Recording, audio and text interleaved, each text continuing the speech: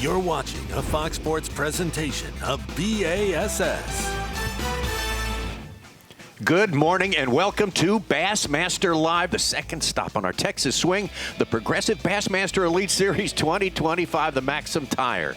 Sabine River Elite from beautiful Orange, Texas. Our live coverage today is sponsored by Luz. We are so happy to have you with us. We have got a great contest underway, so different from any other place we visit during the course of a season on the Bassmaster Elite Series, and this is the 6th time that we have come to our fantastic host city of Orange, Texas, and this huge, vast, challenging fishery. Very complicated, very challenging.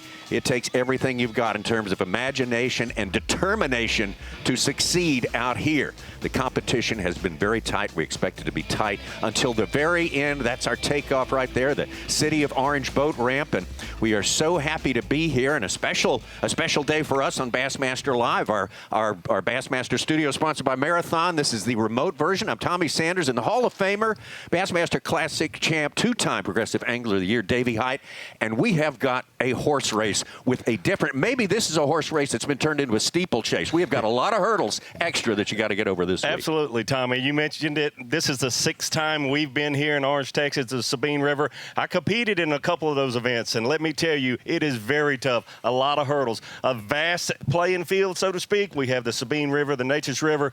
We've got a lot of places for these anglers to go, but they have some added difficulties here this week. The high water coming down, the dirty water has really confined the anglers to one area over around Taylor's Bayou, and we have seen a lot of pressure there. We'll see if it can hold up. Yeah, and we're, again, very happy to be here on site, but we got two different locations. Our other Bassmaster studio, sponsored by Marathon, is well populated as well with our favorites, of course, Ronnie Moore and Mike Sukon. Great day ahead of us here. Who knows what lies ahead? Tommy, I feel like Kyle Jesse, where Davey Height's complimenting his fishing prowess, and you just said we're your favorites. That means so much to us here in the Bassmaster studios. But we do have a horse race, or a tightening of things. When you think about a disappointing day of fishing, at most places, that's getting less than your limit or getting 5, 6, 7 pounds. Those were the weights of our leaders yesterday that kept them near the top of the leaderboard. They thought they blew it. They thought they gave away their lead. No, that was just enough to keep it. The weights are so tight here. If you catch a 3 or 4 pounder such, it's absolutely going to change your whole tournament. Oh yeah, well, John Cruz came from the 70th inside our top 10. He had a 4:14 at 3 o'clock in the afternoon. Had our Phoenix Boats Big Bass and the Crush City Monster Bag in the tournament 12-9. And if he didn't catch that fish in the last 15-20 minutes, he's in 34th place instead of 4th. All right, guys, thank you so much. We were going to be leaning on Ronnie and Such all day, but boy, we are going to be following these anglers. It's going to be a full-time job today. We got so many different approaches, Davey Height, as we look at scenes from the takeoff, which was about 30 minutes ago. You got guys saying, stick with what brung you here. Don't stick with what brung you here. Let's keep our head down, keep moving. Let's camp at one place and let them come to us. So many different ways to attack this thing. Yeah, and we'll see what the leaders do today, because those areas have been beat up a lot where most of the fish have been easier to catch this week. The water is not as high over in the Taylor's, Hildebrand area, so it's attracted most of our field over there. About 80 boats of our 102 boats have been over there for 3 days of practice and 2 days of competition. Less boats today, but can it hold the pressure? We'll just have to wait and see. Talk to some of the guys up in the field, like 2nd, 3rd, 4th place. Maybe I'll go somewhere different and really roll the dice today, trying to get that lead. All right, we'll see which approach works out during the course of this day. It's going to be great fun. As we say, this place is different from anywhere else we go here. And let's get out on that water right now. All 200 miles of it available, 200 miles plus. To one of our top 10, starting the day in 7th place from Australia originally. Here is Carl Jochimson. Oh, big one. That's a good one. Oh, keeper, though, I think.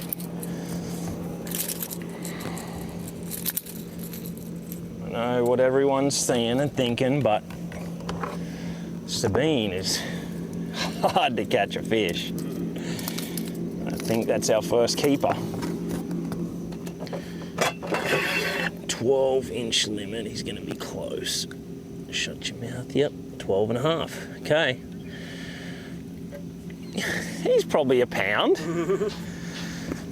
He will make all the difference if we have 4 2+ pounders. Nice to fill the live well early. Sweet. Oh, that was a good blow up.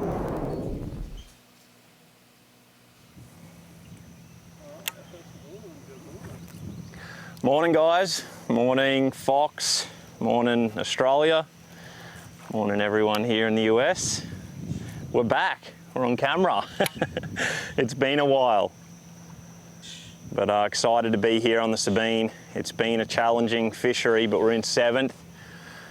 I'm creeping into a spot where I caught 4 good ones right now, and you're gonna see me fish a way that maybe you've never seen anyone fish before.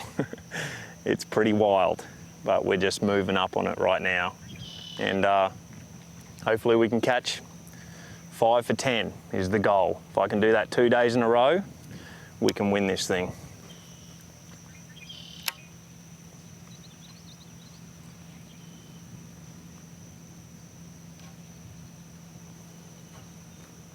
Carl Jockinson teasing us here. Yes. I wonder what he's talking about. We will see. We will see what he's talking about. Have an international field out there. We got anglers from like Australia, like Carl from Japan. To start the morning, it's pretty awesome. Australia, Japan, U.S., and Canada, and that's just in our top 10. Just in our top 10. We got 50 anglers out there from our original 102 who fished 2 days to make it to this 50th semifinal Saturday.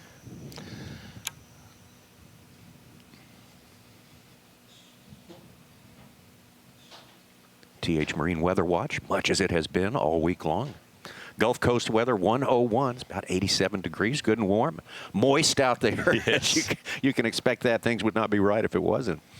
Very little chance of rain, though. That's the good news. And a wind 10 miles an hour. It's diminished a little bit, persistent from the south, though, and that is affecting things as well. Maybe a little less wind might change the aspect of fishing today. Yeah, it might change things, but I will have to say, Carl was not just teasing us. We're going to see something very different from him. I know a little bit about it, but I'm not going to spoil it. We're going to wait and let Carl do it. So very much looking forward to what we're going to see here with Carl, and hopefully he does exactly what he said he could do. Catch 5 bass that weigh 10 pounds.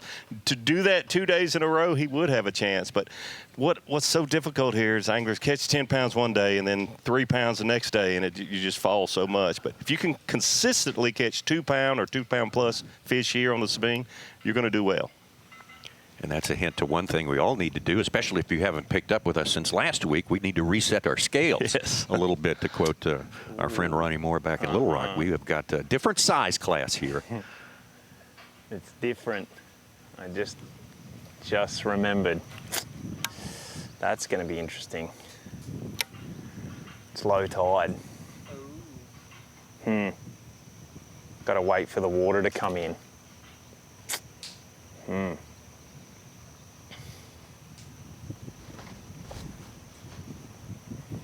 That just changed some stuff. Got to wait for this afternoon. Huh.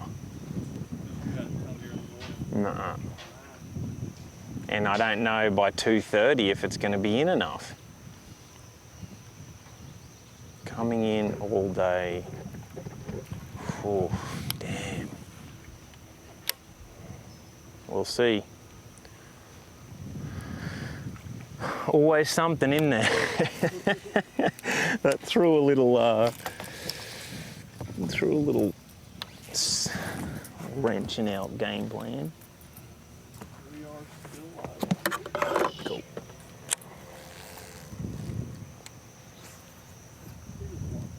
Yeah.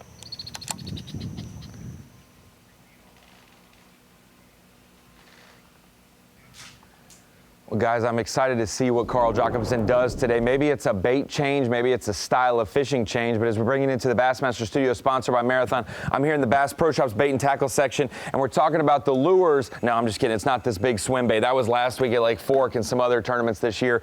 We're talking about the downsized lures that we're fishing this week at the Sabine River.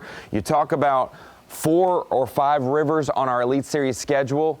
this year. We knew that it was going to be shallow nature for some of these tournaments, but with it being tough fishing as well, we're seeing some downsizing. We saw yesterday's leader and day one leader Pat Schlopper talk about his homemade jig from Do It Molds that he pours himself, black and blue. But one thing, you think about dirty water, you think about black and blue, you think about regular or stained water, maybe a green pumpkin, but the black and blue this week is key because also when you get to tidal fisheries, the trailer you pair with it, it may not be a black trailer, it may be a sapphire blue trailer. And so the sapphire color, when we see anglers putting that on the back of a jig, that kind of mimics the crustacean that you may see. We've seen redfish, flounder, crabs get caught this week. When you get near brackish water, we start to see the sapphire trailers come out. And for Pat Schlopper's black and blue jig, when he gets to his area, that may be key for him today. We saw some other anglers, Justin Hamner, utilizing a spinnerbait, whether it's one with an orange kicker blade, some chartreuse and white,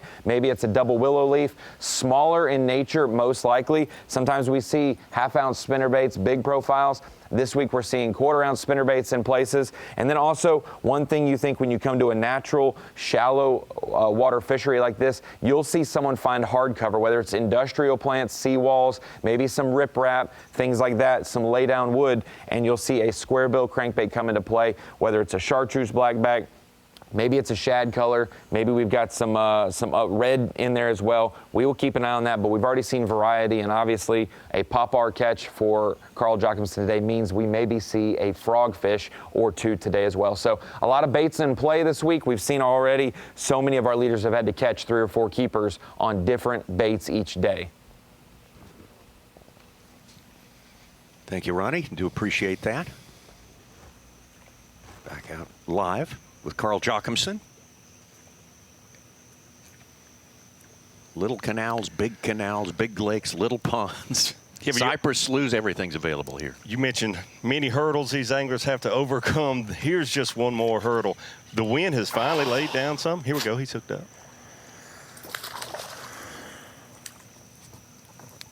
I don't think that's a bass. No, he doesn't like what that is. Yeah.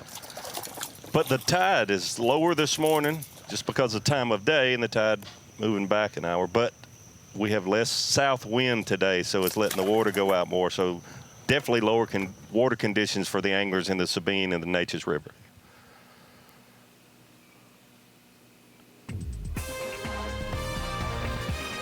We are underway with 8 hours thereabouts of fishing time for these 50 anglers here. Today's objective, be in the top 10. Be in there for tomorrow's final round. Championship Sunday for the 6th Blue Trophy of the year on the 2025 Progressive Bassmaster Elite Series. Pat Schlopper of Wisconsin has held down that lead for the lion's share of this tournament right here. And Cooper Galant, a big day yesterday, the only angler with 2 double-digit days in here. Koya Fujita, a big name from last week. Carl Jacobson, you just seen him in action. We'll be right back.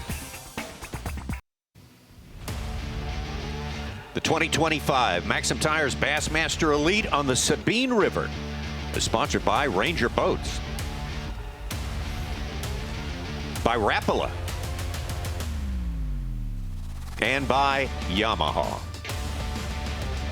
So great to have you this morning for this 3rd day of fishing, 4 days in all. We've knocked it out 2 days with the full field.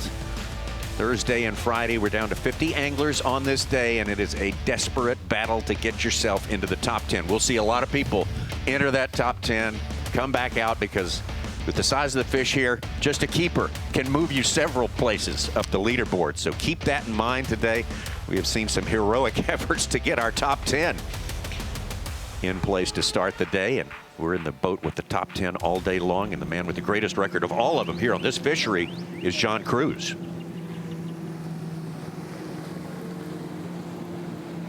Well, we're in the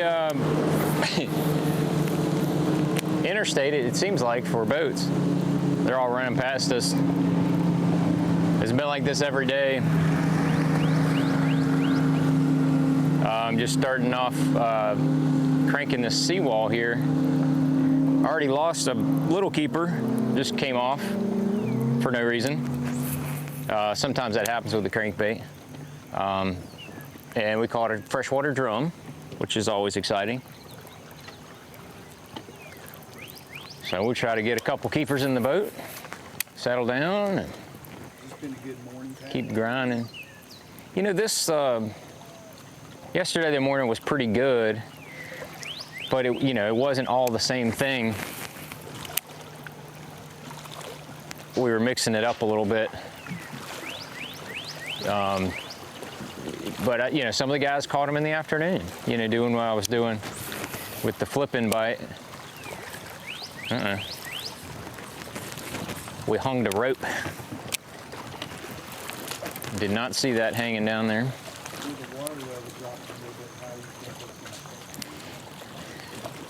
I don't know. I think there'll still be flipping fish to be caught. There's enough water under a lot of the stuff flipping that you can still get bit doing that. But some of the places, shallows up too much.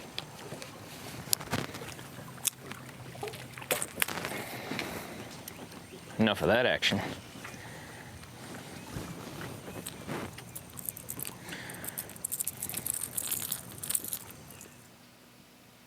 John Cruz, one of the 5 original members of the Bassmaster Elite Series who have been fishing here during the course of this week, and what a tremendous record he has had here. Back in the first time we were here, 2013, he was 26th. They followed that the next 2 visits with 6th place finishes. In 2021, he was 28th and 18th in 23 the last time. How do you beat that, especially at this place? You're exactly right, especially at this place. I'm sure he is very, very proud of that, to show the most consistency of any elite angler coming to a tough fishery. But it's so mental. You just have to reset and understand 2-pounders mean a lot. Need to catch 5 a day. And Tommy and Davey, we talked about it at the Screen of Knowledge, 16th for his average finish, but he always says, I don't like or dislike any of the lakes on the schedule. I treat them all the same. And I think, like you said, mental, that's huge. Well, I'm starting it. It's funny. Cruz started, he caught what was the biggest bag up here yesterday.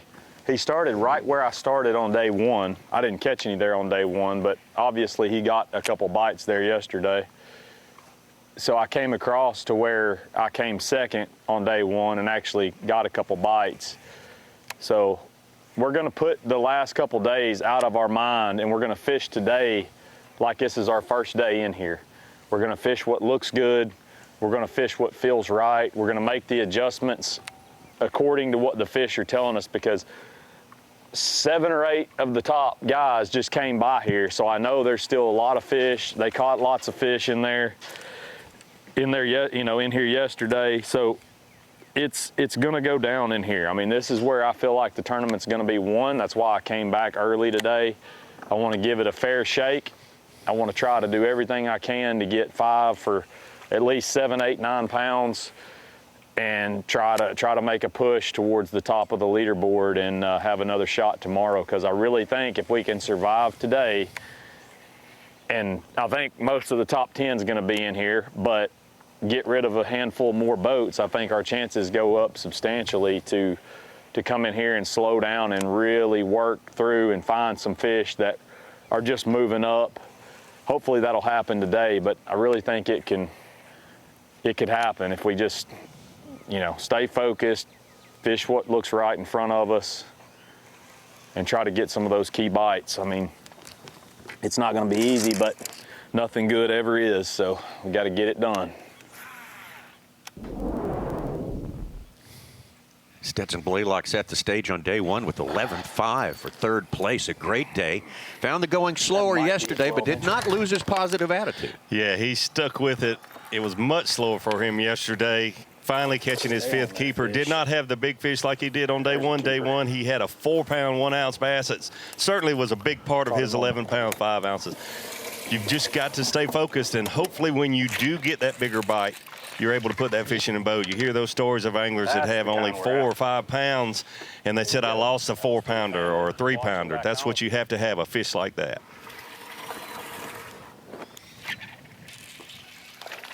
Stetson had no idea yesterday when he came into the weigh-in. He was so disappointed because he did not get that bigger bite yesterday, but he stayed in our top 10, and he just needs to get that bigger bite. very happy to see what he's saying. I'm going to fish this like I haven't been over here, not go fish those places over and over again today. We got a rookie in our top 10 today, and that is Bo Browning from Hot Springs, Arkansas. We spent the day in the boat with him on day number 1. Feel good, man. I'm up in the thick of things now. Had a big day yesterday, and it's what you got to have here is a big fish or a big day to put yourself in contention. So I'm in the cut. I'm in the hunt to win it.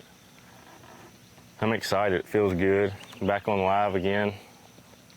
Fishing day feels like it's going to be a good day, hopefully. But got up here to my starting area. Everything went smooth. Had a long run, but a little bumpy for a second. But actually, it was the best day running we've had. I got here a little early. But yeah, I'm just excited to go to fish again, man. Getting paid and trying to make as much as we can out of this thing. But need another big bite like we did yesterday.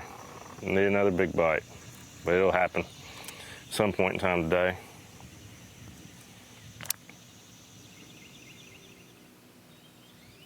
Bo Browning had 9 pounds, 15 ounces today to hoist himself up into the top 10. We were with him on day number 1. Let's look at some of those catches in. He didn't have quite as good a day. Middle of the road. More. Exactly. He had the bites on day 1, but it wasn't easy, just like it's not easy for any of these anglers. Did not get that bigger bite on day 1. Fortunately, he got it yesterday late in the day, I think just minutes before he had to leave to come back, and certainly put him in the position he's in, and it's great to hear his positive attitude and knowing that he has a chance to win his first blue trophy. Bo Browning is a hard grinder. He loves this sort of atmosphere. I think he'll thrive again here today, but we shall see. To Catawba, North Carolina's KJ Queen.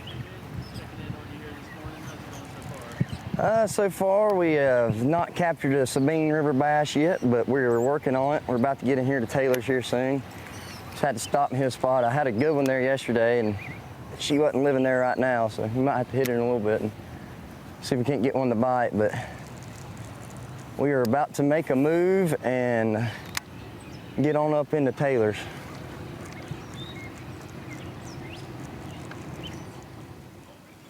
Super tough day 1 for KJ, 5.5 pounds, but what a great day number 2, 11.9. A little bit of breeze, feeling good.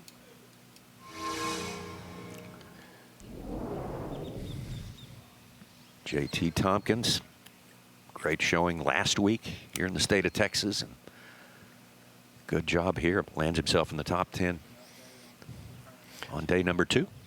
Yeah, I mean, you know, tournament's gone pretty good. Every day I've caught them a little different. You know, day 1, it was mostly just straight up just punching mats and, you know, picking off some fish on some tree stretches. And then it seems like as this tournament's gone on, they've pulled off a little bit more and more. So you get on these little deeper banks with some deeper knees and kind of drag your jig off a little further out. So we're just going to try to keep adjusting with them and make good decisions today. But overall, it's been a pretty fun week. I've put an outcast tackle jig in my hand the whole time and pretty much just pitched it around until I get them to bite. And, you know, we've had 50 boats basically in this area, which is not a big area, every day. And gosh, I mean, I don't know how many fish were in here before, but there's a lot less now. And they are hard to get to bite, let me tell you. So you really gotta know your stretches that you like and really just every knee. Because the knees, there's 1,000 of them on a tree. And literally they could be sitting in between any of them. So taking your time and just dabbing through it real slow and picking it apart is the only way I've been able to go behind people and catch fish. And that's been the name of the game this week, is fishing right behind somebody and just trying to pick them off. So today we hopefully get a little more freedom out here and be able to kind of run around, hit our stretches a few more times, and maybe catch a few more bass. I don't know, but definitely going to be a tough day for sure. It's going to be slow. JT's got to feel good about his fishing. Last week having a top 10, and then this week having a great event. Also very, very different fisheries, but consistency is what you want on the Bassmaster Elite Series. Second place to start the day, Cooper Galant.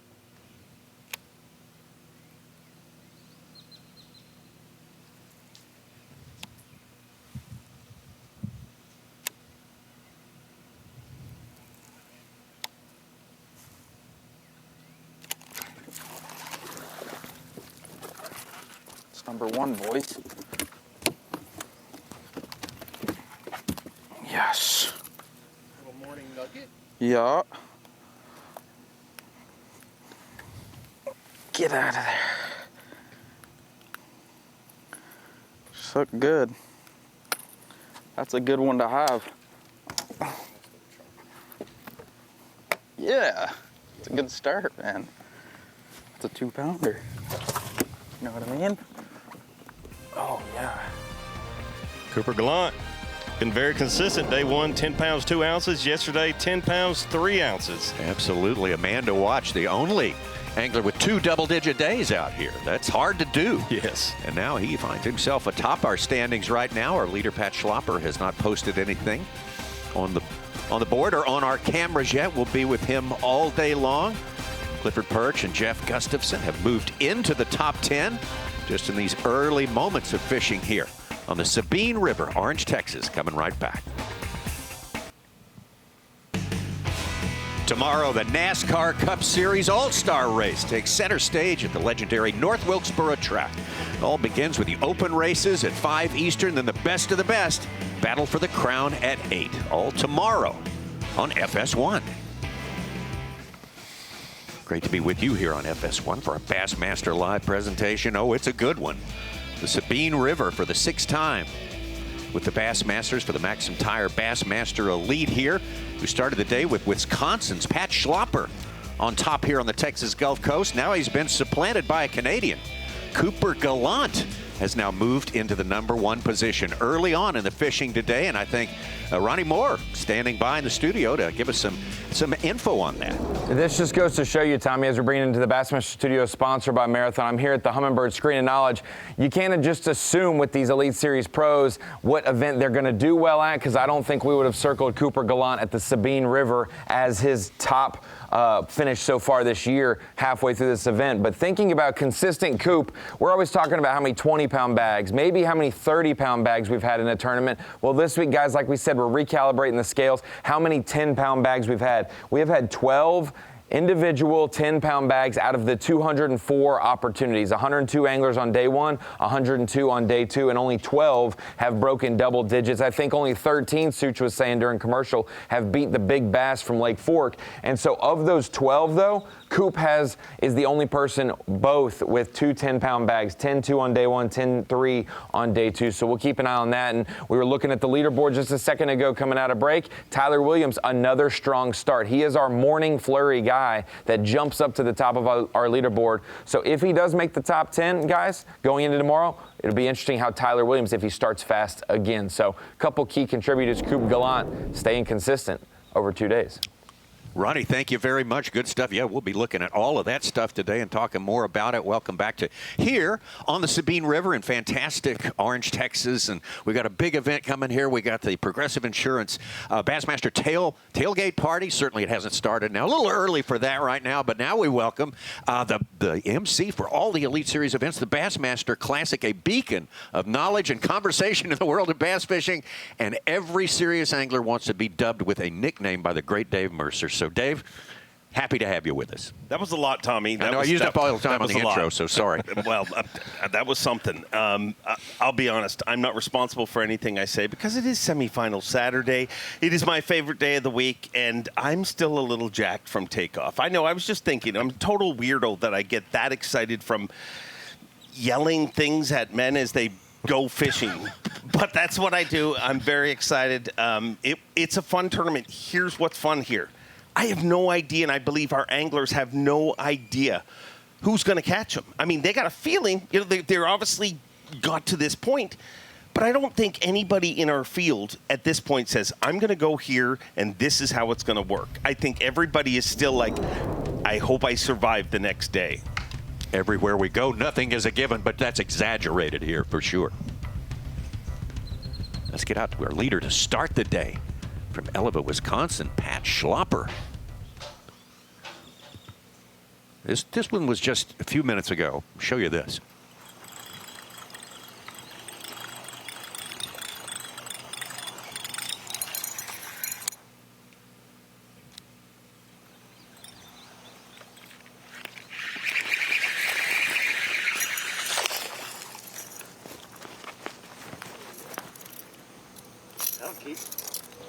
some sort of STD, but.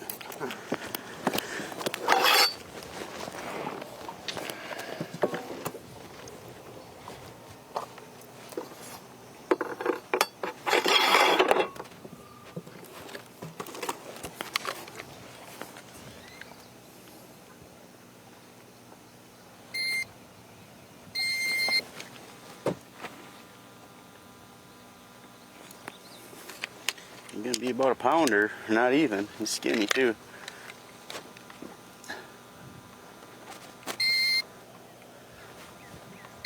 .92. Happy to have him. The start of a limit for Pat Schlauber, very important to get a limit here today and every day. Now back, okay. Carl Jockerson teased us. He's going to show us something we've never seen before. This is probably one of the more creative things I've ever done when it comes to bass fishing. So this spot here, pretty well known. It's been fished a bunch, but they put this barrier up a couple of years ago, and it's only for land. So Texas Parks and Wildlife told us that we can skip under any fence, any no trespassing. It's all for land, and we can fish underneath this stuff. And so yesterday afternoon I came in here with none, and I got real creative, and I was like, I can get through that gap, and I got through it. But what's happened right now, the water's low, and so it's dropped, and they're either not in there, and even if they are, I don't think I can get them out, so I'm probably going to have to leave and come back later and just hope no one's here. But this is fully within the rules. Triple check, double check with tournament director, Texas Parks and Wildlife. It's only for land, and I'm allowed to fish that water, so see if I can get it in there. Before you went live, I was pretty consistent, but I'm not going to be for a bit now.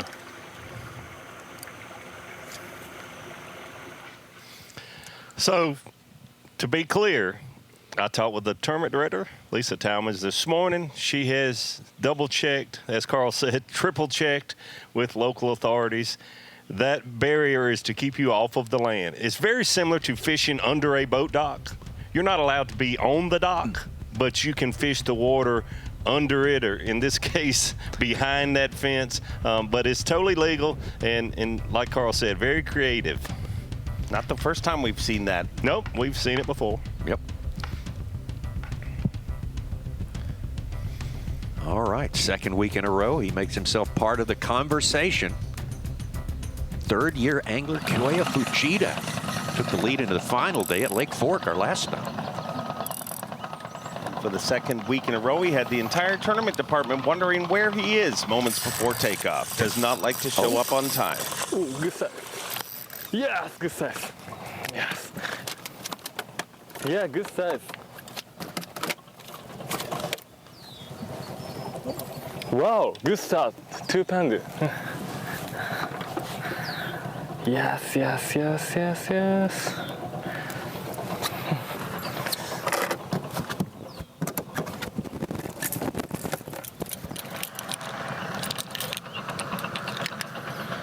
Wow. 2.5. 2.5. Yes. Yes.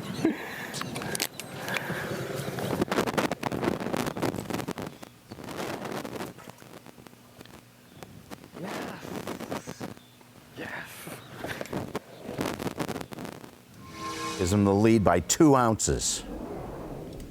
Wow. Yeah. Back to Cooper Galant. I don't know. That's a good question. I was going to say gorilla, but there's no way I could take on a gorilla. I was doing the same. I was trying to think of something that's soft. That.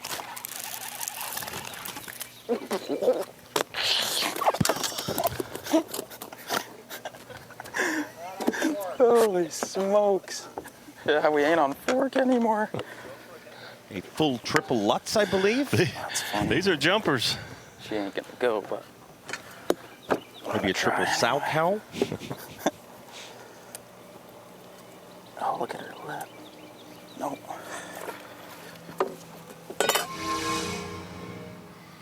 One more look This is not what people talk about when they talk about kite fishing.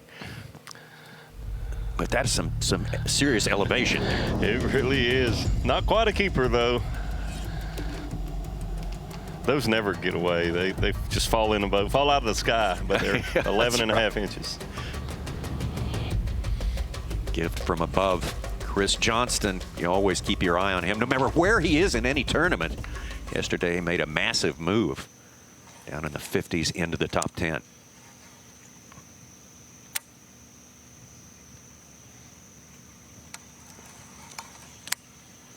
May 2-4 back in Canada. Long weekend. This is my best stretch. Every morning I've caught a couple off it, but I'm worried how many fish are left. And there seems to be a morning bite.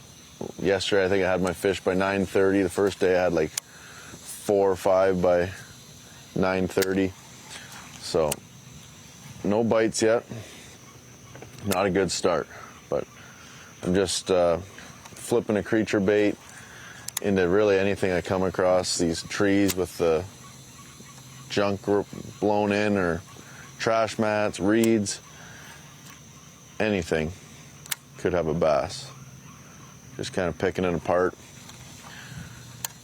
I'm using fluorocarbon today. Normally I'd like to flip braid in this stuff, but the reason I'm using fluorocarbon is because I don't want to jerk too hard on these fish. They're not the biggest fish in the Sabine River. So if I had braid, I feel like I'd jerk them right out of the mats or put a big hole in their lip, and they come off a lot.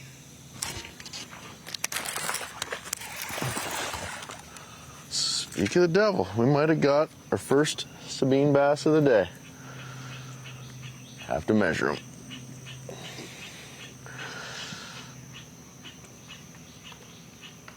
So that's why I'm using fluorocarbon. Doesn't rip a hole in their mouth. Pegs them a little better.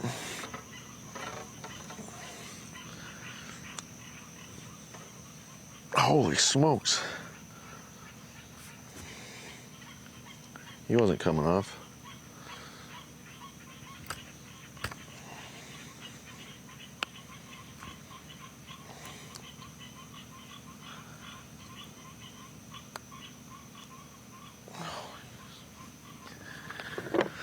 Wish they were all hooked this good.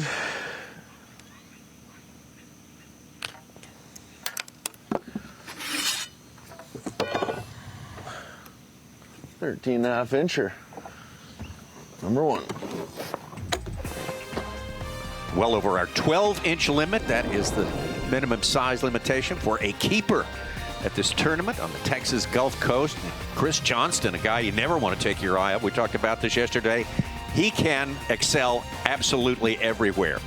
And as a result of that, in this year of 2025, he finds himself in second place, having gained some ground on Jay Shakura, our leader, for a good long time here. Jay had, for what was him, a disappointing finish, only 25th place after 2 days of fishing. So that race tightening up a little bit. Trey McKinney lurking in there as well. We can talk about that some more later today also. Plenty more on the way.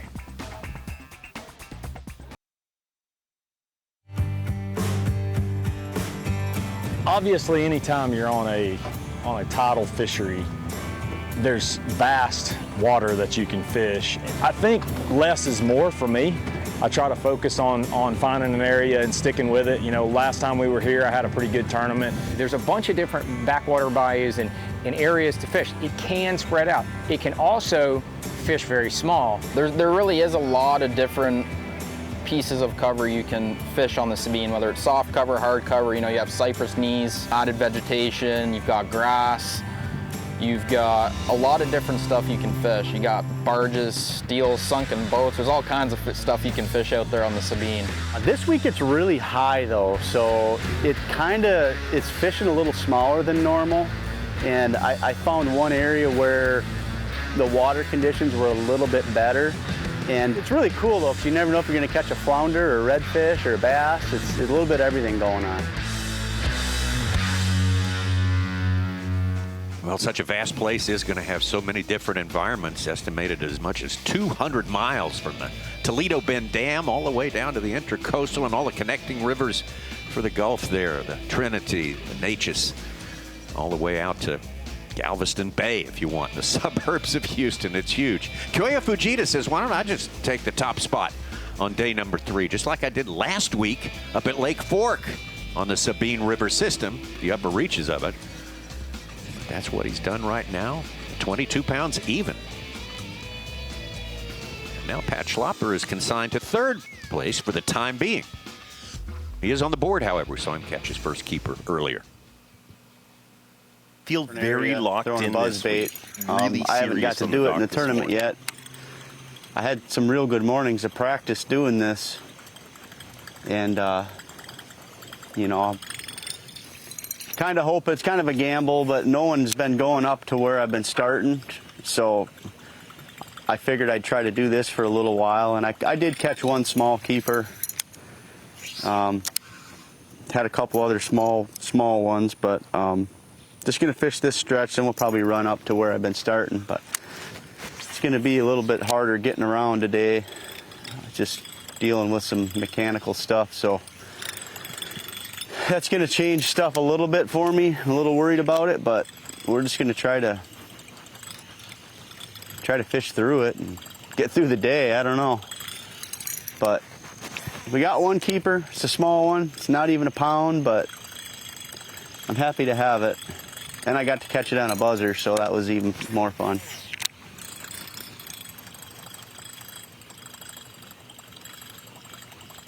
Yeah, so you see Pat Schlopper fishing differently than we saw him yesterday.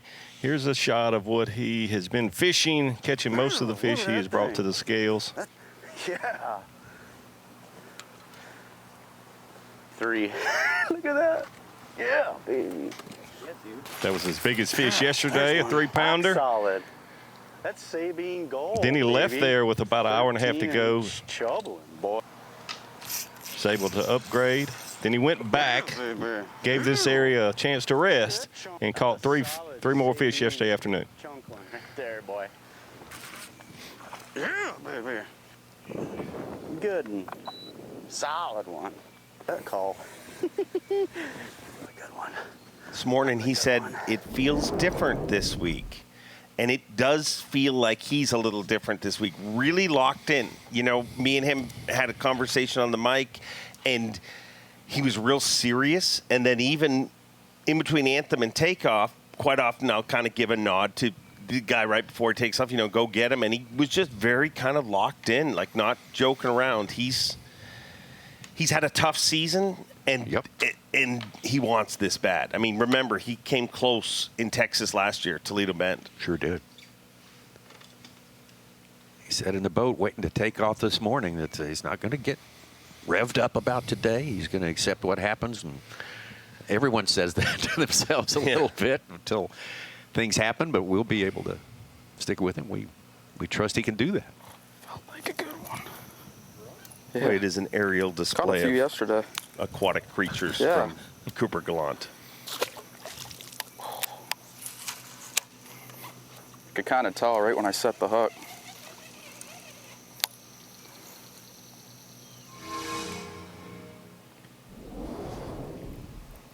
Let's get it back out to John Cruz. Lower Big water, day I like yesterday. I like this, you know, cranking option on some of this outer stuff. It's, you know, it's got deep water right up against it. Hopefully some fish are filtering out. Get off there. To it, you know.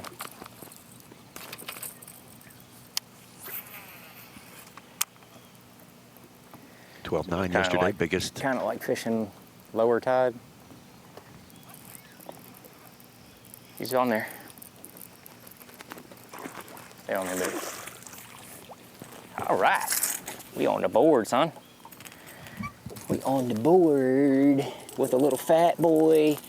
We got us a little fat boy. Look at that fat boy. Yes. Yes. See what this little fat boy weighs. Little fat boy.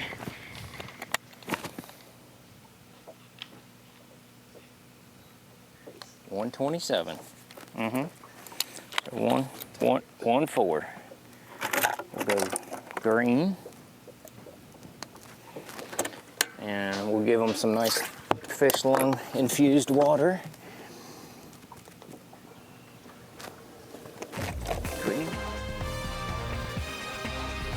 First one in the live well for John Cruz. Fished all 20 years of the Bassmaster Elite Series. 2 wins, both of them on tidal fisheries, California Delta and the St. Johns River. He should feel right at home here, and he had the biggest limit of the tournament so far yesterday, 12-9. So John Cruz off and running. Running on his record here, like a politician. He's got a great record here on the Sabine River. What a place, so different. Hey, if you want to be a part of the action in a meaningful way, check out Rapala Bassmaster Fantasy Fishing. Pick your 5 anglers from 5 different buckets representing all the strata of the points. Line up at that particular time and see how they fare through the course of a tournament. Hit the QR code and get involved today. Progressive Bassmaster Elite Series, 6th stop of the year, the MAXAM Tire. Bassmaster Elite at the Sabine River. Just a really interesting combination of places that look urban, almost industrial, and some places that look like you're as far back in the jungle as you could possibly get, and you can find them and catch them in both places. It's not easy either place, as our Lowrance bird's eye view has located one KJ Queen in our top 10 today. KJ having a good outing this time around at this one-of-a-kind fishery, the angler from Catawba, North Carolina. And this is live.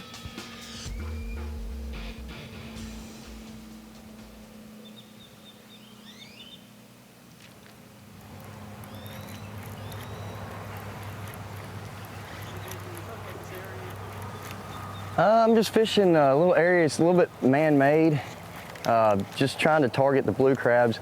I got a clean tackle switchblade with a bluegill ghost crawl on there, and it just matches those crabs really well. And I feel like they eat a lot of crabs down here.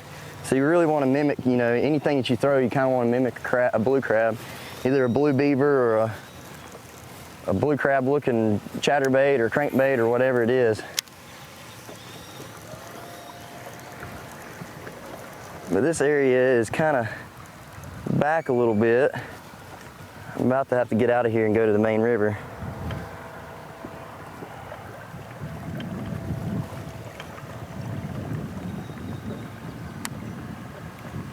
A lot of anglers talk about the blue crabs, seeing them in the water, and the largemouth bass certainly eat a lot of blue crab if they're available. Saw him last night at dinner. He had a giant goblet full of aqua blue colored frozen liquid, I think just to kind of rehydrate after a tough day on the Sabine. Yeah. Setup, yeah. Came with I believe a palm tree and a umbrella in it. First class, top shelf, shelf beverage. He was preparing for semifinal Saturday. Yeah. He's got good memories here. Finished 10th here in 2021. Forgot to get gas. Yeah. I remember that. Yeah. I'd forgotten that. A little nervous, man. I think that was his first top 10. Forgot to get gas that morning. Here's the best part of the story. He stopped at 4 different gas pumps that morning. This is not made up. Trying to get a breakfast biscuit. Would pull up to the pump, run in to get a breakfast biscuit. They didn't have them. Went to 4 different places. Never once stopped for gas. It's all about being mentally focused. That's right. But he was focused on a breakfast biscuit. That is forsaking all other subjects but breakfast biscuit. I like that sort of concentration. Every engine needs fuel, Tommy. That is so true. A couple anglers who stayed closer to the City of Orange takeoff with multiple fish. Clifford Perch has 4, no big weight yet. Tyler Williams has 3, and Jay Shakurit has 3. They moved into our top 10.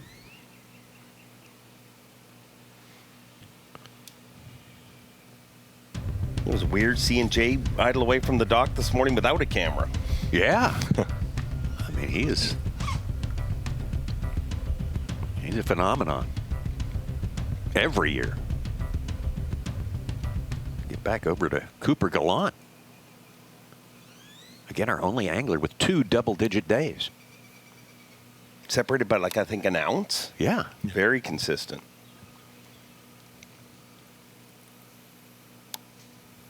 He was super proud of himself, actually showed up early today, which is not generally the department he lives in.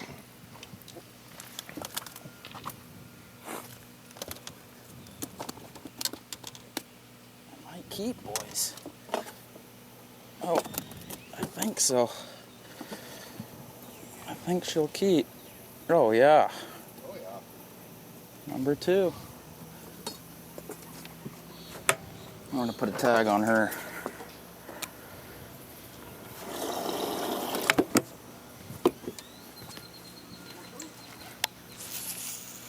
Getting some bites. Oh yeah.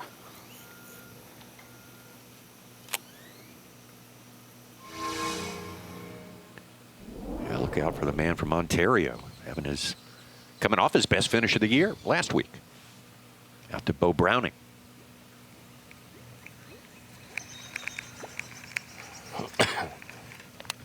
Poppers, buzz baits, yes, please. Yeah, love to see it.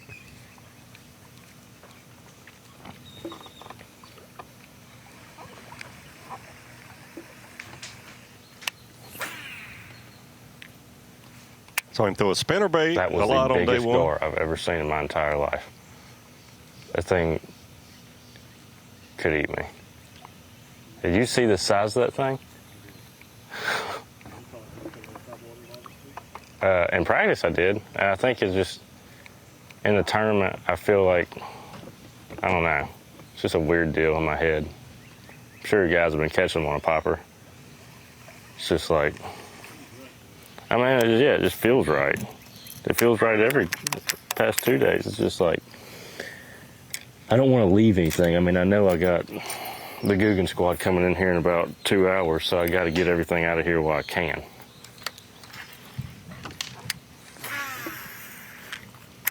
You know what I'm saying? Yeah.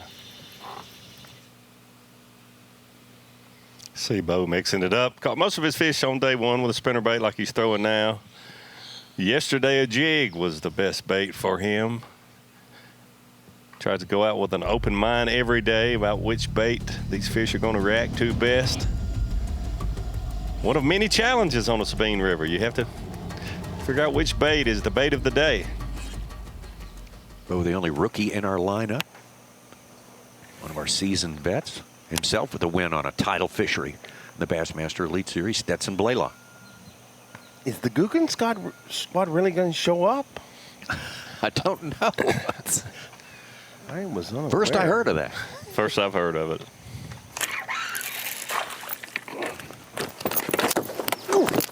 Oh, whoa.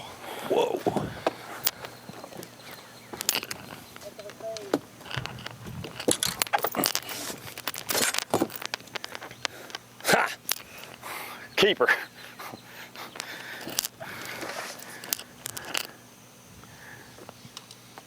That shows you how much a 12-inch bass Michael means Richards, to these that one's elite for you, anglers. baby. Had to do a little acrobatics to catch that one.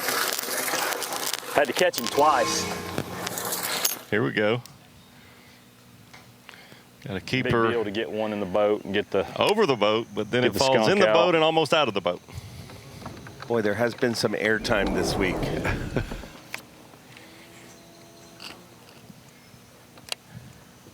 I mean, we have to take every little thing that we see today as a sign, and that bite came in the grass. So, you know, that's something that we got to pay attention to and not let that go by unnoticed.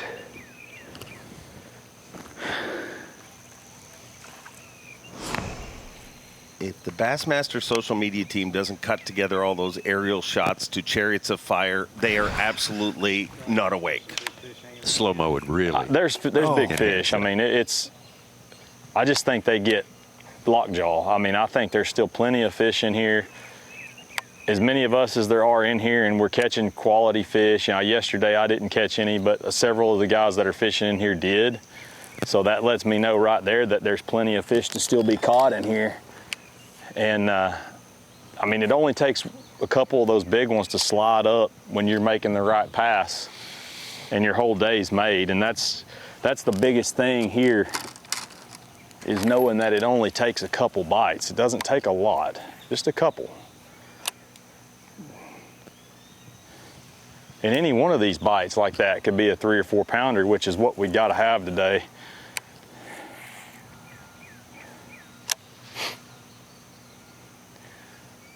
I think we need 9 pounds to stay inside the top 10. I'd really like to double digit again. That was really fun.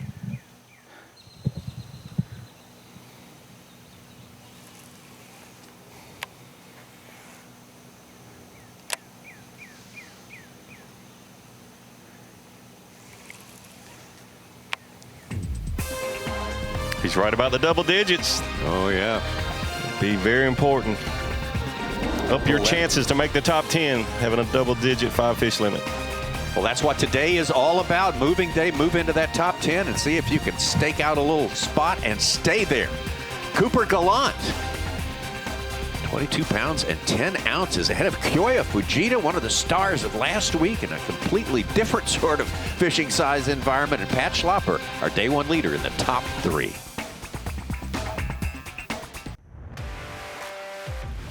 You know, the fishing's tough. Catching a keeper largemouth bass is not easy on the Sabine River. It's an absolute grind. You're not getting many bites because you could go out there and catch 1 bass. If I went out today and caught 1 bass, I wouldn't even made the cut and I was sitting in the top 10. So you need 5. Catching 5 is very important, but it's not easy. But that grind factor, I love. I love these grinder tournaments. You have to stay in it mentally. Your leader, Cooper Galant, with really what I'd call a great start today. 2 fish this early in the day and almost 2.5 pounds. That's strong stuff. This is the Progressive Bassmaster Elite Series. You're watching Bassmaster live at the Sabine River in Orange, Texas. This MAXAM Tire event is the 6th stop of the year. Very important. Luz sponsors our live coverage here, and we're coming live from, well, some of us not in the old studio, the Bassmaster studio sponsored by Marathon today. We're in the mobile version here, and so happy to be here with 2 great ones, Davey Hyde and Dave Mercer. And we're here for a special reason. 6th time we've been here to the Sabine River. You couldn't find a more welcoming community and just great folks here, and you just want to be with them. When Dave does a weigh-in, or when all the action that goes on here, they put together a great party, a great show for everyone who loves bass fishing. They absolutely do. If you want to know how to run a tournament, how to put on a tournament, come to Orange, Texas, and see what these folks do. They've been doing it. This is our 6th time, like you mentioned, Tommy, and they do it right, and they've added to the venue. Everything is so convenient. We have the pavilion behind us that we did not have when we first started coming here. The fishing is challenging, but hey, that's part of it. It makes it a great tournament. You hear the anglers that have figured something out a little differently today, they enjoy these tough tournaments. Well, speaking of those fine people, I mean, you keep talking about that, but I'm looking behind me, and it looks like a good party happened last night. You got lawn chairs screwed up all over the place. So if you were watching, get down here. Let's kick off this Progressive tailgate party, because I have faith in the people of Orange. They have never let us down. I mean, obviously the venue not open yet, but as soon as it does, we're going to have some weirdos behind us, and I love weirdos. That's as good as gold. That is solid gold in our world right here. Yeah, the big party, the big tailgate party gets underway a little later today. It's kind of early in the morning, but we just proud to be here, so happy to be here. Hope you can stick with us for as long as you can and follow the action today, because it is tight competition. It is great competition, a true horse race, as we look at a wide shot of this vast body of water. And for more on that, what's actually here and what's going on this body of water, let's take it back to the Bassmaster studio, sponsored by Marathon and Ronnie Moore. Guys, we've got the Deep Dive app, and we've talked about it. There's a lot of different things you can access in this. Sometimes water clarity, sometimes wind effect, and you can see here on our wind effect, today that south wind is going to blow like it did on day one, that 8 to 9 miles an hour for the most morning, and then it's going to get up to 12 to 15 throughout the day, gusts around 20, and that is going to keep the tide in. You see the direction that this wind is blowing. It's blowing from the south, so it's keeping all of the water coming in. So that means obviously we're at low tide at takeoff, and I'm going to get into tides right now. When you look at the tide effect, we're at low tide around takeoff time. High tide today isn't going to be until 4 o'clock p.m. Yesterday it was 2:30 or 3 o'clock. Today it's around 4 o'clock. So right around now, right before takeoff, it was dead low tide. We're going to have rising water throughout the day, and all of these anglers are starting their days in these general areas. Let me circle it for you. The mouths of some of these rivers, the Neches, Adams, Cow Bayou, Taylor Bayou. A lot of these anglers are starting much closer to the main river where it is low, and it'll be rising throughout the day, and they can make their way to the backs of these creeks as it slowly rises. So low tide, high tide, it may not change a bunch. The swings may not be as big as other places, but moving water is a good thing, whether it's coming down or up. Today, we will have it rising all day long. Thank you, Ronnie Moore, for that deep dive right here. Let's get back out to, what? Skeeter Boats, BFA. Fishing pretty far up Cow Bayou. Bob Downey with a 212 jumps from 27th to 7th place on one fish today. That is solid gold right there. Koya Fujita here's got a 2-pound 5-ouncer. That's the equivalent of a high 6 or almost a 7, the place we were last week, as I do my sort of slow-witted guy like me conversion table here. Not based on any sort of math, science or anything. The average at Lake Fork was over 4 pounds, 4.5 to almost 5. Here it's just under 1.5 pounds, the average fish. Yeah, that's significant. Hey, I got to say it, and I got to call it out because the world has wondered. The world has said, can we see Koya Fujita catch them without the magic box on the front of the boat? And the world has got their answer. Koya has done it old school, and Takumi, and a lot of people that have been pegged for a long time as just forward-facing sonar ponies. And these ponies, they are show ponies, and they show up on semifinal Saturday. Great point. As good a point as a show pony point can be. He said after the weigh-in yesterday, I'm doing it by moving. I mean, I'm hitting everything I can, not lingering in any place too long. How sore he was from all that casting. Yes. Yeah.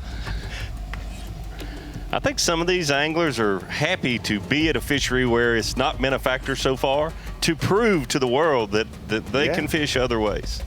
Koya is certainly one of them. Let's get out to Carl Jochimson. Well, I thought I was going to sit in that spot all day, and the tide had other plans. I thought that the water would be high all day with it coming in like that, but it's not. And they just mustn't get in there. So, fish my way out of here. There's quite a few schooling fish. A local just caught a nice keeper right where I started, where I got the popper fish. They've all been really good though. 2 locals started here basically, and they both left. That guy just didn't know I was there. He come round, he left.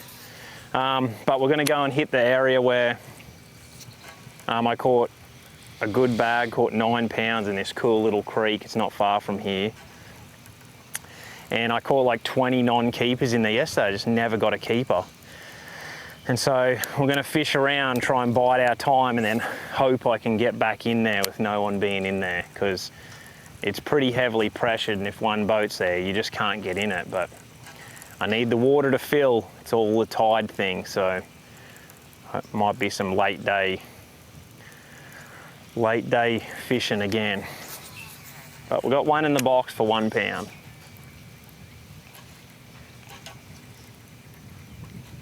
Better than yesterday. He caught all 4 of us.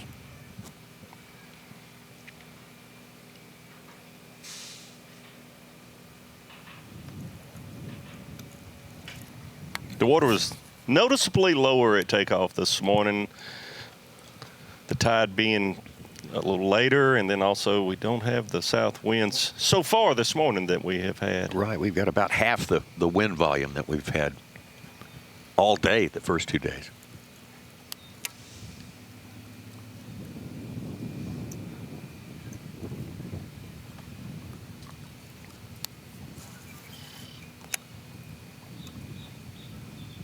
Years Carl's been fishing with the Bassmasters. Most of that time spent in the Bassmaster Elite Series. He has had to work very, very hard to build a career. in an intercontinental way. I mean, that's never easy. Came from a country that doesn't have bass. It has bass, but not like the bass that he fishes for here. Had never thrown a jig.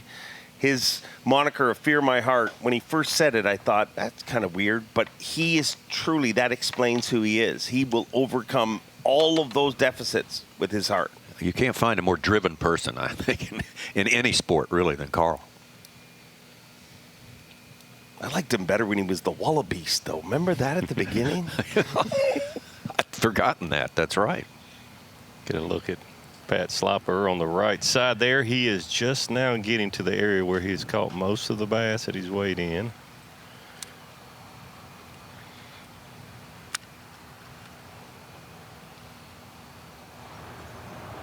He mentioned it. He's rolling the dice a little this morning, fishing other areas, hoping that no one would fish where he spent most of his time the last 2 days. We don't have any way of really knowing that, but at least when he got there, it was no one there fishing.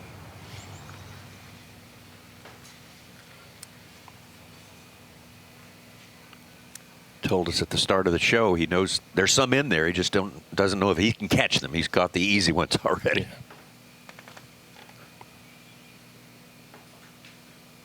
He has picked that area apart with precision, though. If you watch how many multiple casts he makes to the same piling,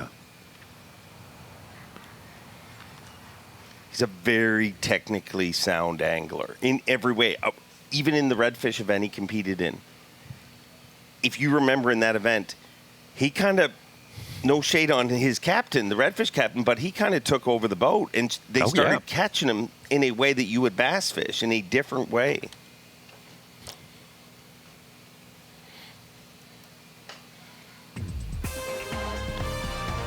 Big unknown today. Will these places replenish? Yes. I don't think any of the anglers know the answer to that. Yeah, the puzzle is being put together as we walk our way through the morning.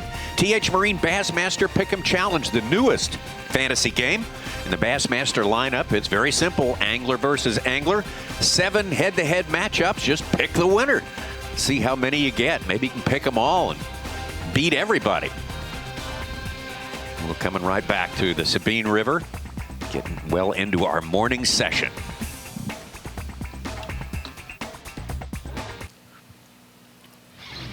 Later today, the UFL is on Fox as the Michigan Panthers battle the Houston Roughnecks. Or it's a showdown between 2 of the league's best as the Birmingham Stallions take on the St. Louis Battlehawks. Check local listings for the game in your area today on Fox. So we got Michigan coming down to the Gulf Coast, and here at Orange, we've got Canadians, we've got people from the upper Midwest in very high positions on our leaderboard as it stands right now at the MAXAM Tire Bassmaster Elite at the Sabine River. Good part of the country to be in on this fine weekend, it appears. Take a look at how our 10 anglers that we're in the boat with today are distributed throughout the area. John Cruz with the sparkling record here.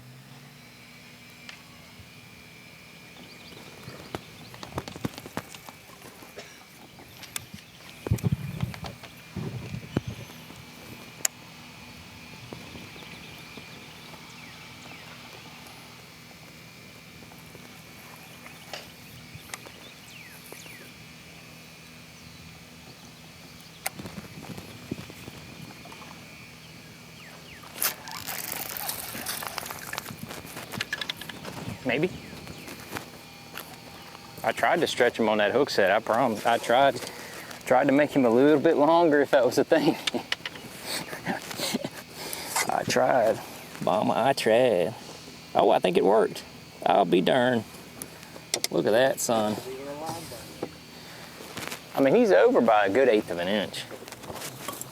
16th to 8th, for sure, over the line. Oh, hold on.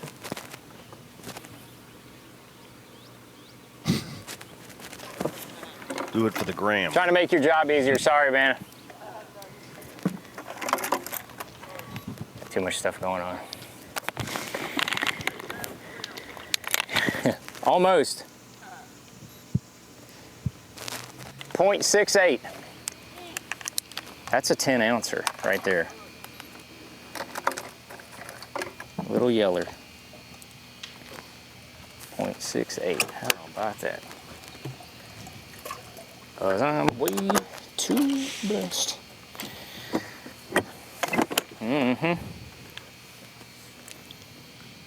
White. 0.68.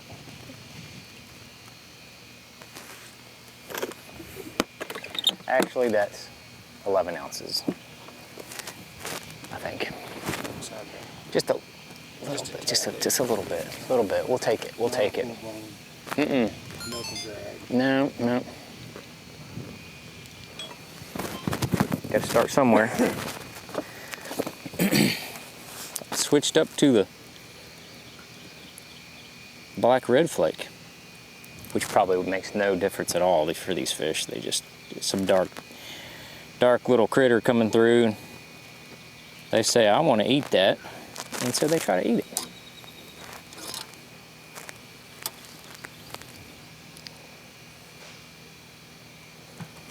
And then whenever you're flipping these, it's just a little baby D-bomb 3/0 Gamakatsu hook, 5/16 ounce weight, 20-pound sunline. Got the old school bang. Bang! Old school bang. Whenever you're flipping stuff like this, helps the bait slide through a little easier. That's an old school Tommy Biffle trick from back in the day. Old Tommy. I need to call Tommy. I hadn't talked to him in a while. Oh, Tommy.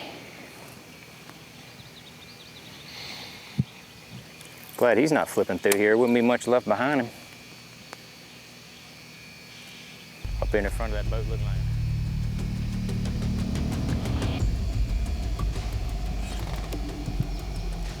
Two fish in the boat for John Cruz. None of them really big, but hey, every fish counts here and can potentially count in a big way. Back over to Carl Jochimson. We talked about his many struggles to make it over here in America, but he's a guy who has the will to push through it all.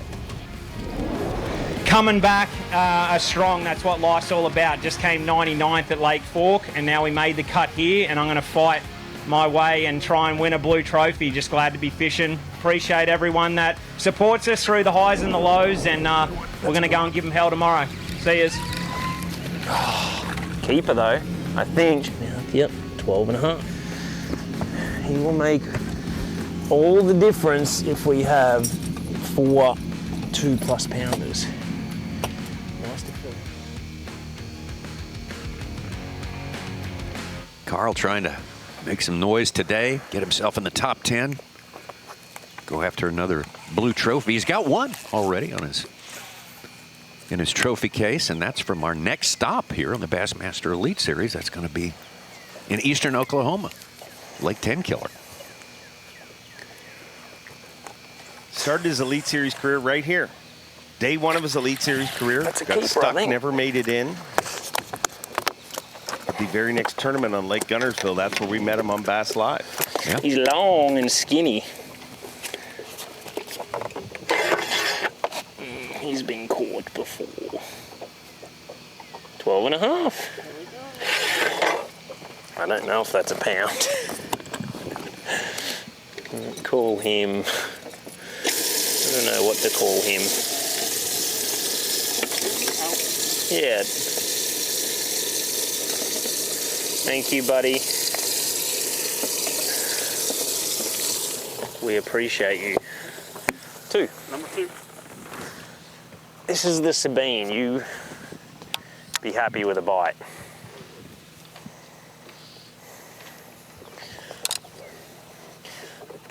I hit him a little hard. I bent the hook out.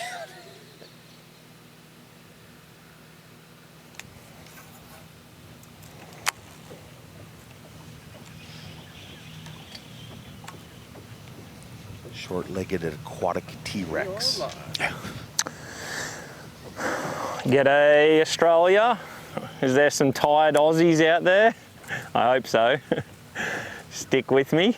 My mum's awake, I know that much. Pretty cool to be back on Bass Live's been a while, but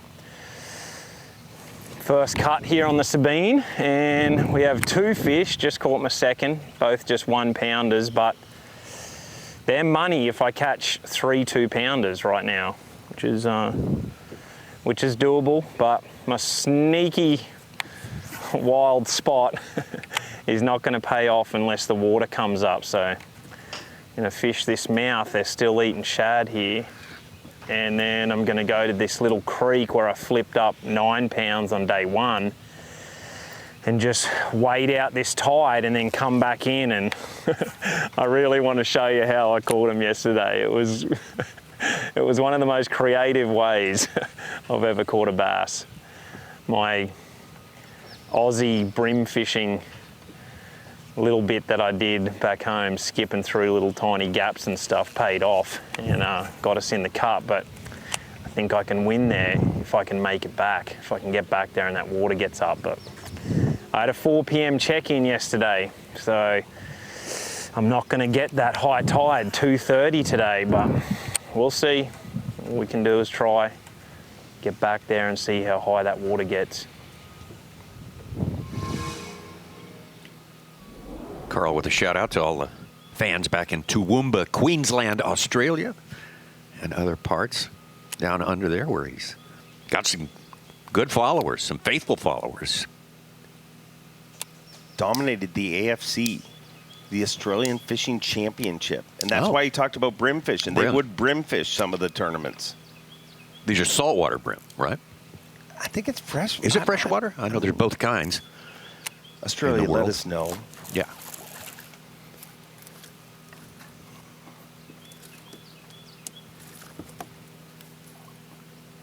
Should be a keeper, boys.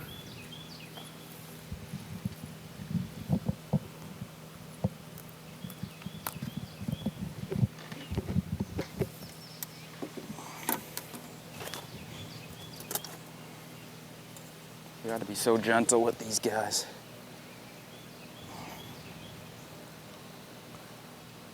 Yep, number 3. Cooper Galant with 3 keepers in the first 2 hours of fishing. That's a pretty strong start. That and taking over the lead. Keep close tabs on him, that's for sure. Our only rookie we're watching today on camera is Bo Browning.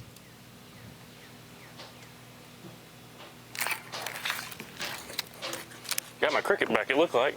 Look at there. They gave me my cricket back from the first go around.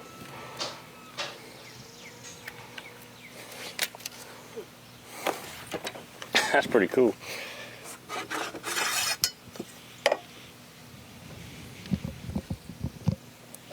No, don't do anything crazy. I can feel you thinking about it. Number 1 anyways.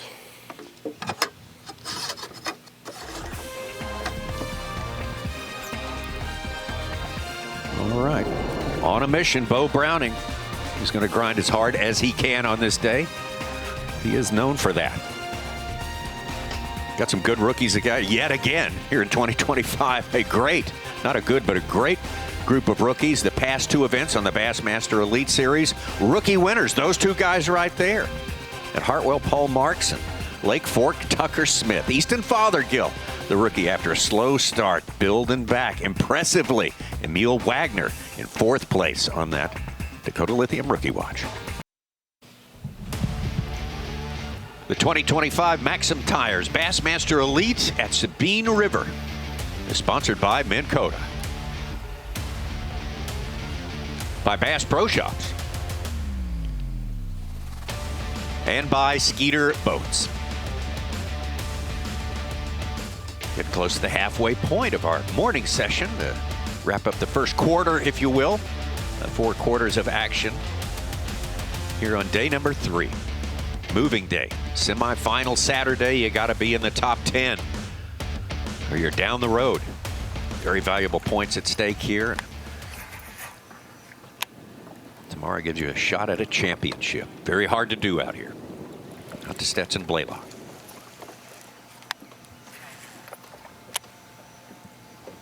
Just got to pull up there, ready to feed.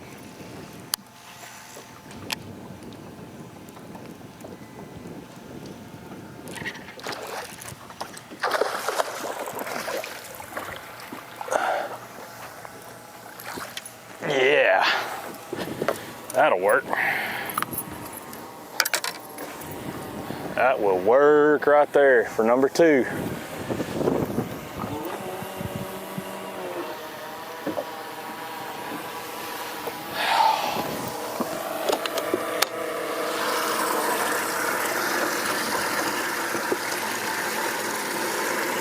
Telling you, it's just slow, slow, slow today. Slow, slow, slow. One bite at a time. I went down to a little small booyah covert finesse. Just a little white one. I got a Great Lakes finesse. Little swim bait on the for a trailer. It fits perfect on this thing. 17-pound Seaguar and Viz X. It's fun when you can do this. It's power finesse, if you want to call it that.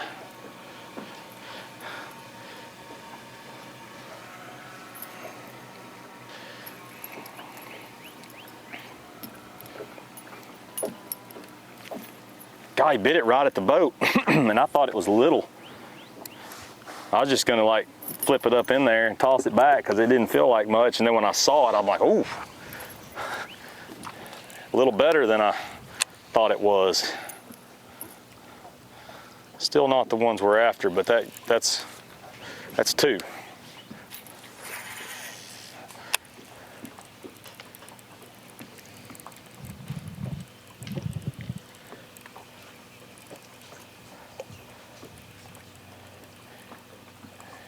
When you're fishing this stuff, so tight. Stetson out there. I couldn't see it, bit at the boat, but it sounded bigger. I mean, it just sounded big. They have a different sound. A 1-pounder from us, I would say that one's closer to 2, maybe 1.9, something like that. Yeah, definitely a fish. He certainly wants to catch bigger fish, but that's one that he would be happy to take to the weigh-in scales this afternoon with you, Dave Mercer. A lot of spinnerbait action this week. Compact spinnerbaits being a big player with multiple anglers that are in contention. Yeah, these fish seem to bite well, especially if they're not in the pressured areas as bad as over there at Taylor's. If you get around like where Carl's at, places that haven't been pressured as much, these fish do bite. They're aggressive. We heard Bo Brown in just a minute ago say, I got my cricket back. What he was referring to was he missed that fish and it got his plastic bait off the hook. He pitched back in there and caught it. So they will bite if you get around them. All right. It's been fun to watch today, and the enthusiasm that these guys have, no matter what the conditions, no matter what the scale size of the fish. I mean, they are into it today and so intently bound on making the top 10. The top 10, of course, happens tomorrow. Today, later, and tonight, we've got the Bassmaster Tailgate Party, sponsored by Progressive Insurance. This beautiful facility here in Orange, Texas that's kind of basic when we first came here way back 2013. What is it, 2013, 2015? But, boy, they have improved it through the years. They really have. I mean, it is made for a Bassmaster Elite Series tournament. They have added the pavilion. They've added to the boat launch, the parking. Everything is perfect. You think about that. From Green Pond Landing to Caney Point, where we were last week, and to this facility, it's really cool to see the impact that these tournaments have on the local communities. And it's really cool to see this guy for the 2nd week in a row in contention to win a title. 3rd-year angler, Koya Fujita. He's won in Texas before. Yes.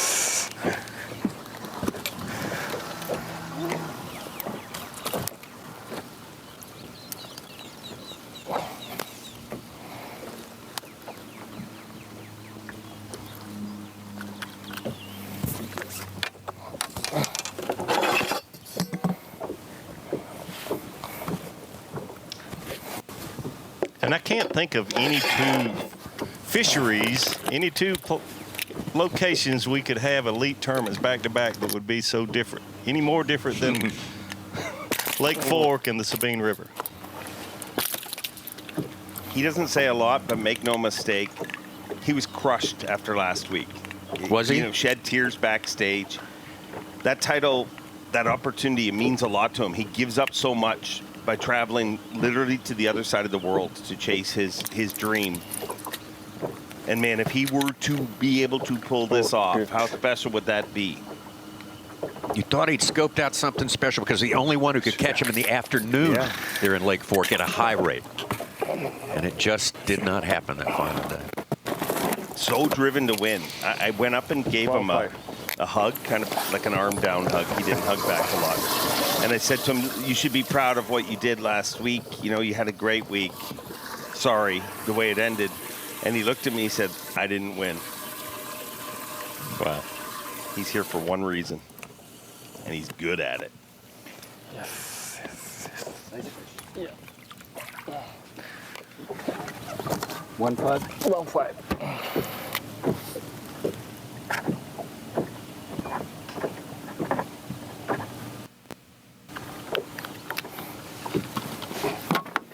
This is Fujita back in the lead. Taco Ito coming up from 15th place. He caught 2 fish in the last 10 minutes, including the 2-pounder. He's in 4th place. That last one from Stetson was 1.5 pounds, right on the money. Puts him from outside the top 10 where he had dropped back up into 9th position as it stands right now.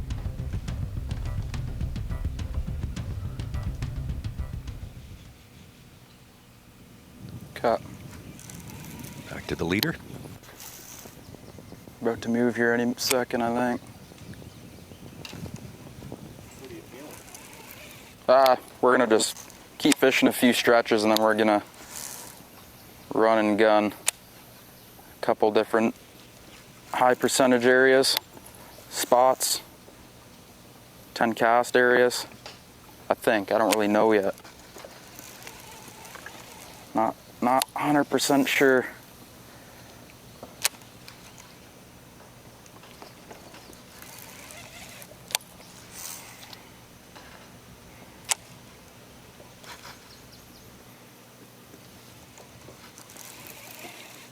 There's no wood there, but that looks juicy. The only shadow line on this side. Yeah. It's like an island. Something different.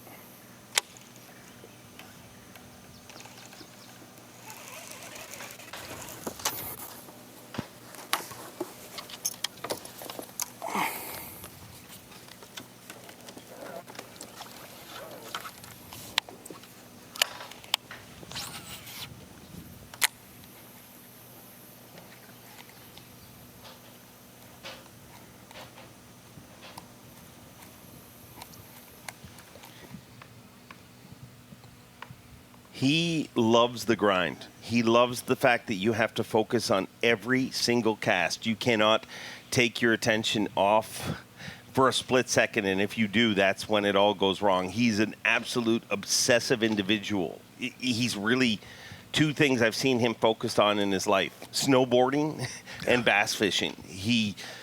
When I first met him, he was just this kid that just exuded this energy of just drive to do something, and it's amazing to see what he's become. And nobody that watched him grow up is shocked. He's that kid, and we see that from different areas where different people come, and everybody from that area says they knew he was coming. This is the guy. He's just, I mean, a total train wreck outside of bass fishing and snowboarding. I mean, do not expect him to make hotel reservations or anything like that, but when it comes to this, this is what he's built for.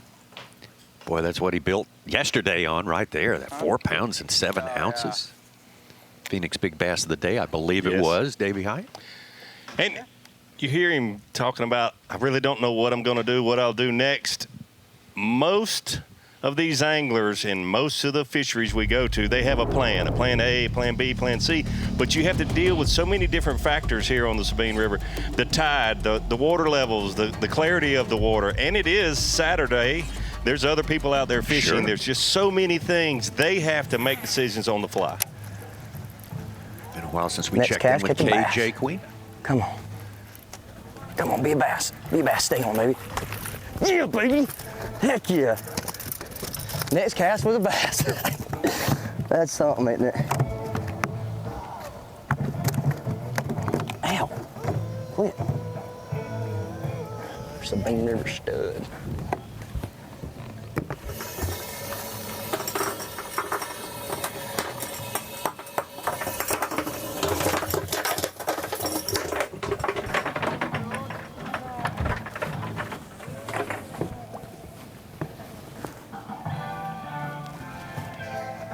All right, and then the next cast is another bass.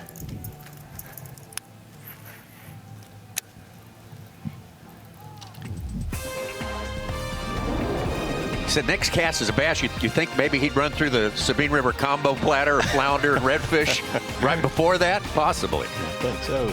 He's on the board now, though, KJ Queen. With a small keeper right now, but Koya Fujita. Big one in his live well of 2 pounds, 5 ounces. That's big around here. Cooper Galant, Tyler Williams, Pat Schlopper, and Takumi Ito back in our top 10. 2025 MAXAM Tires Bassmaster Elite, the friendly confines of Orange, Texas, in the Sabine River here. What a great, most welcoming community. They have built a perfect facility to have a big event. When the Bassmasters come to town here, there we go. Yes, the Paw Patrol out there early today, getting ahead of the crowds. Got the wind picking up a little bit. That's kind of good news for everybody who's here on site there. That's our natural air conditioning here. All the heroes who make a big event like this possible, we salute them all, and there are plenty in this dynamic community, including the Greater Orange Area Chamber of Commerce. Hats off to all those folks who volunteer, who plan, execute, work hard, will this thing to happen. Great environment for the expo as well. You can see it. Let's get to a first award of the day, Davey. Hey, we have to do Mercury Move of the Day. Has to go to Takumi Ito. 1 pounder to get started with, but hey, it's your first keeper. Every angler is looking forward to putting that first keeper in the boat, and he did that early at 7:35, a 1.8, a 2.0, and then a 10-ouncer. But hey, Mercury Move of the Day so far. We love watching Punching Taku. Yes, we saw it. What was it, new generation Taku, Dave? What did you call it? Yes, second generation Taku. And is it wrong for me to say that Punching Taku is my favorite Taku? Yes. All right. Just a little edge, a little darkness to him. He was certainly having fun with it yesterday. Was stuck on one fish for a long time and pulled out the bait caster with 65-pound braid, a heavy weight, and put 3 in the boat immediately and became Punching Taku. Yes, This was a third one and a good one. Punching, yes. Said Jordan Lee taught him how to punch at Lake Guntersville. Yeah. How about that? Hard lessons. Hard lessons. Backvoted for generations just to get this. But this week, the student outperformed the teacher. Correct. Oh, yes. Correct. And there's Taku in 5th place as it stands right now. Man, good move. Good Mercury move of the day. He is the winner for the morning session so far. Koya Fujita, though, the leader so far. On this day, Cooper Galant took over that lead early on for Pat Schlopper, who's now in 4th place. In 3rd place, Tyler Williams from Maine. Let's get back out to Cooper.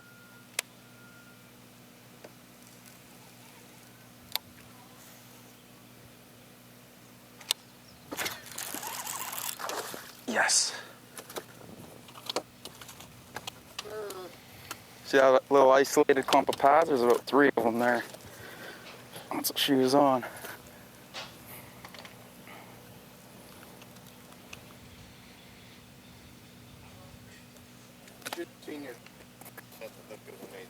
Was that like? You're like, ooh.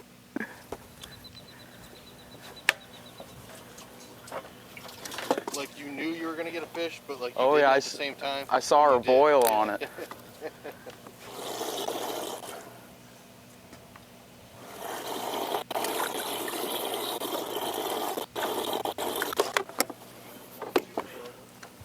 Yeah. One more will be fishing tomorrow. One more good one.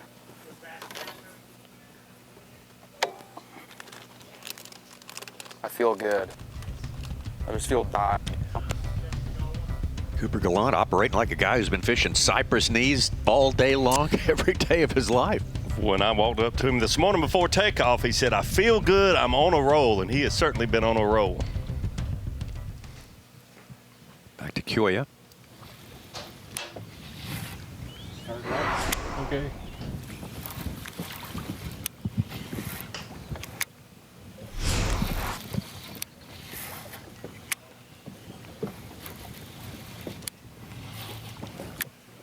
moving.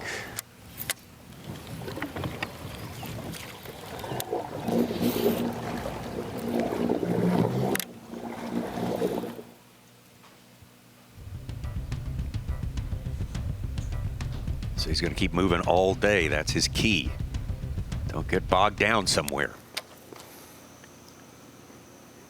John Cruz in 9th place. Talked about the consistency he's had through the years here. He told me this morning he is not fishing the same area, not in any event. He's fishing a different area this year than he did last time and the time before.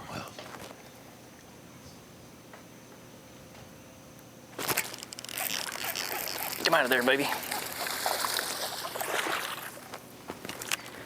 Got him. Got him. Baby D-bomb. Okay, did the trick again. Man, when I hit him, I thought it was a real good one. Well, he's another little keeper. Let's see what we got here. He might be 1-2 maybe. Right there at it.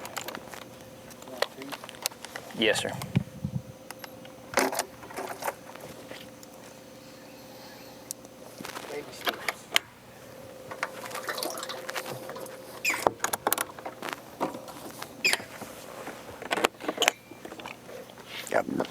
Excuse me. White. No, what was that I just put in there?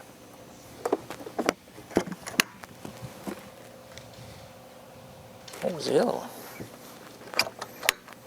Yellow.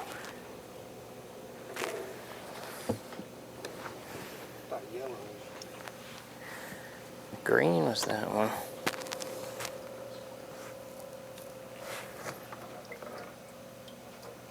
Yeah, yellow.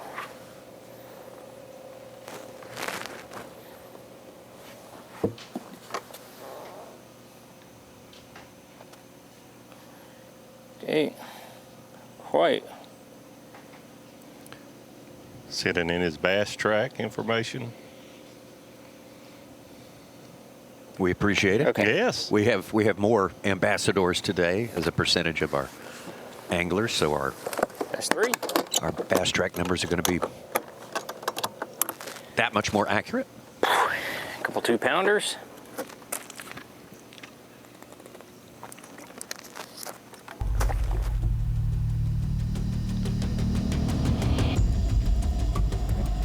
That one right there will lift John Cruz up out of 9th place. Probably a couple of positions.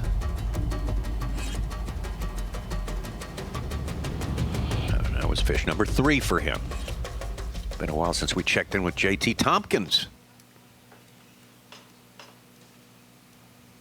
Second event in a row, he's a big player. I asked him how he was doing it this morning. He said, yeah, so this is like, grew up on a river. This is a transition. You got a flat bank, super flat bank, then right behind us and right through here, it's super steep. And I feel like as it gets hotter and hotter towards the summertime, these fish are going to want to cool off, get in this deeper banks with a lot of shade, a lot of overhangs, and then also you got this section of mats with 2 big laydowns. So it's just been a really good bank, you know, for when it gets hot. And, you know, that's kind of what I've been looking for. There's two little patterns that I've picked up on this week is either areas where that water temp's going to be cooler, which could be channel swing banks, a little deeper, or it can be areas with mats. And then also what I've noticed is there's still fish coming off the bed, which sounds crazy, and all the mouths of these oxbows, either where it's real flat in the mouths of the oxbows, or like right on the banks on both sides of them, you can get bit because there's just fish funneling out of them. There's bluegill beds, I'm sure, in the backs of them. There's just fish living around them oxbows just that are lingering around from the spawn, the bluegill spawn, or just, you know, just been staging in there waiting to do their summer pattern. So it's kind of what I've been targeting this week is those 2 different patterns, and it's worked good so far, and it's really had a great morning on, you know, if you look at it, but I just haven't got them in the boat. I don't know what the deal is. I've had some really big bites this morning, and I've lost every one. I mean, I had I don't know how big the one that waked on it was and thumped it and just didn't get it, and then I broke one off. That was a big one, but it is what it is. We're around them, we're getting bit, so you just got to get 5 of the right ones in the boat, and it can look really good. So it's not too hard to catch a big bag here if you get the right bites, but it can also look painful. So.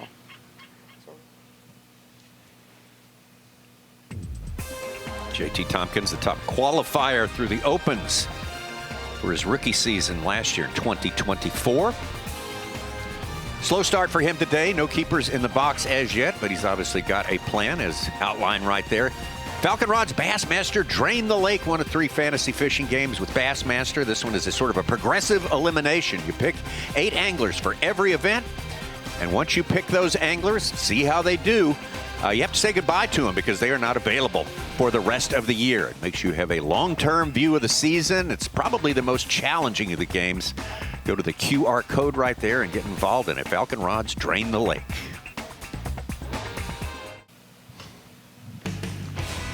Tomorrow, the NASCAR Cup Series All-Star Race takes center stage at the legendary North Wilkesboro track. All begins with the open races at 5 Eastern, and the best of the best battle for the crown at 8.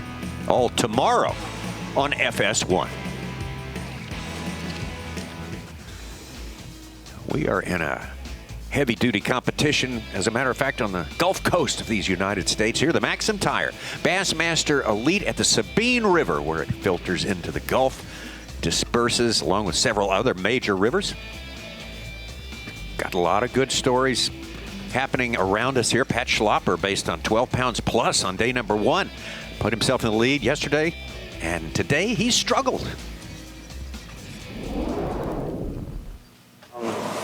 Got one small keeper. I just lost a nice one in my primary area. I only had 1 bite, lost it. So I'm gonna fish some other stuff close to here and try to give it some time for hopefully the sun to come out, and hopefully they set up like they did yesterday afternoon. And it's not looking good right now. I mean, I know there's some fish left there, but I think it's about burned out.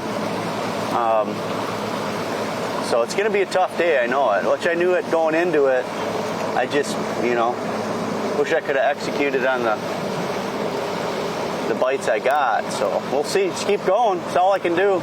Keep working hard and maybe make it happen.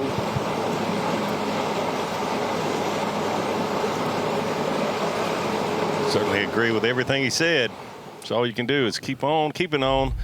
He was a little concerned whether that place would replenish. We talked about it coming into this event Thursday morning, that likely the winner will have to move locations, fish different areas. These corners and points multiple times in the 4 days. Current coming this way and this way, and most of these points are deep right off the ends of them. So not all of them, but a lot of them. This one's not that deep. But that's been the key thing over the past couple days, is finding the right trees and right stretches. Like that.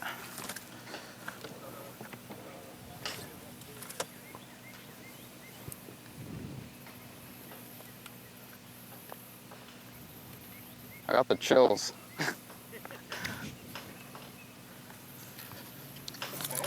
Yeah. You got to be careful taking the hooks out of them. They're so delicate when they're this small. Know what I mean?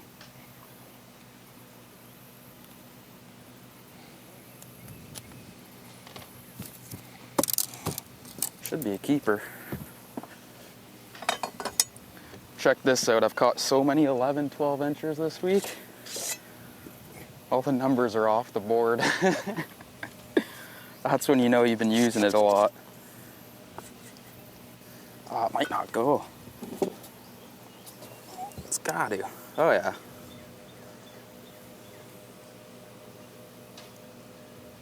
Yeah, we're good. That's number 5.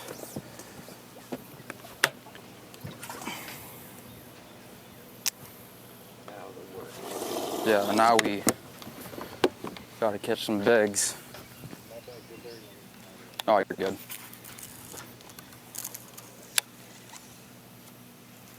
Well, there's job one out here. Yep. He's knocked it out early. So talking to Cooper and Pat this morning before takeoff, first and second coming into this morning, they both thought, hey, we probably need a limit that weighs 6 pounds, and we're guaranteed a shot in, the top 10. So Cooper's right there.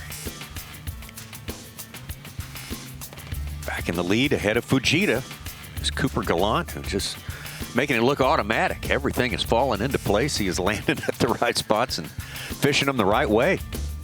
Hats off to him. He's the first angler we've really seen pick a tree and say that's where I want you to be.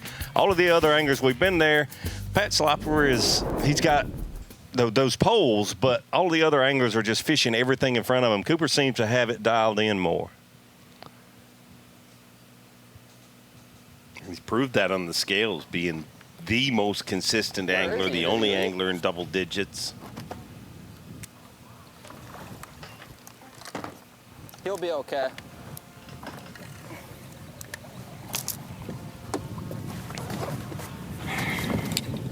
Told us about 30 minutes ago he's going to start running some places, be about 10 casts. Places that, like I say, he's got it dialed in and has a lot of confidence that he can get a bite. It's cold. It's not going to be cold for long, though.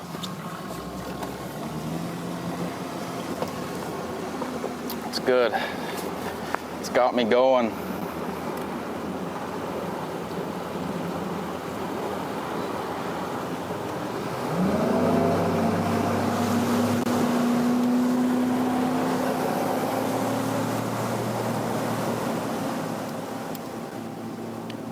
Happy May 2-4 to all our Canadian viewers. That, of course, is Victoria Day. Oh. But in Canadian fashion, they have named it after a 2-4, 24-pack of beer. It is May 2-4, widely known. All right, so Victoria, not Albert, but Victoria and beer. Yes. Okay. Yes. May 2-4 on the 17th of May. Yeah, that makes no sense whatsoever. No. I totally get it. I thought it was next weekend, but no, it's not. Let the celebration begin. Well, for the beer.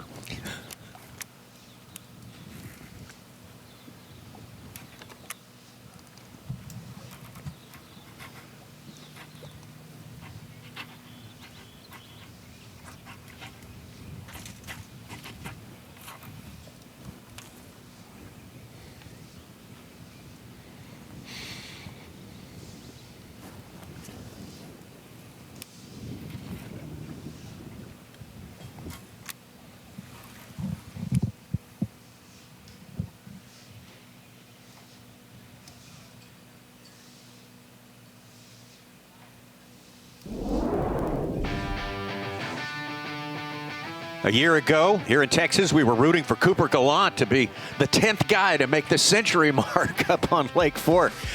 Took him one big fish to do it and achieved it right here. He's looking for one big fish on the Sabine.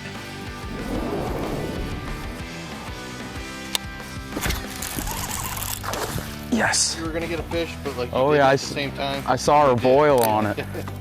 The power of having a big fish throughout this tournament is so key. I had a 4-pound, 7-ounce largemouth today, and that goes a long way.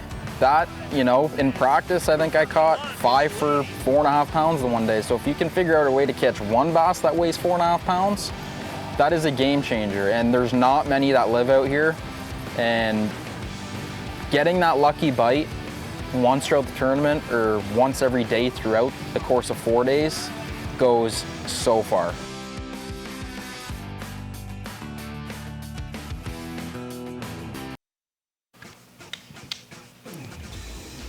MAXAM Tower Bassmaster lead on the Sabine. Well, I just want you to be aware of the kayak series, the Newport Bassmaster kayak series. Always growing year over year, getting a lot of interest, a lot more people involved. Boy, you can get some elaborate kayaks in this day and age, and it's a lot of fun. Got a big event coming up at Lake 10 Killer, Cookson, in the Cookson Mountains of Oklahoma, May 31st and June 1st. Can't wait to see how that one pans out. I've had some barn burners so far this year on the Newport Bassmaster Kayak Series. Find out more today. Register. Go to the QR code. There it is, Lake 10 Killer. Sort of a higher elevation reservoir, a little bit clearer water, a different setup certainly than the Sabine River. But that's where we're going to contest the Lowrance Bassmaster Elite. June 12th through the 15th. Not that far away, just kind of around the corner. And that will be the 7th event of 9 events for this 2025 season for the Bassmaster Elite Series. It seems like we just started about 7 weeks ago, but it has been a while, and we have seen a lot. We've seen a lot this morning. In the boat with 10 anglers, the top 10 to start this day. There are 50 out there fishing, trying to make the top 10 spots at the end of the day. Let's get to Chris Johnston. This is live. Kind of setting up him in the big picture. You can tell from the camera, but all the shore is getting all mud line on it from boat wakes hitting it now. We were doing well with not many boats up here, but the boats are coming now.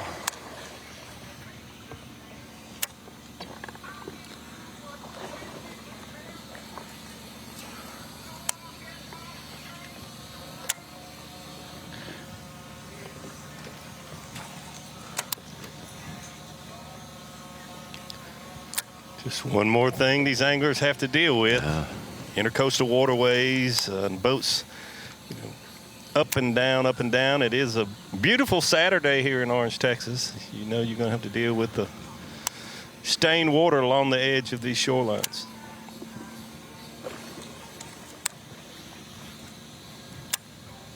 He grew up fishing the Otonabee River in Peterborough, Ontario, and that is a big problem there, and that is a very busy commuter channel for the Trent Severn Waterway.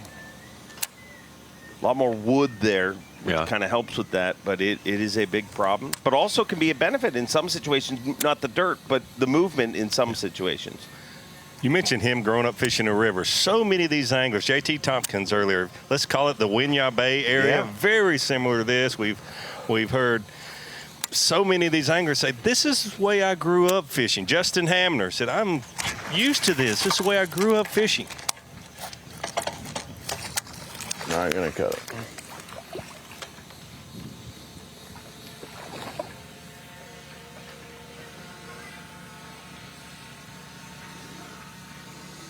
That is not going to be a keeper. That is not going to be number 11. 4 for Chris Johnson.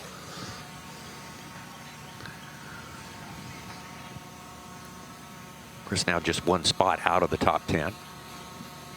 Means he's dropped 1 spot on the day. And all of a sudden, he looks very scary when it comes to defending his Progressive Bassmaster Angler of the Year title.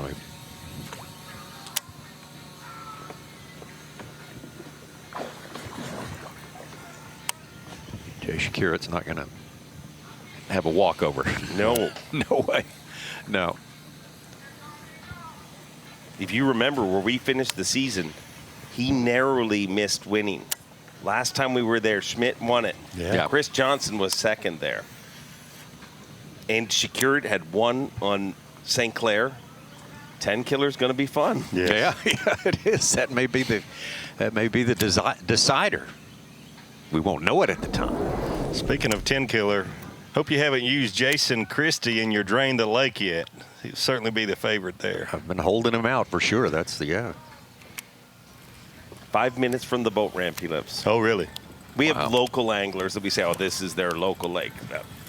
Very few are 5 minutes from the boat ramp.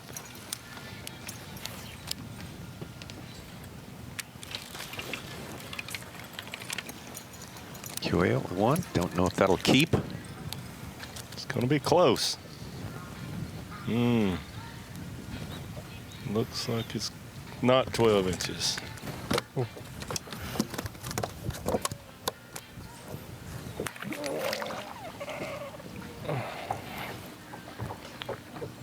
Koya with a couple of good ones. 1 really good one to start, but still just 2 fish as it stands right now as we get well into the 3rd hour of competition here.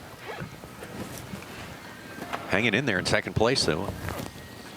A 2-pound, 1-ounce deficit.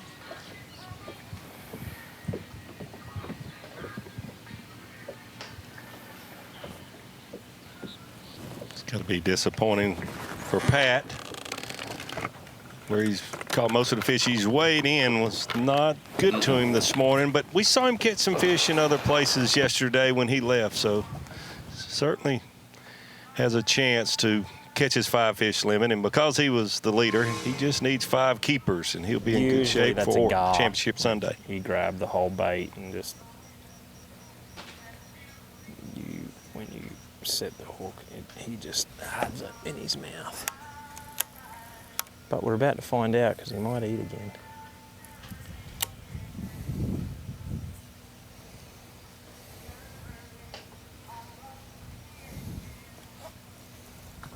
Oh!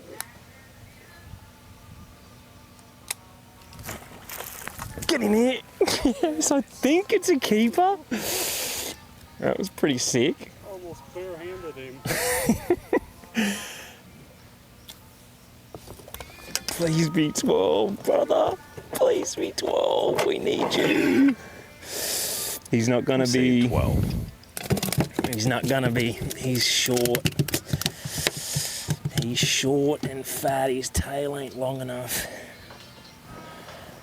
Oh, you sucker. He's been on a bed. Oh, look at that. 11 3/4. He's a pound too because he's fat. Sabine special. What you said we were going to be running into. It was pretty cool. I thought I got a bad cast, so I started like winding it in, and he boofed it off the surface. And yeah, doosh. And I was and I just flipped it back and I swum it over his head and I watched him eat it. He acted like a big one.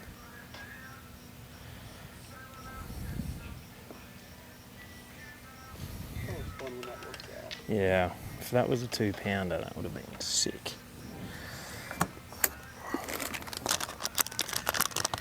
Caught everything on the cleanup crawler on day 1 and then everything on that pig stick yesterday, so might be something different today, or we might be back on the cleanup crawler. I want to catch him in that thing just to show everyone. It's just going to be funny, you know. Trying to land him in there.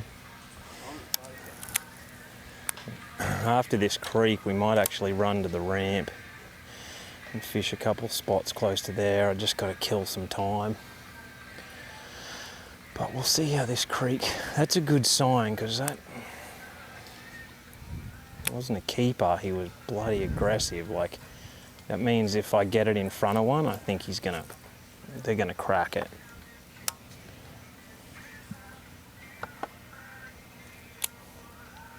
Carl mentioned killing some time. He's got a special setup where he's fishing a man-made construction, let's say, or obstruction that is legal for him to fish past. He just can't get his boat past there. Just needs more water. Yes. Yeah. We haven't heard many anglers say they want higher water this week, but in Carl's case, that's exactly what he needs. He had a go at it.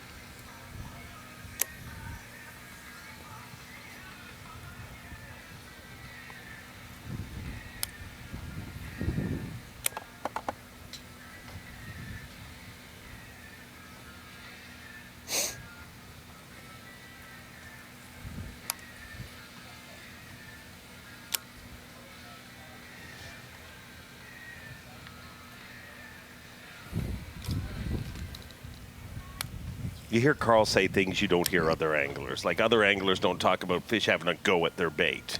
I mean, he's famously invented, I mean, we obviously know the bait glider, but there's not a pro in the elites that calls it that. It's a glider. Glider.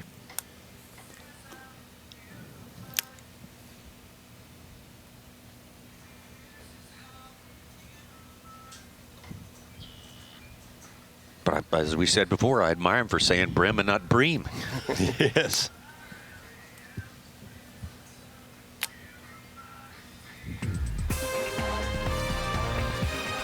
The Carl Jochimsen just missed on a near keeper there. Would help him a lot, help him get back up into the top 10. That top 10 is headed by Cooper Galant. It has been for some time now. Really making the right moves, doing all the right things. Koya Fujita in pursuit, along with Clifford Perch, who's moved up in a considerable way, along with Tyler Williams, right here on Moving Day, day number 3. Later today, the UFL is on Fox as the Michigan Panthers battle the Houston Roughnecks. Or it's a showdown between two of the league's best as the Birmingham Stallions take on the St. Louis Battlehawks. Check local listings for the game in your area today on Fox. The weekend is here. This is a place where they love the weekend. Folks around here like to get outdoors, do everything there is to do in this unique part of the country. We are watching one of the top events of the year in the outdoors category here, the MAXAM Tire Bassmaster Elite at the Sabine River. Stop number 6 on the Bassmaster Elite Series. Cooper Galant of Bowman, Ontario, the man on top with 25 pounds, 6 ounces for 2 and less than a half a day's fishing on this water that is, well, it's got plenty of color. Yeah, it absolutely does. I think you know it's there. Yeah, and anglers are looking for clearer water for the most part. Cooper Galant going farther up this canal than most anglers, certainly a key to his success.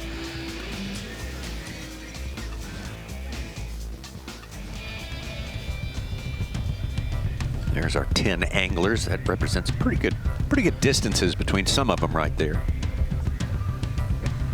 You can stay close to civilization, or you can get far away from civilization.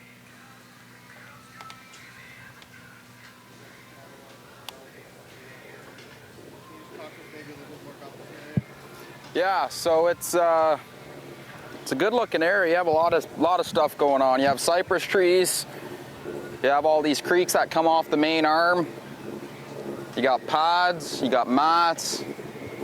You got a bunch going on here, but I'm really dialing in and focusing on all the wood, all the trees in particular. So, for example, like this right here sets up perfect. I shook one off here in practice.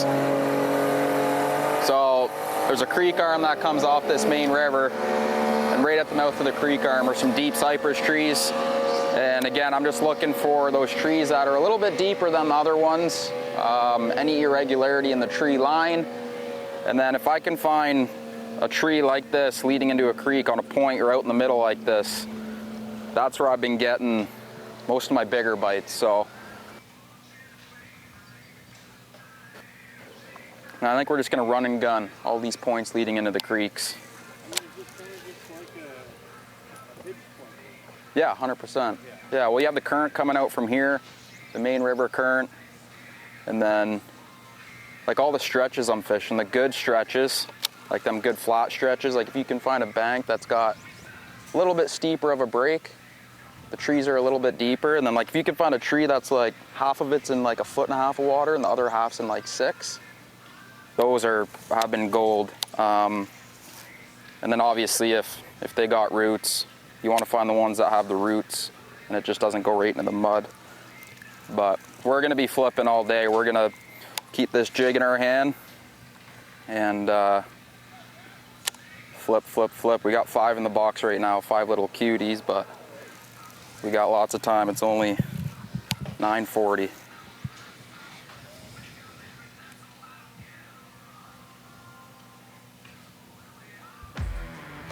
Cooper Galant, obviously a well thought out plan, judged based on the results. Absolutely. He's getting so far today. Yeah, Cooper Galant saying that he's going to have to make some changes, make some adjustments today, and that's why he's our marathon peak performance of the day. Day 3, Cooper Galant put his first fish in the boat at 7:27, followed it up about 30 minutes later or so, 8:03. Another 1-pounder, another 1-pounder. His 5th fish, only being 10 ounces, but I guarantee you Cooper Galant was glad to see that fish.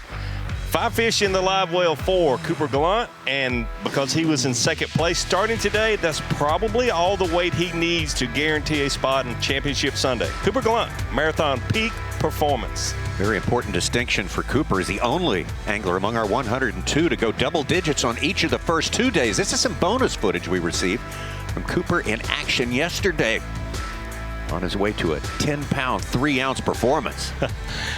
I think that might have been the 4-pounder, almost a 4.5-pounder, because he told me yesterday at weigh-in, I've never made a fist bump, a fist shake, whatever you want to call it, a He was so excited to catch that fish. Yeah, that's the 4-pound, 7-ounce fish that he had yesterday. Certainly made his day.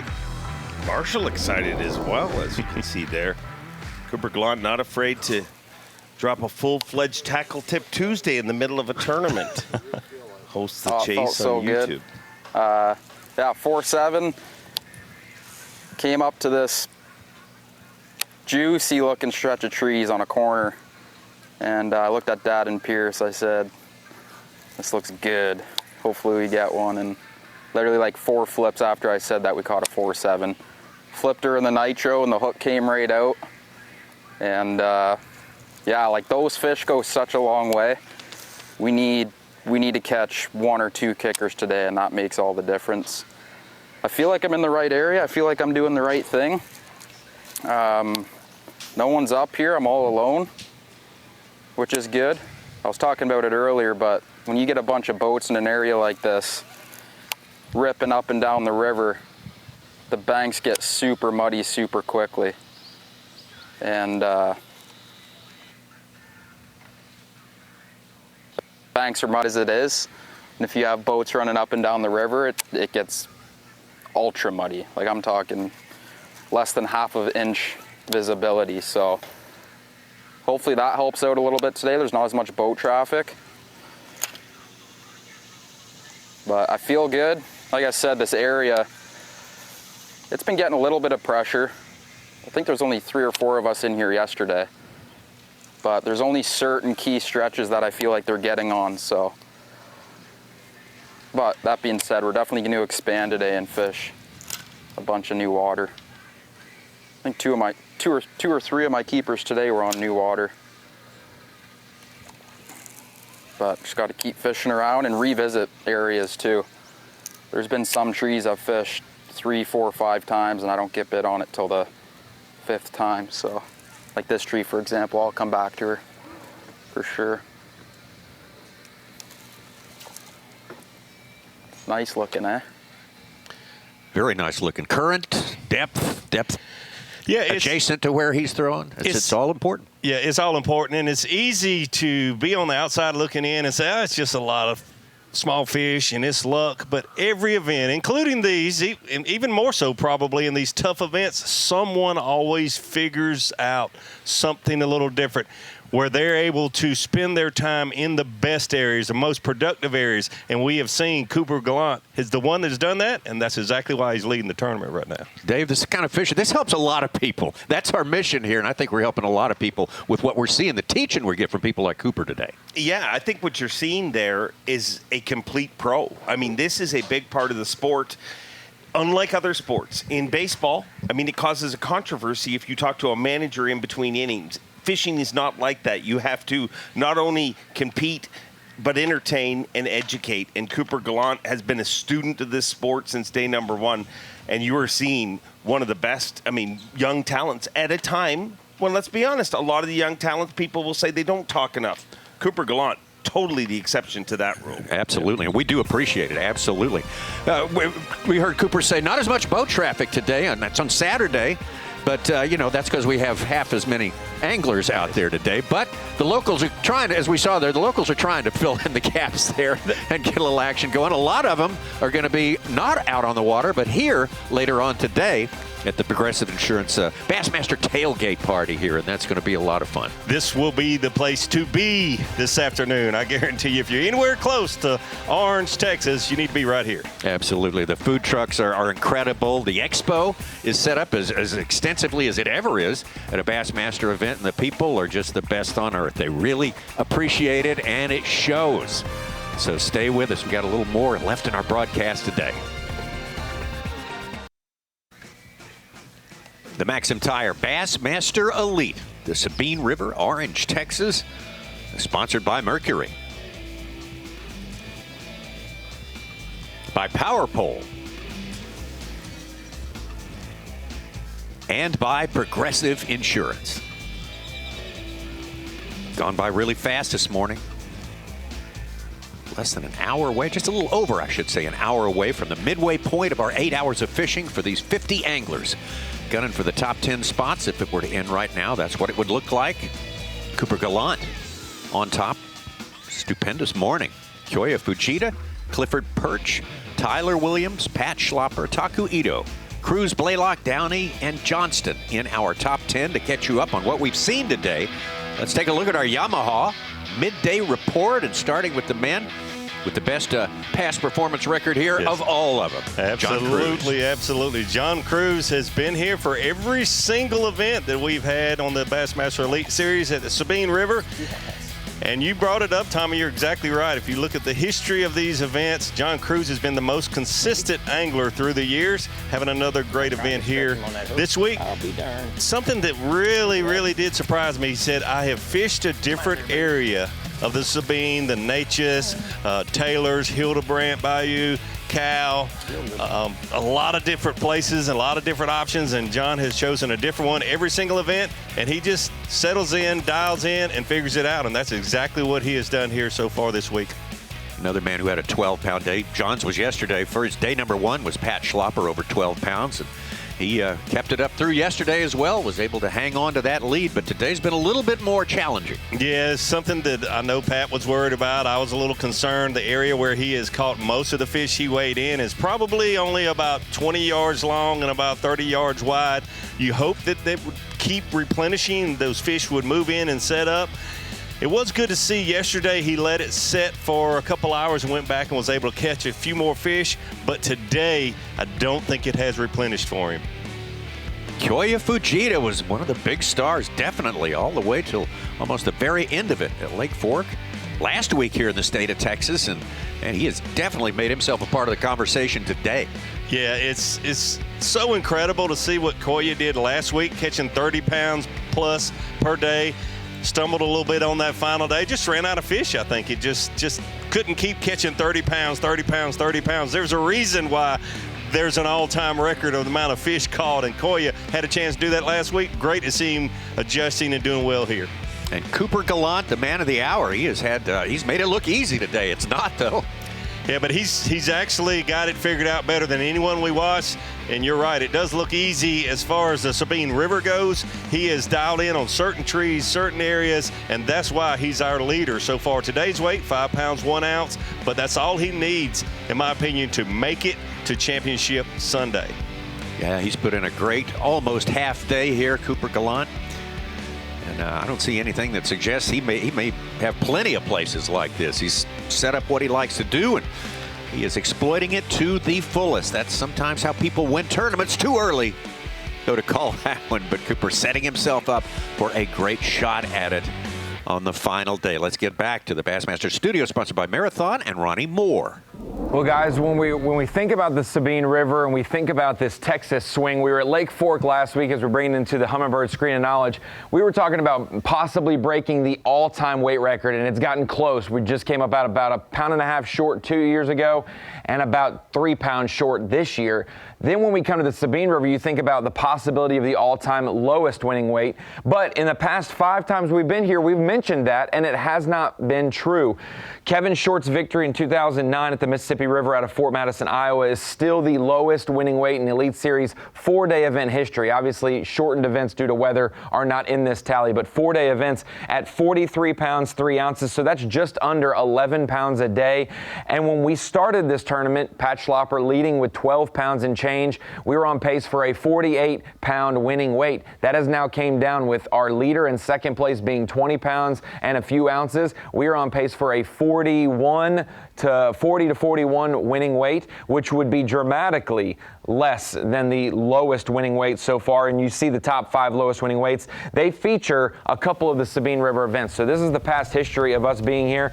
We were here in the February time frame for these 2 events. We had Louisiana in play for one of those. So that was the upper end of the 40s, hitting 50 pounds. We were here in June, the hottest we had been for our 48-pound victory by Greg Hackney. That was one somewhat close to the boat ramp. And then these last 2 that we most recently have been at, that April event Jason Christie won is the lowest weight in Sabine history, and it was also the one that was the most flooded. We remember Jason Christie went far north, strong current, narrow river up there, but a lot of high water. We're dealing with that same thing this week. So we are on the trajectory to officially, with 1.5 days left of competition, to no doubt be on pace for the lowest winning weight in Elite Series history. Thank you, Ronnie. Well, either way, it's history. Yes. It's something that goes in the books. I'm not so sure I would be very, very proud of that title. Get in here. Oh, gosh. Yes. That one will definitely help him. Yeah. Those are the ones we need.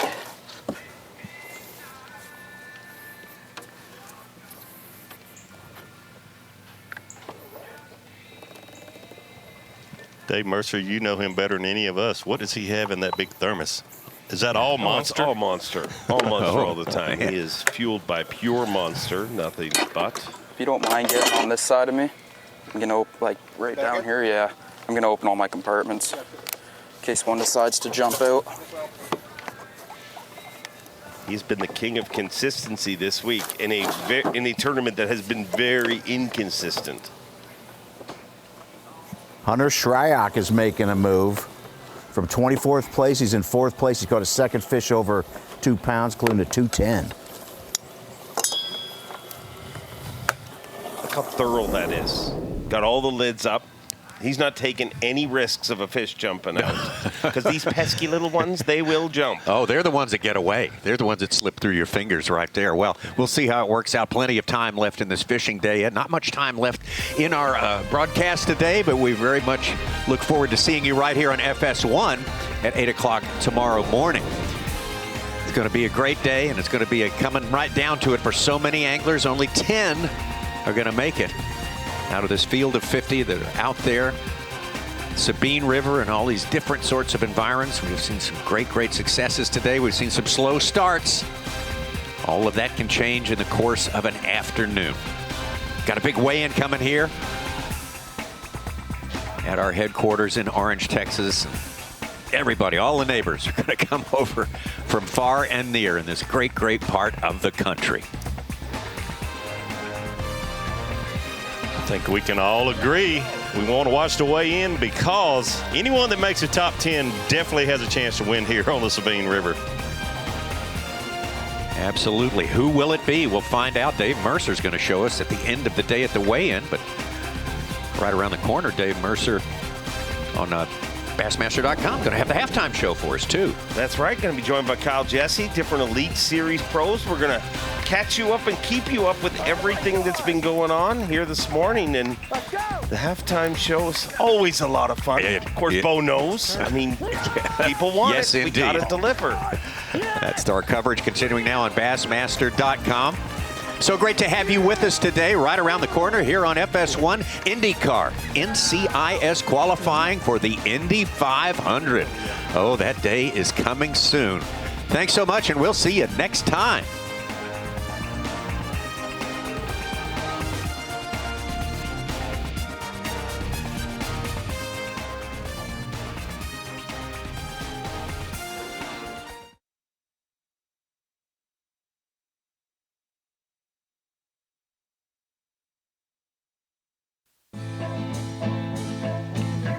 Welcome in the Sabine River.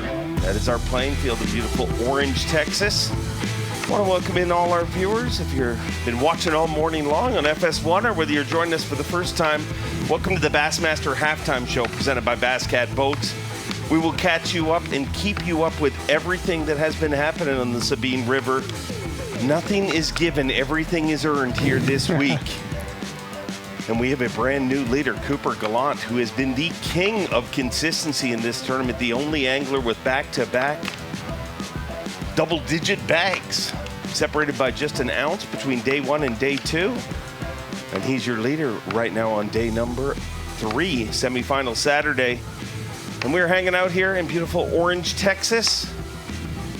Orange boat ramp and great crowds. This is the home of the record crowds, the all-time record crowds.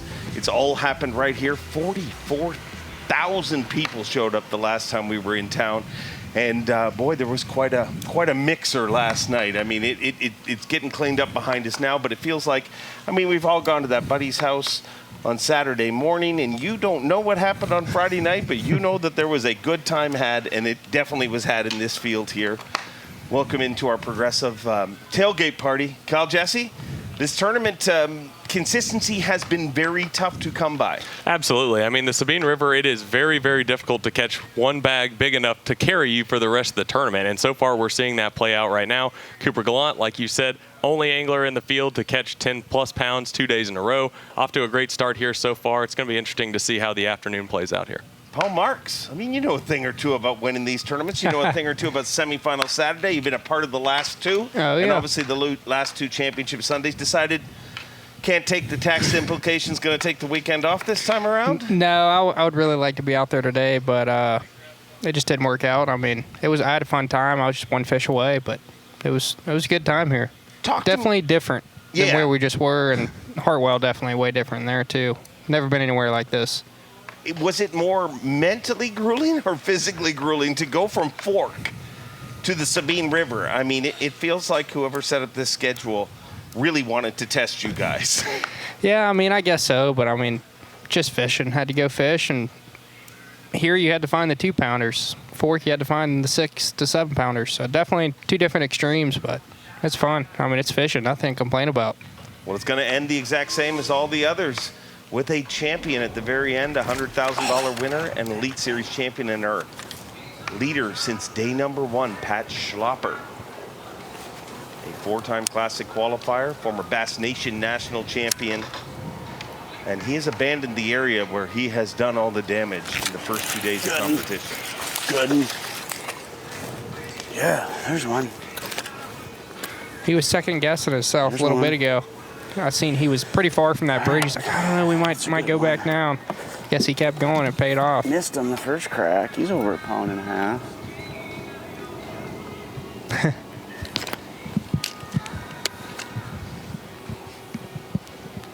Yeah, 1.5 pounds. All right. I got 2.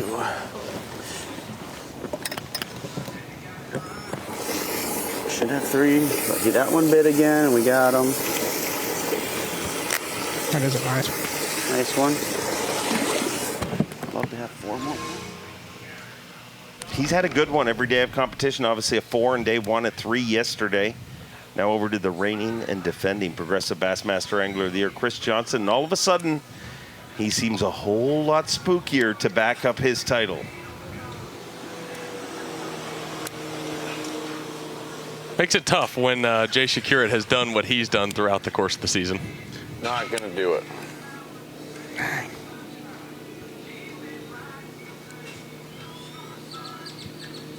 If you look how it's all going to finish, though, he's made up big points here this week. He's got opportunity to continue to make up points if he can get into our top 10, stay in our top 10. But then we're going to head to 10 Killer, which will be a big decider. Then we go to St. Clair, where Jay Shakurat has won and Chris is a force. And then we go to La Crosse to finish things off, where obviously Jay's done well and Chris almost won the last time we were there.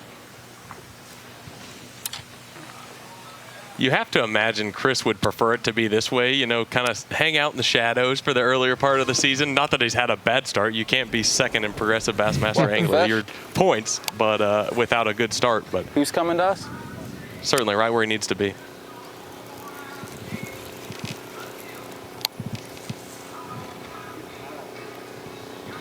Oh yeah. That's pretty brutal.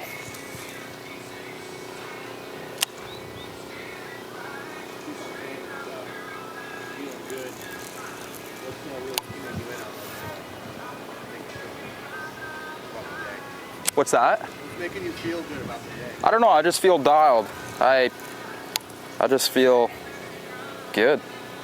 Feel good in what I'm doing, like I'm saying, and confidence good. I'm getting some bites. Feel like I know what to look for. We just need to get some big bites. Got a limit, small little limit full of little squeakers, but we still got lots of time.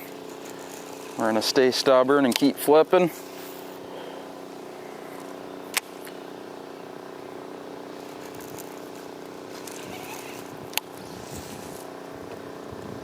It's been a while since I've been able to lock a jig in my hand in a tournament, and I love doing it. So I've been having fun this week. It's been a grinder, but like I was saying this morning, Mercer asked me what I like about grinder tournaments. What I love about them is when you grind, and when it does work out and you do catch them, it's the best feeling ever.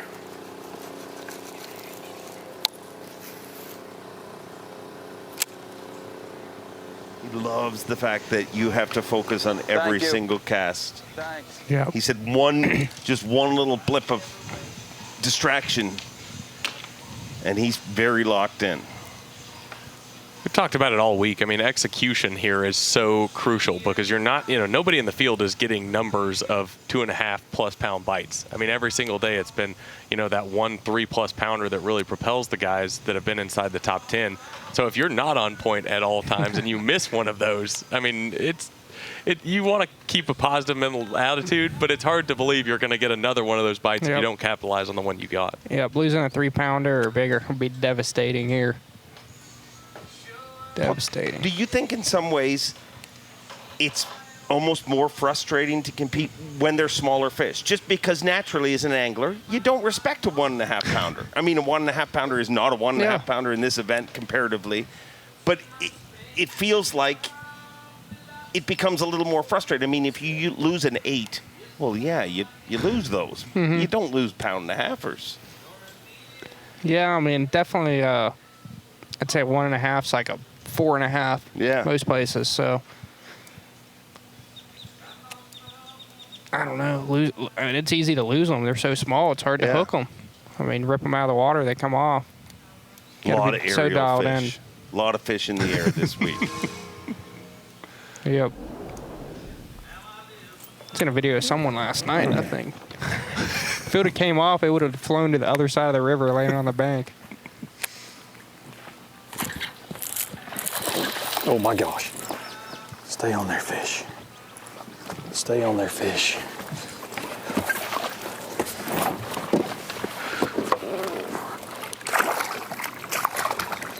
Ah.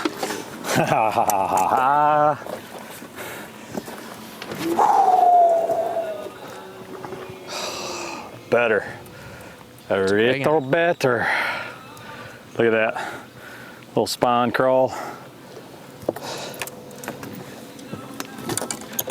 Got one for the box.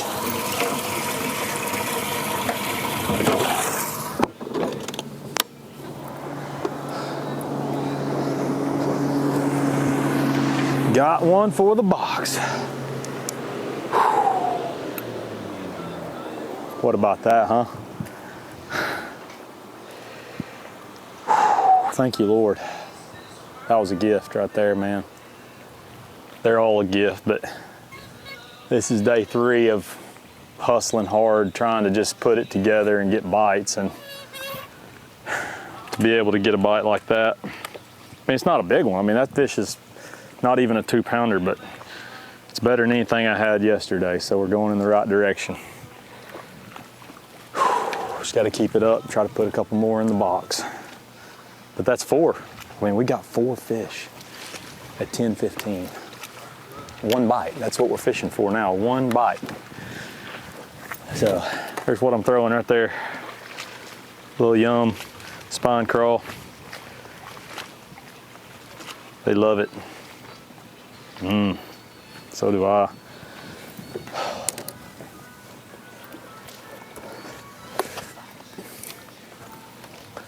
Give me some.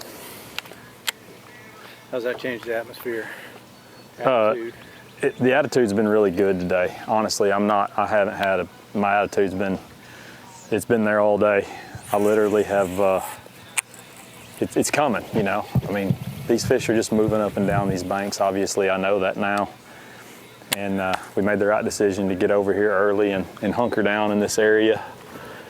And I mean, there's still guys in here. We're fishing, you know, one guy just ran past us, had a good bag yesterday. He had 5 like that, so I know we're in the right area. We've been here all 3 days. I just need to get 1 big one. I mean, we got 4, so now we're fishing for 1 bite, literally. That's all I'm worried about. 1 bite in a couple hours, and we'll be good to go for top 10.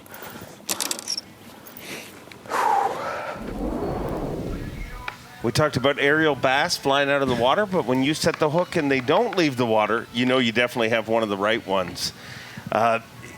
Such a unique tournament. How crazy was it for you this week to go from fork to that?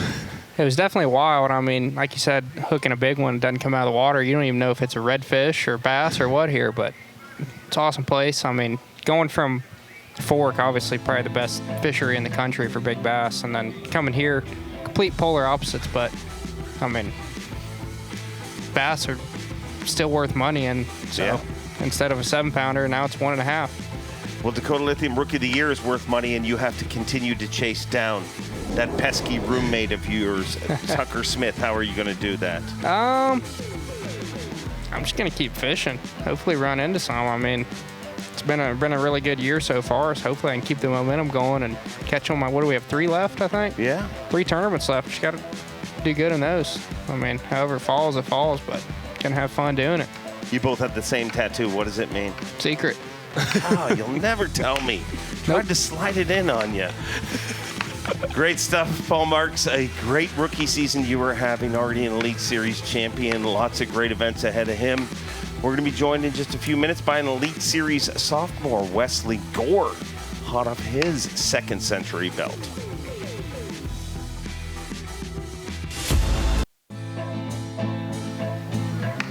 That's where we are right now, and just about to open here, the Progressive Tailgate Party. Got one dude wandering around, but we're going to fill that field full of thousands and thousands of the fine folks from Orange, Texas. This is the home of the record crowd. 40-something thousand people showed up the last time we were here, and we are now joined by Wesley Gore, hot off his 2nd century belt. Did that back-to-back years on the Bassmaster Elite Series. 2nd top 10 in a row here this season. And you said one of the most ridiculous things on stage. I've never, ever heard this. You said yesterday you wished you finished 51st. I know, I missed it by 10 spots. Why? Man, I don't know. I love grimy tournaments, but when you go and fish one bayou for 8 hours and you fish the entire thing 3 times and don't catch 5 keepers, I'm good. You're good? Yeah, I'm good. So you're happy to be hanging here. Most Absolutely. people are complaining they're hanging with us. No, I would be most occasions, but this time I am not.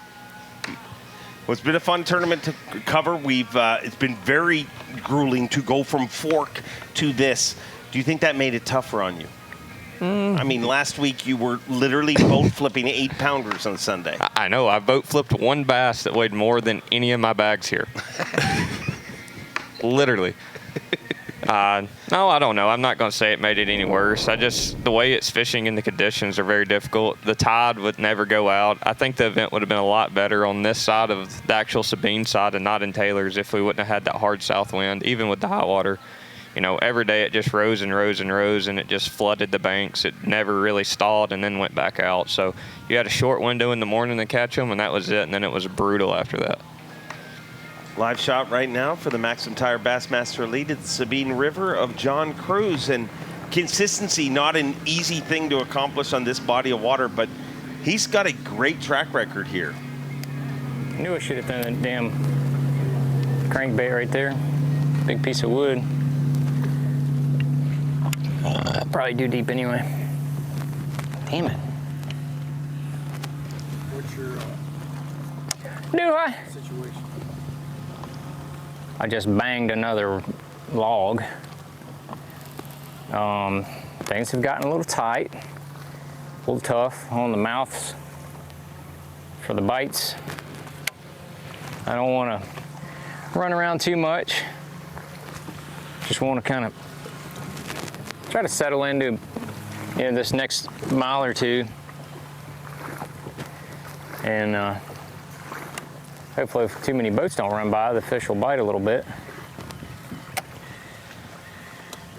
See if we can boat a couple more. I mean, 2 2-pounders. We're in business for tomorrow, but you never know. I mean, Brian knew he didn't have anything at 11:30 yesterday, and then ended up with 4 for 9 something. We get on the right little stretches. where the better ones pull up, then we might have some last minute heroics. But we got a lot of time, you know, it's only 10:25.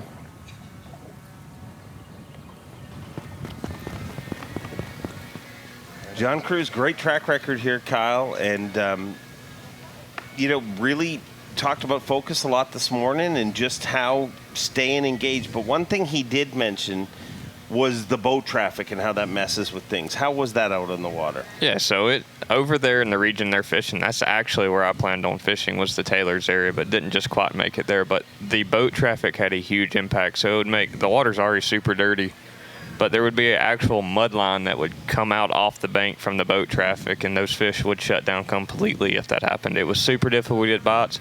You'd find zones where the bottom actually had better hardness. It was a firmer bottom and it wouldn't muddy up as bad. But if you 90% of it's silty bottom, so whenever they come by, it just stirs and releases all that air and stuff, and it muddies up. So those fish really do shut down.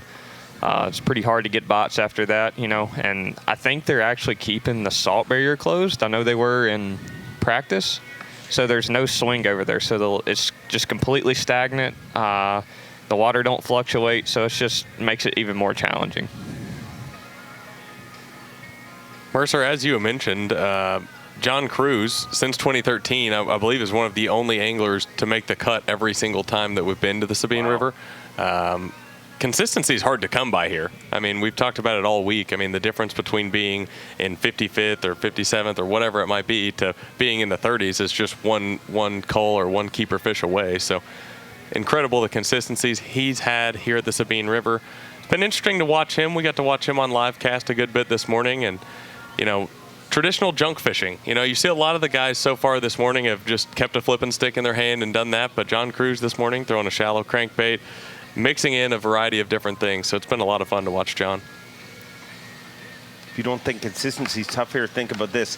None of our ex-champions made the cut. Two of them obviously not in the field, but Hackney, Christie, and of course Brock Mosley. Brock was the first one out of the cut, but none of them made the cut. It is one of those unique places where history does not mean a ton. I mean, it's certainly, again, there's been some anglers that have had consistent success, but very, very few. I think he said the most Sabine River thing I've ever heard. He said, I'm about to lock in and fish the next 1 to 2 miles.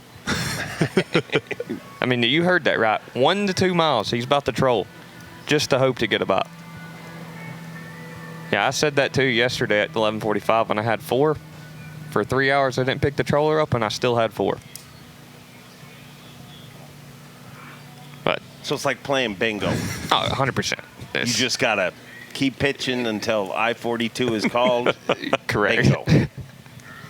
That's the way it feels. I fished this stump in Adams Bayou 3 different times yesterday. Oh, hold up. We're going to coop. So if it's like bingo, how come Cruz is always in the cut? He's very good at bingo? He bingoed a 5-pounder yesterday.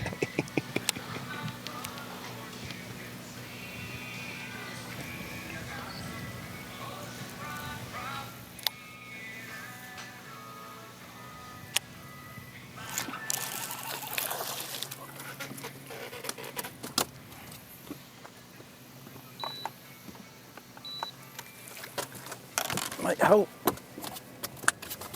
Oh yeah, it's gonna help. If it's fat, if it's 12 inches, short and fat. Yeah, baby. Look how fat she is. She's got a gut.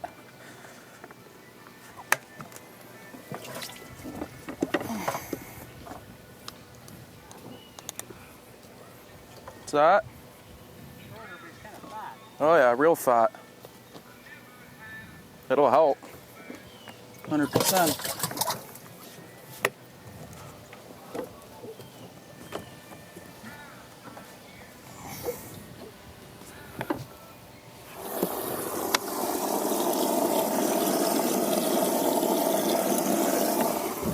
Got all the shields up. One of those slippery little suckers jumps out because they definitely can do that. What is his best elite finish? Stand by. He was 10th in Fork last year. He's had higher than that. He's made multiple top 10s. 6th at Smith Lake last year. Right. 4th at St. Clair in 2023. So it'd be St. Clair. So he's had some opportunities, but he's actually got a true opportunity to win. And I bet if you asked him, he never would have thought it was the Sabine. So pretty neat. I think he's more locked in than I've ever seen him. He tries harder than anybody, but you can tell by watching him. It's ever flip, dude. He is paying attention. He talked to me this morning and said that's what he loves about these tournaments, that you cannot look away for a split second. You stop to look at a bird or somebody passing by, that's when it happens. And he is definitely locked in. And like you said, on paper, you totally would have pegged him to be a player last week on Lake Fork, where he earned a century belt along with you last year. But you did it back-to-back years and did it different ways. Pretty consistent. Not a big fan of the Sabine River, though. You're happy to be done. Happy to be at the I didn't like it. I just would like for it to be more stable. All right. Okay, well, sounds like a lot of my high school girlfriends. I wish they were a little more stable, too. But since you're here, you might as well hang around, Wesley. Enjoy your time here on the set. MAXAM Tire Bassmaster Elite, the Sabine River. We'll be right back from Orange, Texas.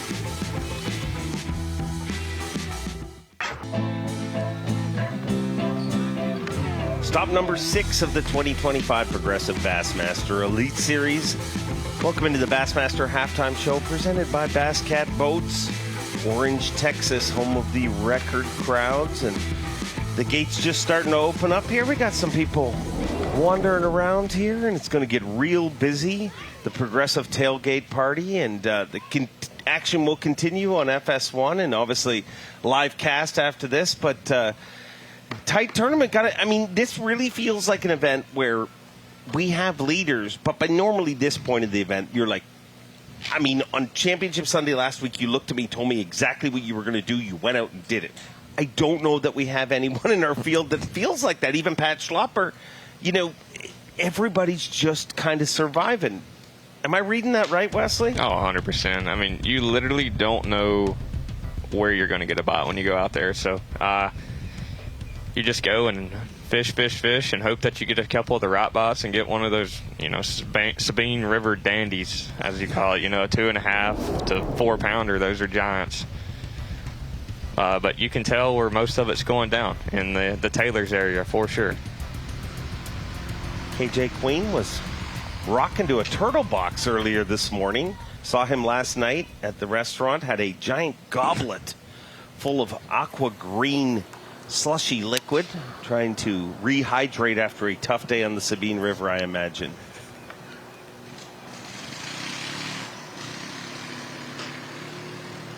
Must have ran out of battery. We're not hearing it now. Yeah, maybe got professional. Probably not. Hooked up. All right. Oh, no, it's there. Okay. The party never ends in the Queen machine. My whole world. I know he's 12 inches, but let's just make sure. Yeah. Ow, stop. Big and bagging. I'll take him there.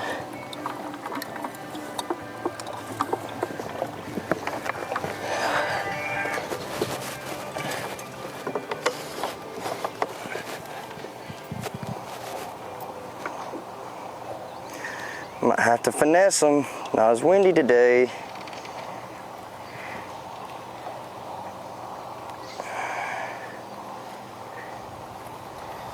Good work.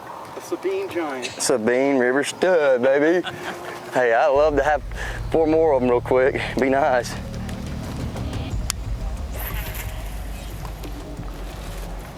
KJ Queen, let's make a move. Over to our unofficial leader. Just wait until KJ Queen figures out there's going to be a concert here tonight. Oh. There's a concert in his boat.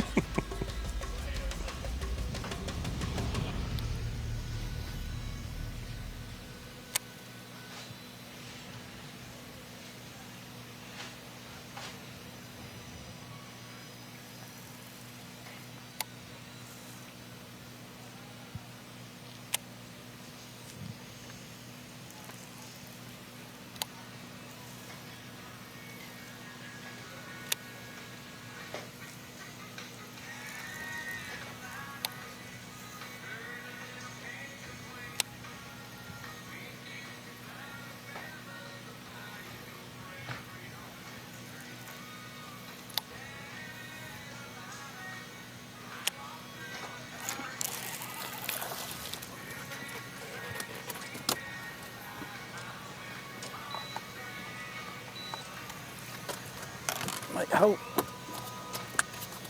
Oh yeah, that's gonna help. If it's fat, it's 12 inches. Short and fat. Yeah. Look how fat she is. She's got a gut.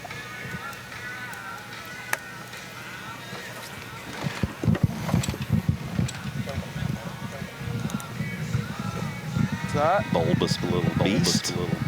Oh yeah, real fat. It'll help. 100%.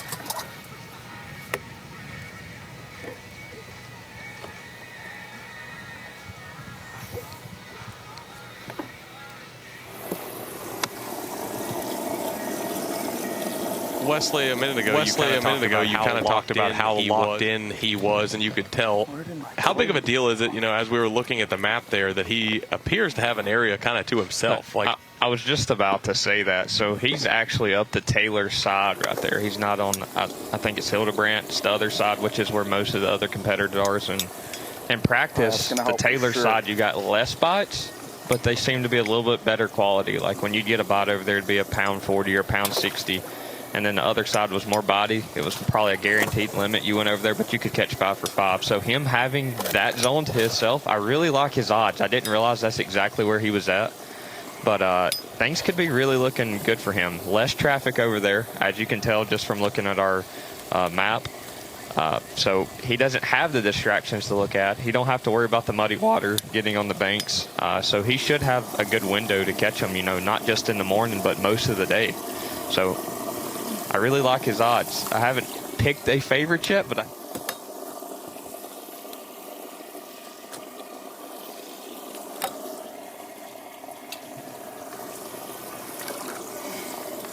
Day after day, his results been the same.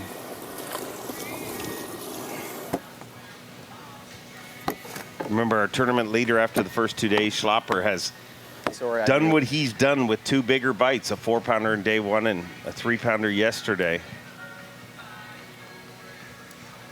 I mean, any bite here over 2 pounds makes a huge difference, you know. So I think you could see him actually get one of those bites. I think there was a lot better average on that side. And like I said, him having it to himself, he'll have the opportunity today, especially with as locked in as he is. I'm telling you, I've never seen him like this. Really? No, not at all. So what's different? He's just you can just tell by looking at the way he's fishing. I mean, I usually end up fishing around him some, and you know, you can talk to him and he's zooming around doing his thing, but he is truly locked in. He's taking his time. He's not just burning up the water. You know, that's one thing that he normally does. He eats water up. That's what a lot of us do. And he's taking his time just fishing everything he comes by, every inch of everything. And he's getting a few extra bites, I think. Wants this bad. Told me in the offseason he literally dreams of hoisting that title. Before Evan Kung showed up in the Elite Series, I would affectionately, jokingly call him the only Canadian not to win an Elite Series event, because it started as the only Canadian to win one, and then the other 3 knocked that check mark off. And Coop actually said, I like that. It motivates me. He wants to hold that title. Everybody out here is so passionate because it's obviously your career, it's your job, but there's guys that come along, and like Cooper would definitely be one of those, that covering him through the opens, you can just tell this is his entire life. Like everything he does is revolved around bass fishing and just fishing in general. I mean, if you see his YouTube videos, I mean, he does not discriminate. He catches all sorts of different species. Yeah, he was upset because he's been down here for so long. He was upset he wanted to fly home and hit trout season and missed that. Loves musky fishing, everything. I mean, it's like, it feels more like a grinder every day, so.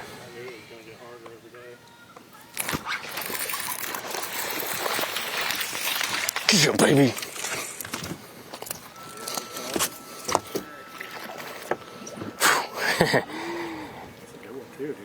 That's a good one. You said I'll take a bite.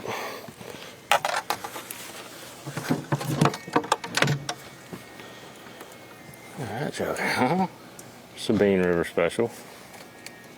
He's actually got the head of a really good one, but almost 2 pounds. pound 14, I guess.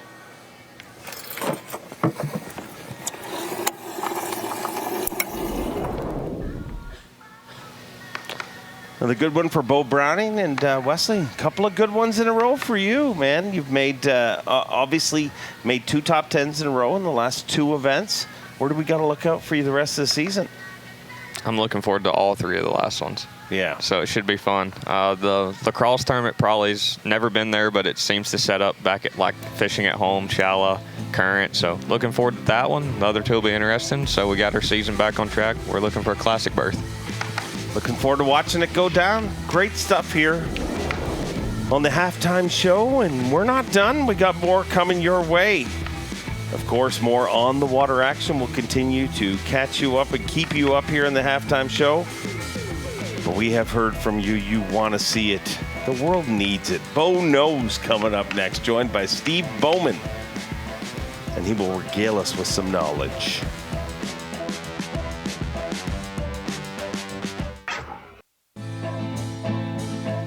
Semifinals Saturday. 50 anglers remain in the field, and the quest is to make it into the top 10. Top 10 anglers will battle it out right here in the Port of Orange. As the sign says, welcome to the Bassmaster Elite Series, and your goal is to make it to Championship Sunday.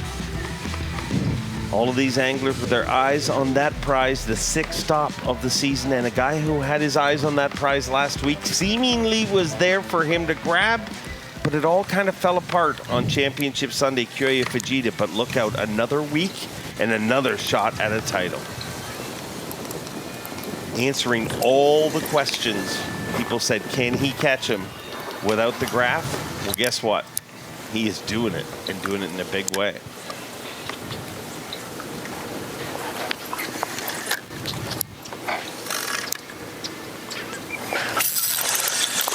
Yes, good size. Yes. 2 pounder.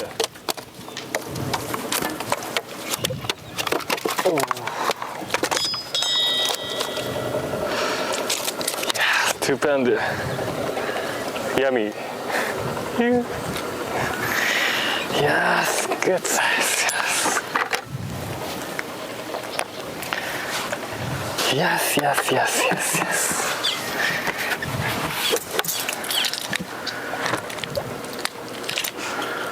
Oh yeah. 2.5. Another 2.5. Yes. That is a very good one.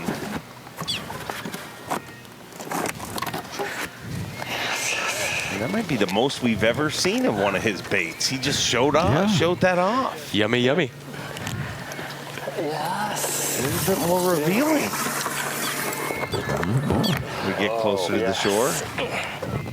Thank you. Kerry doesn't talk a lot, obviously, but don't think the fact that he doesn't use, a lot of words, that he wasn't hurt yesterday. Backstage, very emotional. Our last tournament, man, really emotional. He knew how close he was to that title. Right. He's traveled to the other side of the world to chase this dream, and man, how incredible would it be if he were to pull it off here this week, Steve It would be amazing. And I'm going to tell you, say what you want. I am a muddy water guy. I like fishing in water you can track a coon across, and that's what he's in. And he just taught me something that I'm not adding to my game. And so, we talk about all this electronic stuff and everything else, and then his ability to just be a fisherman. If you're a Bill Lowen may have just learned something there by looking at that. What did he teach you? Well, I mean, I would never approach that with anything under 20-pound line and a flipping stick or a pitching rod. I mean, what he just did is he caught a quality fish that is the equivalent of what did somebody tell us, a 2-pound? It said a 2-pound fish, a 7-pounder at Lake Fork. Seriously. He just caught that in the mess, in the muck with a fairy wand.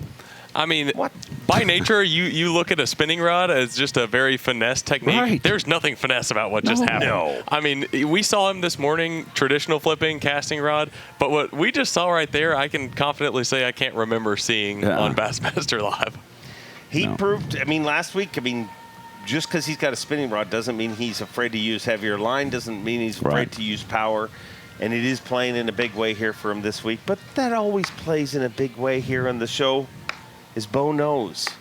What do you got for us here today, Steve Bowman? Okay, so we talked yesterday about how important 3 pounds was, right? Yes. And that there was basically less than a 1/10 of a percent of 3-pounders caught. Okay. Yesterday, the new 4 was the new 3 for day 2. And here it is. 5 fish yesterday were caught 4 pounds or better. Okay. And every of those 5 anglers, every one of them's in the top 10 or virtually in the top 10. For instance, Coop caught a 4-pounder, 2nd place. Cruz caught a 415. He's in 4th. Browning caught a 4-pounder, 6th place. KJ Queen caught a 4-pounder, jumped from 72nd place to 8th place. And then Greg TePalma is tied for 10th, which he's virtually in 11th because of the tiebreaker, and that was the other 4-pound fish. 4 pounds, it is gigantic here. And the 2-pounder that we just saw Koya catch is one of those deals. That's going to be the difference. So and the other difference is, and the one thing that I know in tough tournaments in 40 years of covering this, consistency is typically king in tough tournaments. Now, the most consistent angler in the top 10 is our leader right now, Cooper Galant. So he's the only angler in the field to weigh double-digit weights each day. 10-2, 10-3. Hard to get more consistent than that. Everybody else has been up and down by some or by a lot, right? So when Kevin Short won what is considered the toughest elite ever, consistency was his mark.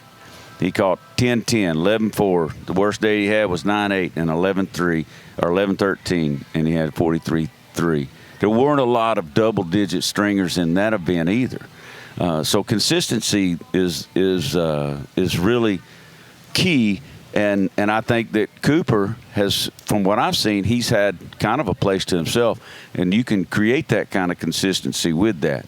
But outside of that, the only consistent player in this game has been the Sabine River. This is what I looked into this last night. And I did the math. I don't know how many different times. I mathed for you. I love your mathematicians. I have my gazentas and my digits going. In 6 Elite Series events from 2013 to today, the average day 2 cut has been 6.5 pounds in every one of them. And yesterday it was 6-7.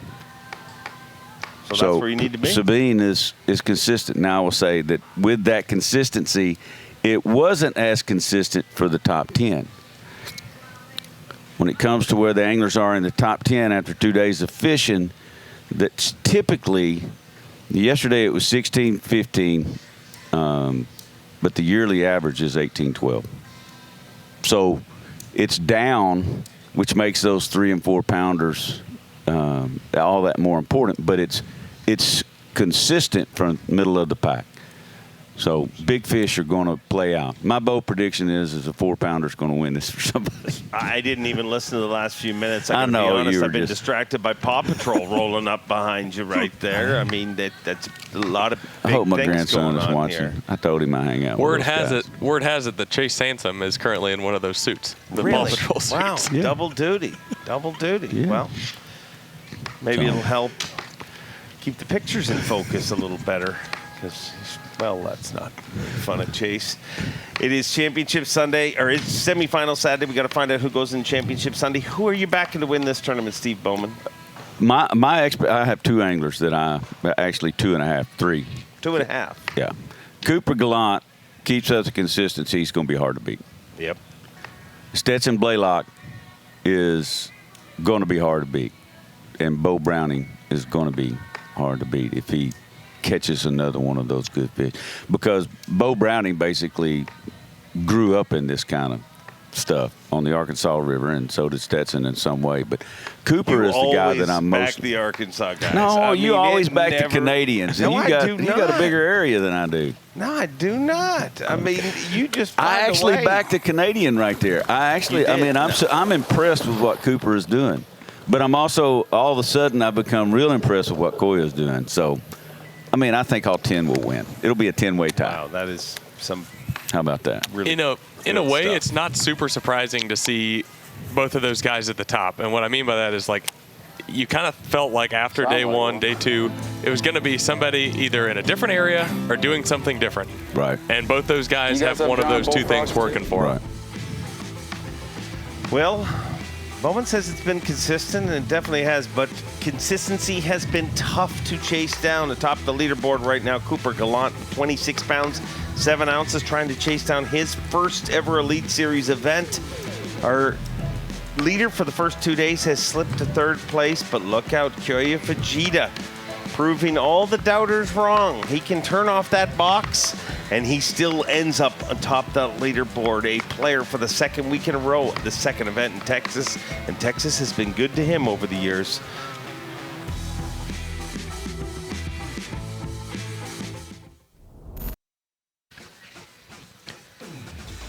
MAXAM Bassmaster Elite from Orange, Texas.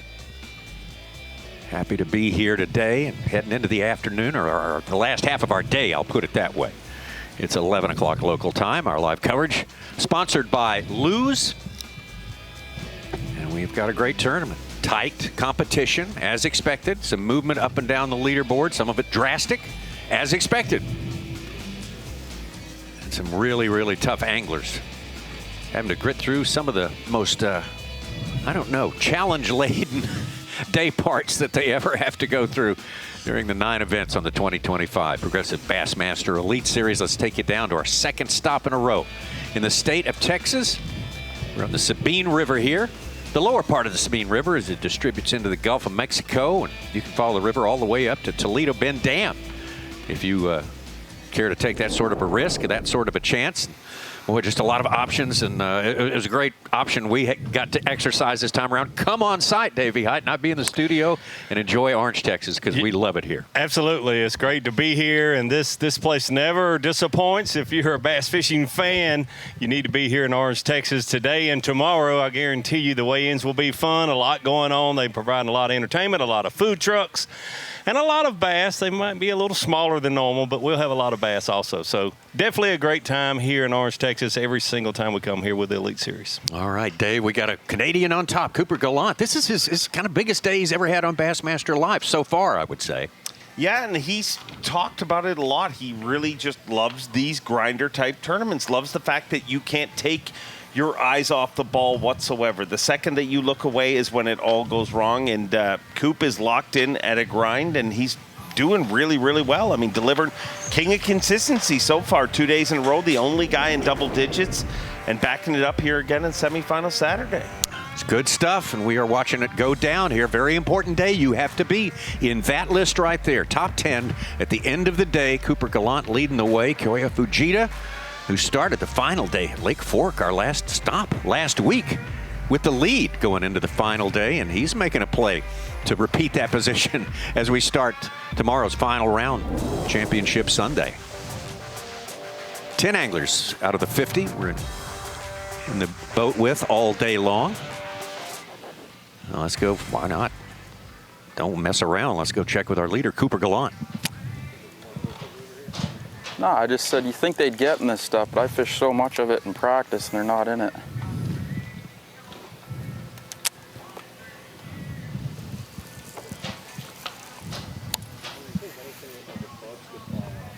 Yeah.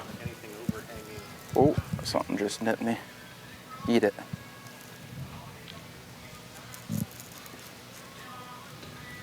You bugger.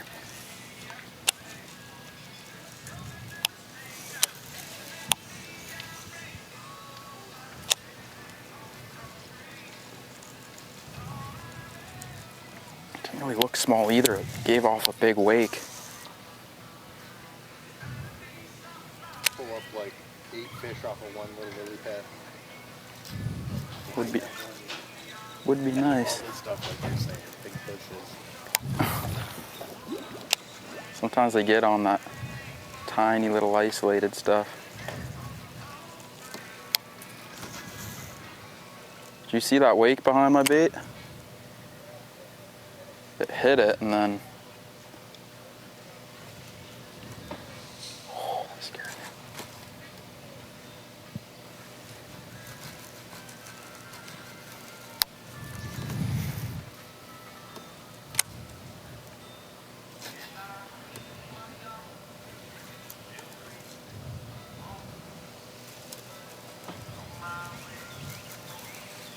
Who was that, Wes? Yeah.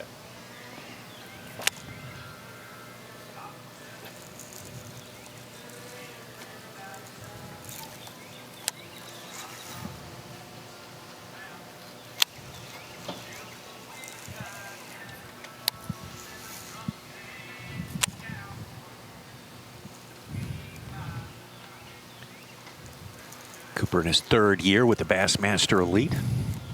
Having a good season. Has made 3 out of 5 cuts so far. Looking for 4 out of 6. I think he's there.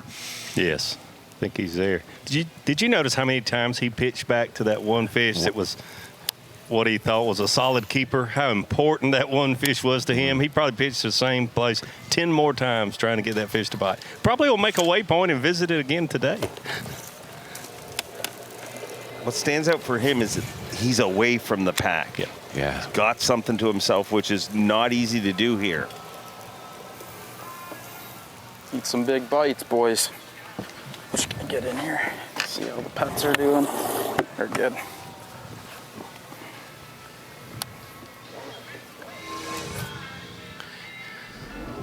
Insane. And all the young guys caught them.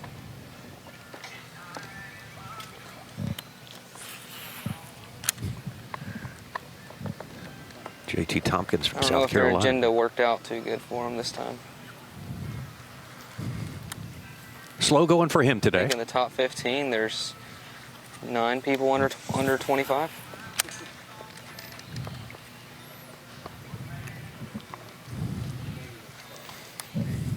No. That ain't gonna happen either.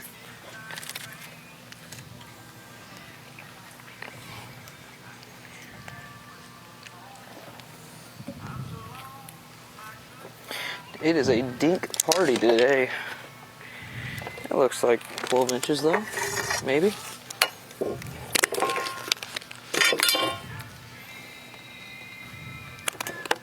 Okay, lit.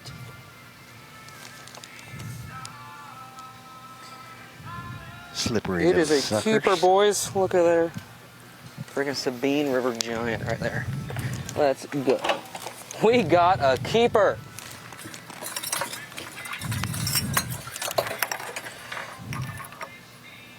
My cold tag weighs more than he does.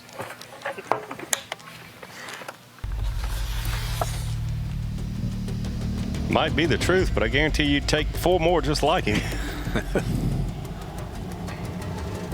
Each fish is valued in this place. Yes. Over to KJ Queen. Let's go where the music's playing. Yes. Yeah. The turtle box rocking. Not afraid to have a party.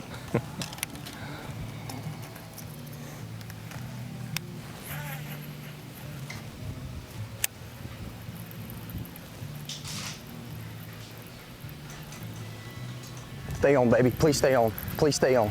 Stay on, baby. Stay on. Please stay on. Stay on. Stay on there. Stay on there. Yes, sir. Heck yeah. Whew, come off right there. Dry. Stud, son. Working up on here. I didn't. What's crazy is I threw with a worm. How many times? 4 times? Never got a bite. And threw a crankbait, got him. And that little sucker was there. Now I just need his buddy. We'll be good. KJ got to have his tones, as we used to say back in high school. Very eclectic playlist, too. Yes. We had some classic rock, some very old school country.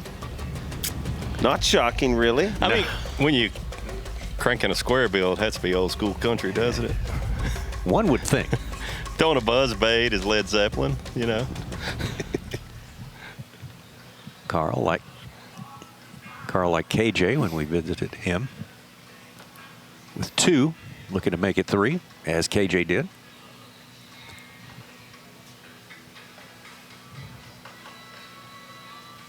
I don't think it's a mistake that if you look through our top 10 here today, you got guys like John Cruz, Carl Jacobson, a lot of the big fitness buffs on tour. It's a big player. And when you think of this event, how locked in you've had to be, that's what they train for.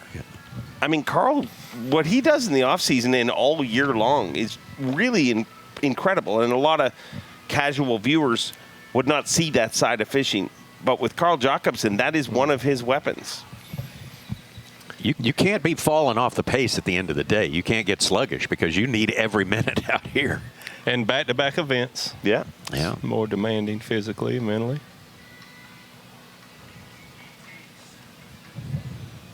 I mean, I'm exhausted, and I've just been talking about it. You did say giant a bunch. lot of times last week. Not a lot this week, though, really. Yeah. Building up a strategic reset, reserve Dave. of that. You got to reset. It's for all future, relative. Future events. Oh, but we are living in the present right now, and it's great competition. That's really all we can ask for. Good stuff from Cooper Galant and others so far this day. Koya Fujita, we'll check in on him. You can bet. Pat Schlopper, we need an update on him. Our leader on days 1 and 2. Plenty more to come from here on the Sabine.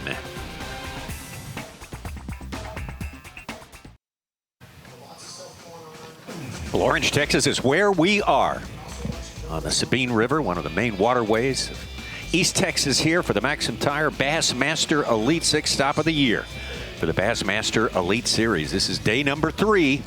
Very important day with a very stern demand. You have to be in the top 10 at the end of the day if you want to fish Championship Sunday, have a chance at the championship. There's our top 10 as it stands right now. Some of them started in the top 10. Others have ascended as others have fallen out. And that's always the case as we go through the day on day number 3. Let's get out to Stetson Blaylock. Had a great first day and a challenging second day there, but he has managed to keep himself more or less in the top 5 for a lot of this tournament.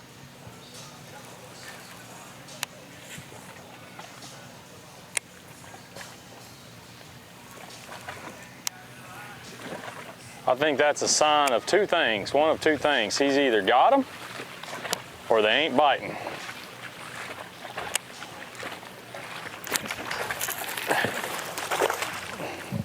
That might be number 5 right there. Maybe.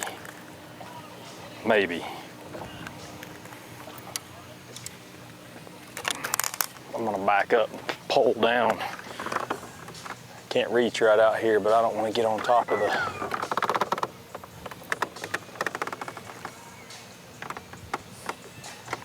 I think that's number 5, man. Almost positive.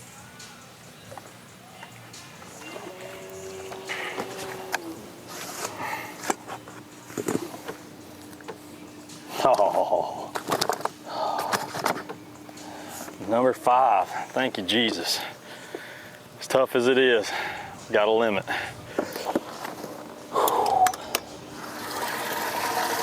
Oh man, it feels so good.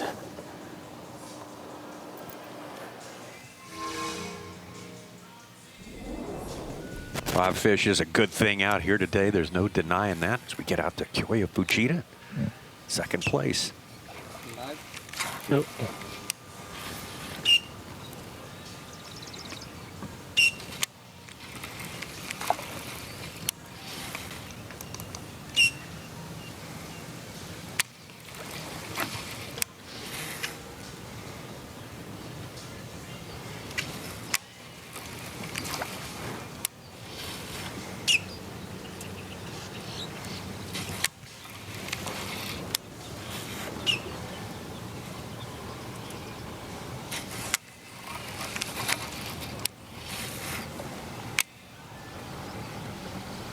Koya with 5.15 on the day. Best we have so far is Clifford Perch with 6 pounds and 12 ounces on day 3. I don't know if Koya's got an American teacher like Taku does in Jordan Lee, but this isn't the first time he's punched. No. I can tell you that by watching him just for 2 minutes. Well, what a way it would be to silence the doubters. I'd say he's already done that this week, but if he could literally go from tears last week to triumph this week. Yes. What a story that is. Wonder how many people had him on fantasy for this week. Yeah, I'd be interested to know. Yeah. It's not hard to check. I think we can look at that. I bet not a lot. No, probably not.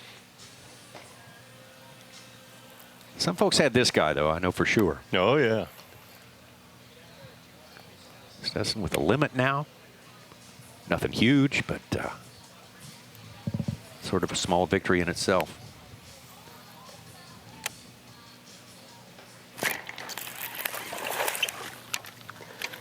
That gets rid of that tiny one. Pretty sure.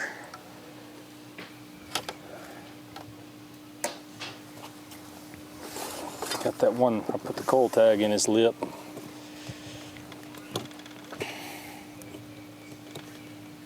Oh yeah, that one's gonna get rid of him for sure.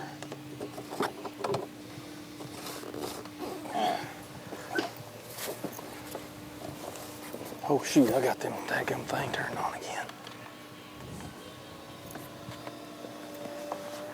Pump some of that out real quick.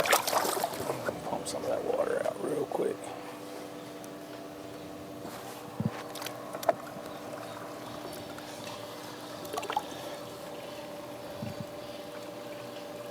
I was filling my live well up and I let it overfill, so I'm gonna pump some of it out where I can find that fish down there without them other ones jumping.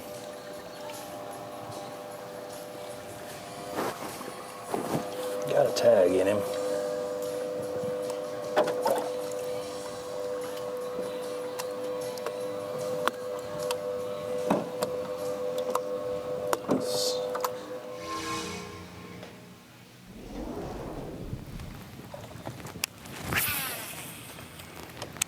Cruz at 10th place as it stands right now.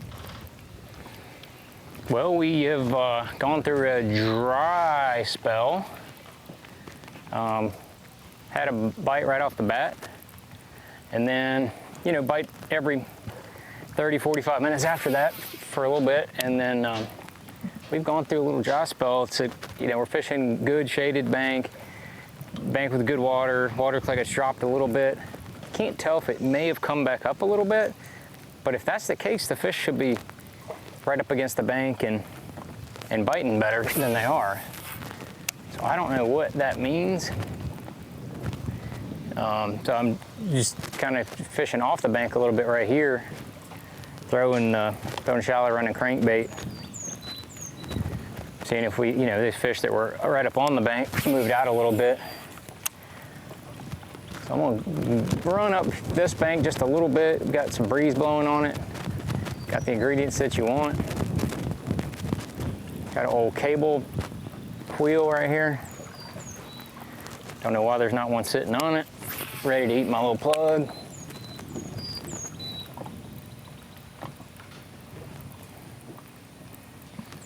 But there's not. So it's definitely a grinder. It's easy just to say, you know, I'm gonna run somewhere else, run do something else. I did that yesterday. You know, I ran around a bunch and tried a bunch of different stuff.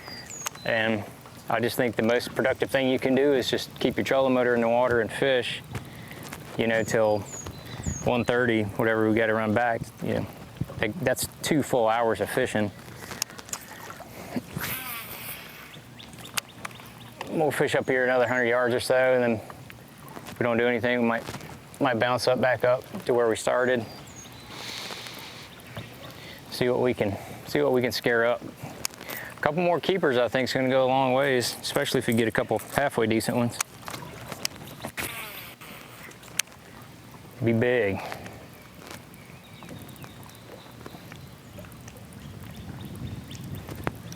Back there on that point was real steep. This is a little bit flatter. Maybe that's better. We've hit some good steep looking stuff. I don't know why they weren't on that kind of stuff. You know, flipping and cranking.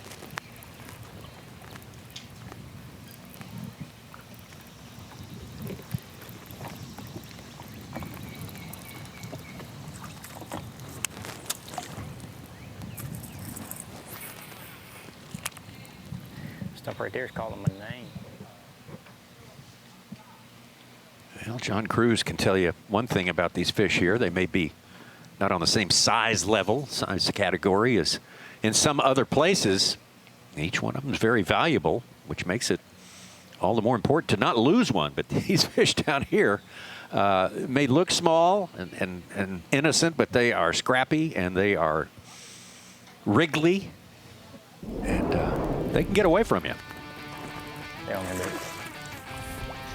All right. We on the board, son. Hey, look at that fat boy. Yes. The fish, they're like hardy. They're tough. They're scrappy. They don't quite get as big. I did catch a 414 today. So that is, there are a few, but they are very tough to find. Kind of a neat place. I wish the fish were a little bit bigger, but as long as I'm catching a little bit bigger fish than everybody else, it'll work out just fine. I mean, he's over by a good 1/8 of an inch. 16th to 8th, for sure, over the line. Just a little bit, We'll take it.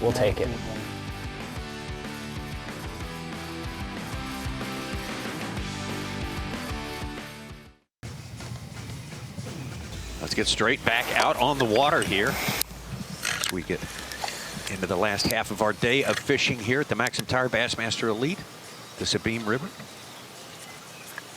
Koya Fujita. That's where Koya caught his first keeper this morning.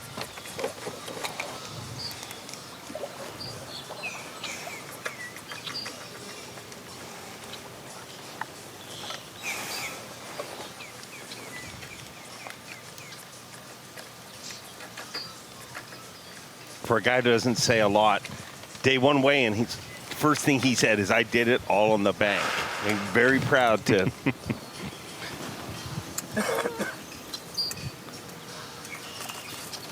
I thought we were going to see him catch another one there. Maybe we will. Right where he was hung is where he got his first bite, keeper bite this morning. It was impressive. Your comment was spot on. It's not his first trip to the pool hall. No. This kind of fishing. I mean, he looks like an old pro. You don't just pick that up on Monday. Yeah. And look this smooth on Saturday. There we go. We'll make it. Oh, it's hung up. Oh.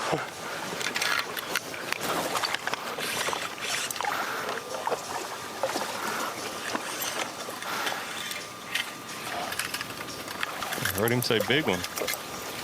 Yes. Yes. Wow. Yes. Yeah. Oh. I'm nervous.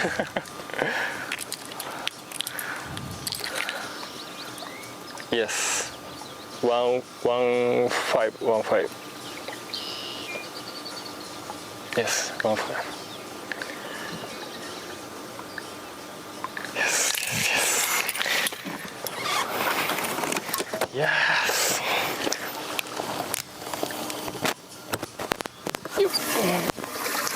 Ooh. Yes, one more fish. Let's go. Yeah, let's go. One more.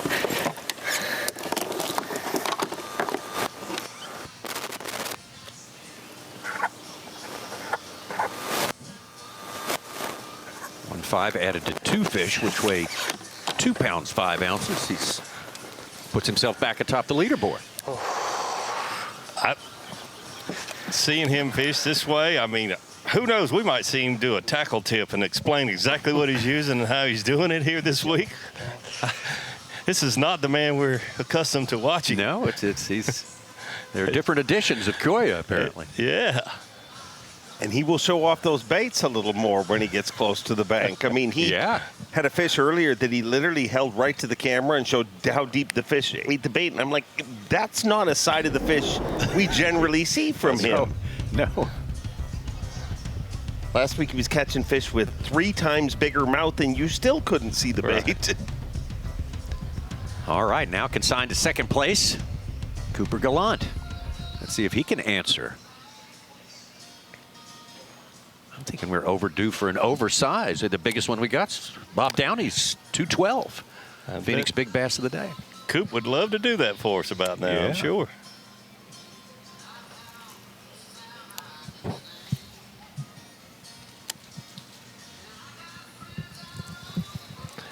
It's hard for us to tell because sometimes the lighting in the cameras, but it looks like he's in the dirtiest water of any of the anglers we have cameras with, and maybe that's how he separated himself from the boats, and he's been able to get fish to bite even in this dirty water. That's a great point. Gotta be one hanging out.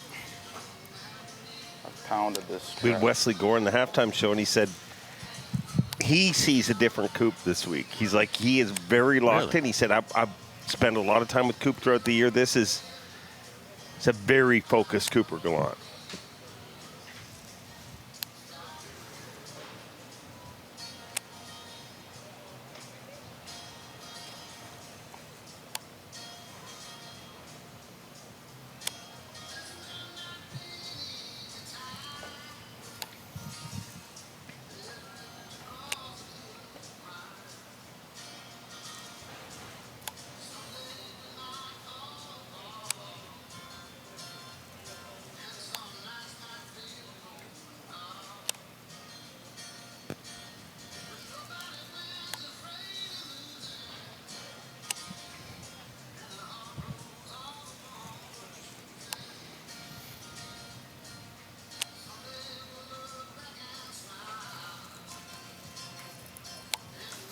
He was talking to us earlier about dialing in on the right trees, the ones that are a little deeper, especially the ones that are on points or close to a cut where you have an intersection there and some kind of current change or break.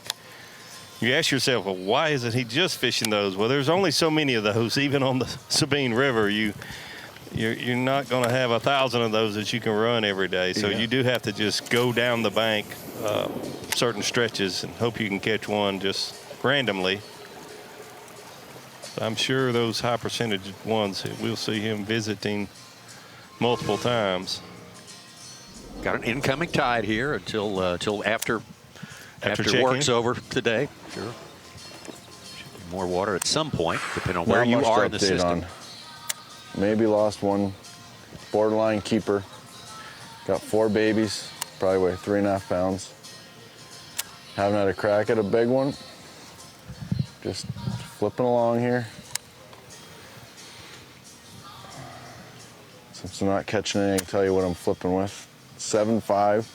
So it's a Tool Elite like soft stick bait rod, and the reason I'm not using my normal heavy rod is because these things, when you set the hook on them, they'll come flying back, and you'll lose a bunch that way, or rip a hole in their mouth. So went with a lighter tackle, and it's 22-pound Tatsu. I don't use braid just because I can't lay off the hook set, so the fluorocarbon absorbs some of the hook set too, and hopefully get these 1.5-pounders in the boat. But we're gonna give this about another hour in this creek, and then we're probably gonna head back towards takeoff and fish around there for the last hour. Typically, I'd start on day 3 around takeoff and try and find some of the retreads or end there the last couple hours, but I think Bass is trying to do a better job of hiding them this year. So I'd love to leave here at the limit, and then we'll go fish back towards takeoff for the last hour. There's still time. 2 good bites and you'd have a good day. That's the scary part.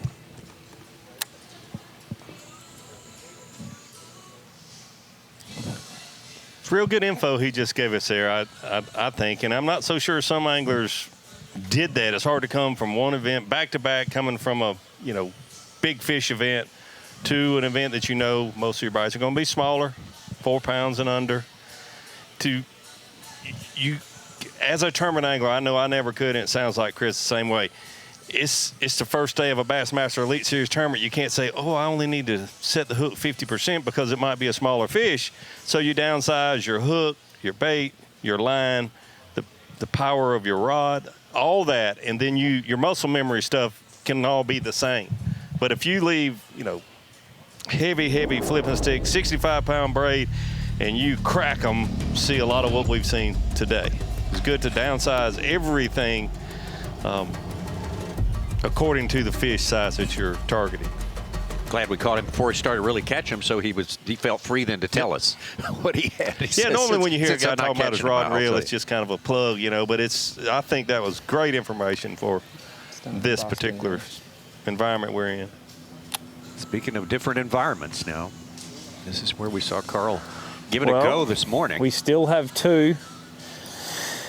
None of my backup stuff worked, and so we're back the gatekeeper. And if I'm going to have any chance to win, it's going to have to go down here right now. The water's still really low, but there's a bit more in there. Basically, I'm attempting to skip through that gap, which is legal, and try and pull a bass back out of there. And it worked yesterday. It was pretty unreal.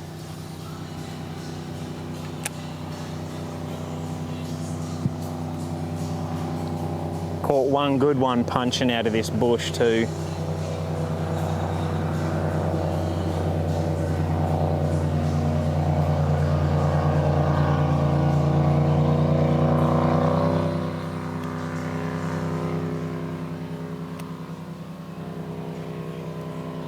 Quite a feat of agility he's trying to pull off, I believe.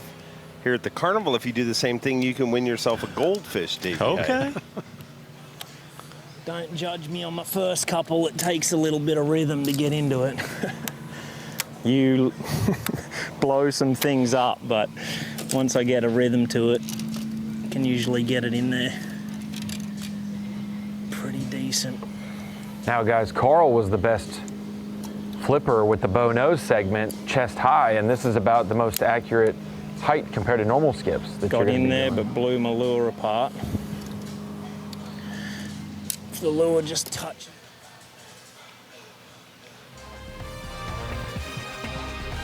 Yeah, this is the limbo edition of the casting contest for sure. That one looked like it got there. Can you imagine if they start blowing up over there? The chaos trying to get one through that fence. Oh, my goodness. We will be back to check on that. You can rely on that right there. Koya Fujita just caught another one, put himself on top of the leaderboard. Cooper Galant now in second place. Stetson Blaylock got his limit, very important. And starting to upgrade now, Pat Schlopper and Hunter Shryock filling out the top 5 spots as it stands early in the evening.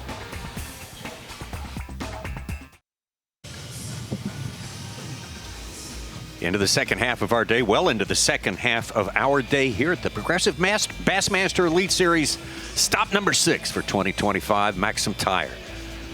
Elite on the Sabine River. Orange, Texas, our fantastic host city, our fantastic sponsor for live coverage is Lose. We got everything going for us. Got great competition.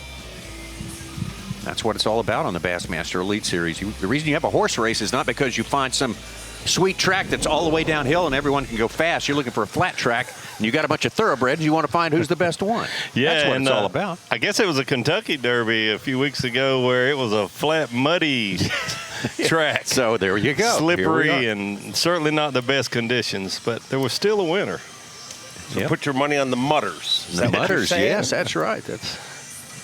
They're well known. I think Coop's a mutter. Who? Coop's a mutter. Is he? Is he a mutter? Yeah. To your thinking? He seems to be very adept at fishing water that you can see about 3 millimeters into. Yeah. Very versatile angler, not just for bass fishing. I mean, he fishes for everything.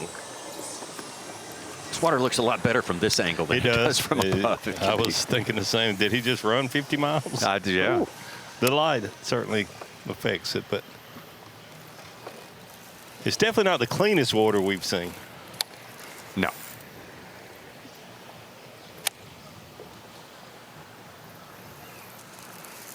There's not a tree but a stump on a corner like he described. 2 of them right here. Very much like what he described.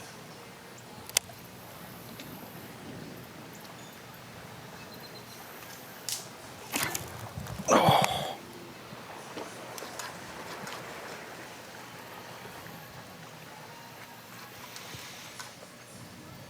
I just got donked. Thought he had him another 4.5 pounder. Yeah.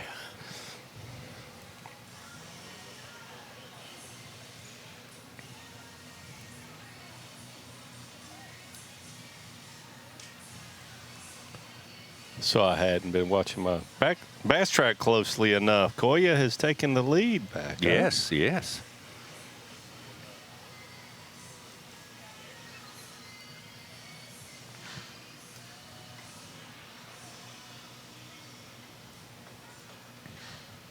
Hey, here's something I'm excited about. We've had 2 tournaments this year. We haven't even needed to use the Yeti hot seat because the leads were so big. We're not going to have that this week. I'm predicting. Need to do just a shakedown check of the hot seat to make sure it's still, good and warm. that the element is not burnt out or something. It's a lonely place a few times. Oh.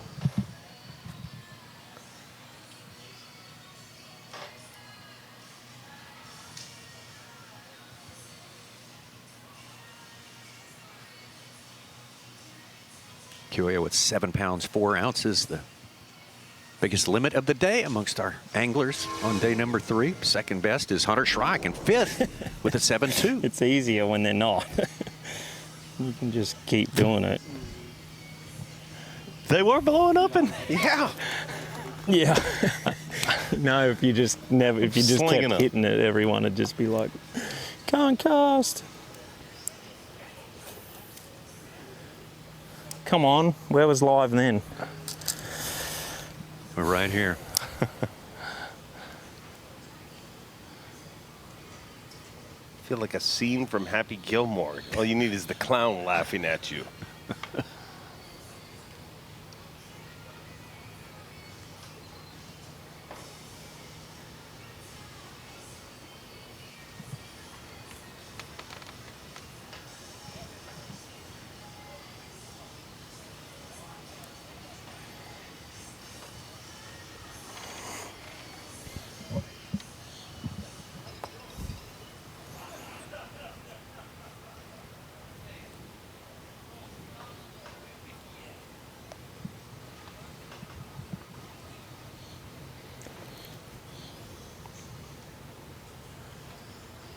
Now, if you're a rules violation reporting hobbyist, this one's already been fully vetted here, and maybe have to move on to some other infraction going on somewhere else. If you're just joining us, I personally spoke with the tournament director this morning.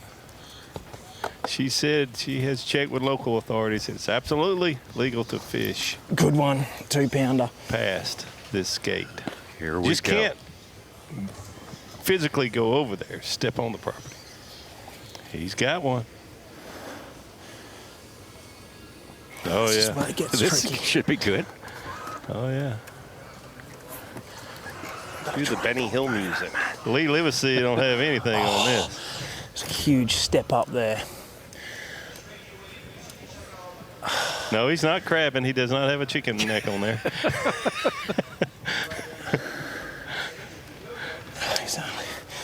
Oh, I see the fish. Here it comes. He's a keeper though. I've got to keep most of my body inside here.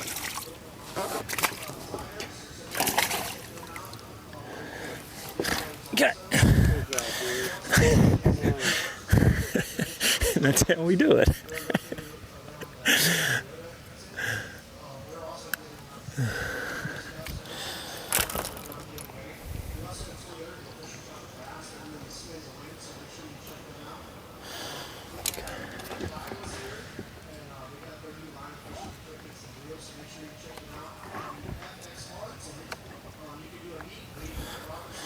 I think he's 12, yeah.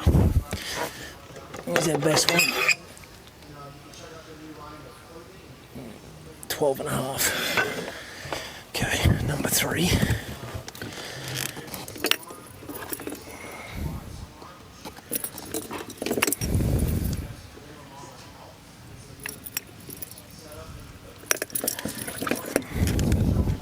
Okay. That's pretty sweet. You saw it happen. You gotta improvise.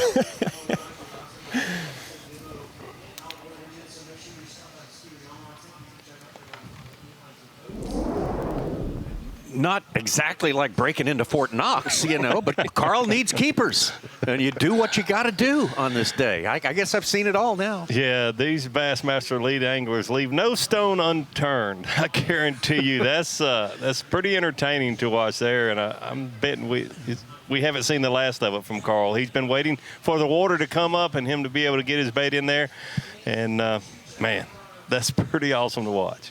Incredible. And speaking of incredible and waiting for things to happen, me and Matt Robertson, we got some tickets for the Ferris go round. Oh, and, yeah, yeah.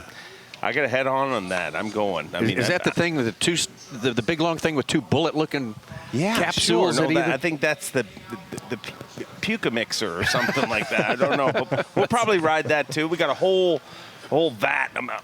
3 arm lengths worth of tickets, and we're going to use them all before weigh-in time. I don't think we've told the folks at home watching. They also have a full carnival here. Yeah. You know, in addition to all the food trucks and the expo and everything else that's going on. The weigh-in is a big deal. Concerts, everything's happening here in Orange, Texas.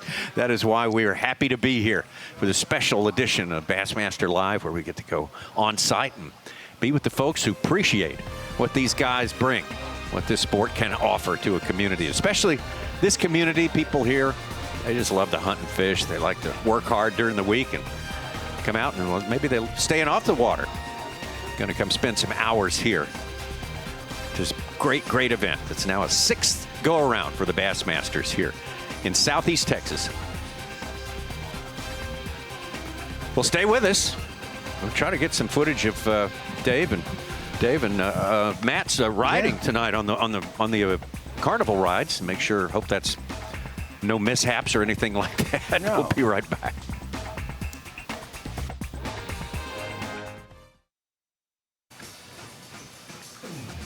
MAXAM Tires, Bassmaster Elite on the Sabine River. East Texas, one of the main East Texas waterways. Our fantastic host city, host community is Orange, Texas. And our coverage sponsored by Luz. All through this tournament, we do appreciate that. Beautiful, very different from anywhere we ever go with the Bassmaster Elite Series. We've got a great day shaping up here, which will continue to gain visitors more and more every hour as we build up towards weigh-in time. And then, of course, they're going to stick around after the weigh-in. That's where the real party starts, right there. Yeah. I wish we'll be done then, so we can't show you much of that. Concerts certainly bring out a lot of the local community, and people drive quite a ways to see, and their free concerts. It's great that they do that. But the crowds here will be much bigger than they are right now when it gets closer and closer to weigh-in time. These people in the community love to see these elite anglers come to Orange, Texas and bring those bass. And I promise you, they cheer loud and hard for these anglers, even though a lot of them be just holding up pound and a half fish. Yeah. They are excited that the Bassmaster Elite Series is here. And I've heard quite a few of them say, this is what we do. This is the world we live in. Yeah, they're knowledgeable enough. They know what impresses them, and it's not necessarily the traditional things. They're in on the game. Well, right now we want to let you in on the game as we have observed it so far on day number 3. Semi-final Saturday with our Luz midday report, and we will start with the man, the only angler over 12 pounds on day number 1. Fell off the pace a little bit on day number 2, but kept his lead. Yeah, absolutely. Pat Slopper had a great day number 1 with 12 pounds, 2 ounces. Yesterday, like you mentioned, Tommy, a little off his pace, 7 pounds, but that's not bad. You know, if you get that 12-pound day, you can follow it up with just an average limit for the Sabine River here at 7 pounds. But today, much, much slower for him. Gosh, we were just afraid that it would not replenish, and that's kind of what has happened. He caught most of what he weighed in on day 1 and day 2 in that one area way up in that canal, and it's just not a place that you would think a lot of fish would be migrating up into. We were certainly hoping so, and the quality of fish were there, and he was picking it apart. Caught a lot of his fish on a black and blue jig that he made himself, a do-it mold type jig, but then drop shot, some other things. I just don't think the fish are there anymore. We got a good combination of a rookie and to start the day, and some veterans as well, second and third year anglers too. One of our veterans is this man, Stetson Blaylock. Stetson Blaylock had a great day, number 1, 2, just under that 12-pound mark, and fell off the pace a little bit himself yesterday, but never lost his confidence that he could get there. And so far, he's getting there. Yeah, it was great having a camera with Stetson yesterday, even though, like you said, he had a little slower day than day 1. You could see how he stayed mentally focused. It took him all day to catch the 5 keepers that he caught. But surprisingly to him, not so much to us, because we see all the scores, he was still inside our top 10. Another day today, solid. He's going to just have to catch 1 or 2 a little bit bigger than average fish like that for Stetson. And I think he'll be in our top 10 for tomorrow. He's mixing it up, throwing a square bill some, a spinnerbait some, pitching soft plastic. He's doing a lot of different things, just keeping his bait wet. He's over in the Taylor's area where a lot of the anglers have spent their entire tournament and their practice. So the pressure is certainly taking its toll on the area, but Stetson's been able to catch him a limit the last few days. Third place right now, and the man who spent a lot of today in first place came into this day after 2 good, the most consistent 2 days of performance we have had among these, the full field here on the Sabine River. Cooper Galant, and he really looks at home, far, far away from home. Yeah, there's a couple anglers in our top 10 that we have cameras with today. That's a little surprising. You would think they'd be out of their element, but heck, I don't know Cooper that well. Dave Mercer does, and he says, hey, he's fished tough rivers before. This is something he has done a lot. Well, he certainly looks like that today. You mentioned his consistency. Day 1, 10 pounds 2 ounces. Yesterday, 10 pounds 3. He's well on his way to possibly another 10-pound 5-fish limit today. He's got some above average size fish in there. Yesterday, the key was, he had one almost 4.5 pounds. So that helps you immensely here on the Sabine River, no doubt about it. But Cooper Galant really does seem dialed in more so than anyone else that we've been able to spend time with our cameras. We have 10 cameras out there today. We love that. But he has got an area to himself. He's farther up a canal than most people, and he seems to have it dialed in. We'll be seeing a lot more of him before this tournament is over. Absolutely. This man right here, Koya Fujita, has made himself a big part of what the story at top of the leaderboard for 2 consecutive weeks here in Texas. That is some going right there. 2 completely different fisheries. Yes, Tommy, I don't know how you could have 2 back-to-back elite tournaments any more different than we have at Lake Fork and coming here to the Sabine River. It really shows what a great fisherman, and I will say it again, what a great fisherman he is. Catching up 30-plus pounds a day, all except the last day last week, certainly was the favorite going into the final day. He just ran out of fish. The wind blew a little too much for him. Coming here, picking up a flipping stick, fishing this matted vegetation and some of the canes and reeds, using the spinning tackle a little, has been very, very impressive. And, you know, I'll have to say, I had no idea we would be saying Koya Fujita is the leader on Saturday afternoon unofficially. It's really stunning. Just an absolute great performance over 2 weeks in 2 different playing fields. And let's get out to our leader right now. Koya Fujita has had his limit for a while. Got a couple of good ones. 2 pounds 5 ounces. No.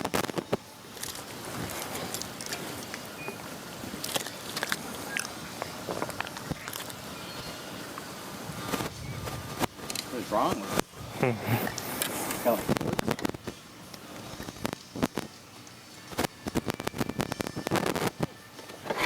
Even if it does measure, I don't know if that one would help him at this point. Yeah,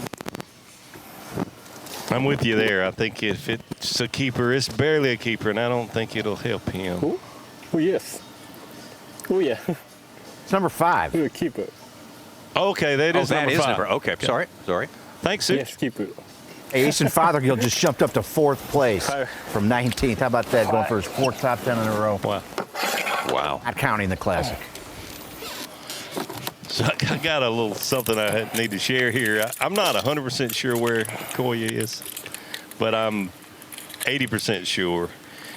He's not far from T-Roy's camp in the marsh. Okay. And T-Roy Broussard. T-Roy said, he's got security cameras on the, it's like houses on the water. He said, I've only got a picture of my security camera from one guy. And he wasn't breaking in. He was fishing, and it was Koya. So he's the only angler that's been anywhere near that area. So speaking of Cooper being able to get away from the crowd, Koya has done a good job of doing that also. Boy, that's a lesson we learned time and again. I couldn't give away he was around T-Roy's camp until Saturday afternoon, though. Okay. Well, you're good to go. 12:11. I mean, I couldn't wait much longer. I mean, I waited 11 minutes. It was killing me. Must be a bite window opening up. Takumi Ito with 2 Stay on, fish baby. in the last Stay 5 on. minutes. Oh, It's up to I think it's a 4th. keeper. Dang.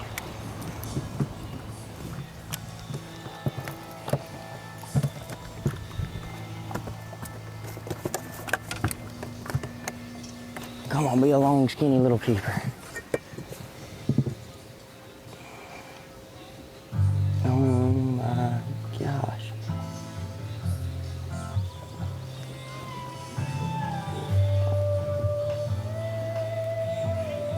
Boy, that is a classic line burner right there.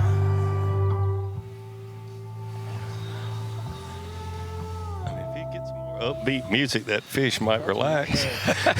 Be a little longer. Yeah, he might be being creeped out a little bit there, or sad. That sad country blues, that fish is just drawing up like I'm only 11 7/8.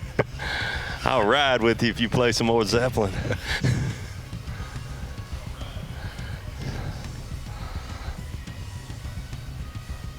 I think that one did make it, but exactly half a pound. How about that? Wow. I hope he can cull that one. It was a close one. That's a risky one to take to the weigh-in. Back to Pat Schlopper. Oh, wow. That looked like a good one. Just not. Just not. Wasn't big, but it is a keeper.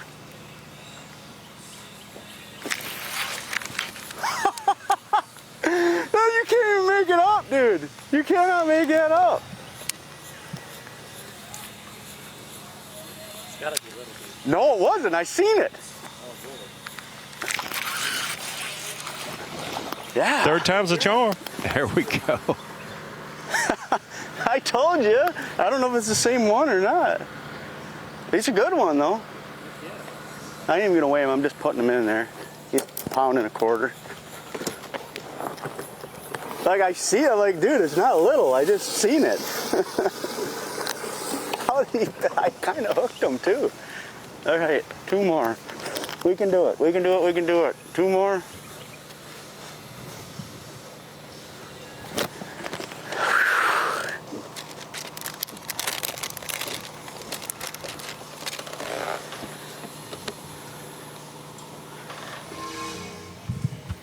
All right. 3 keepers for Pat Schlopper. Puts him 3 pounds, 6 ounces behind the leader. Okay. Oh, yeah. Now there's a little risk involved in this. There's one of the risks.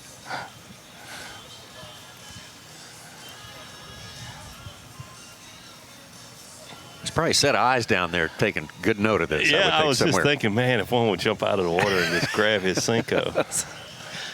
That would be too much. It's got good action, I must say. Really, yeah. I'm impressed. I'm impressed with I'd the rather hit low. plastic stick bait there. See a gator or bird or something swoop in. And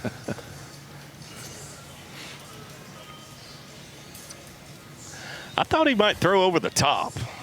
Yeah, yeah. At least you could get it in there. That might be even more difficult to land. But yeah, that would be a show landing one there for sure. Let's get back to John Cruz. John Cruz. Stay on there, baby.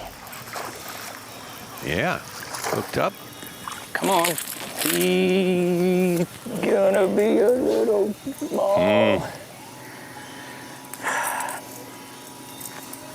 Oh no. Hopefully it is. But been more than 3 hours since his last keeper. There we go. Yeah. Got my heart rate up. He's right where he's supposed to be. I was looking at the 11-inch line, not the 12. Thought he was small when he swung him in.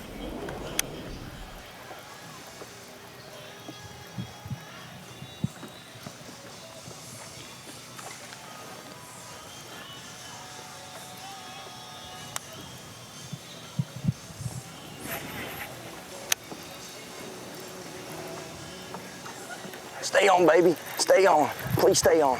Please stay on. Got him.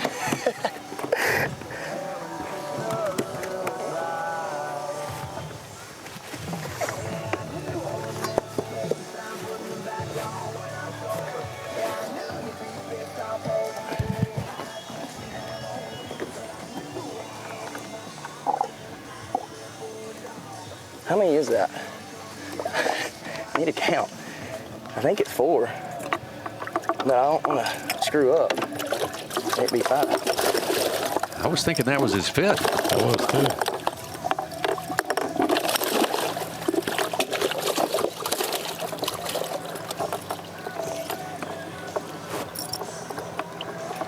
That last one was an actual 8-ounce keeper. Yeah. This one a little bigger, but I'm with you. I think it's his 5th.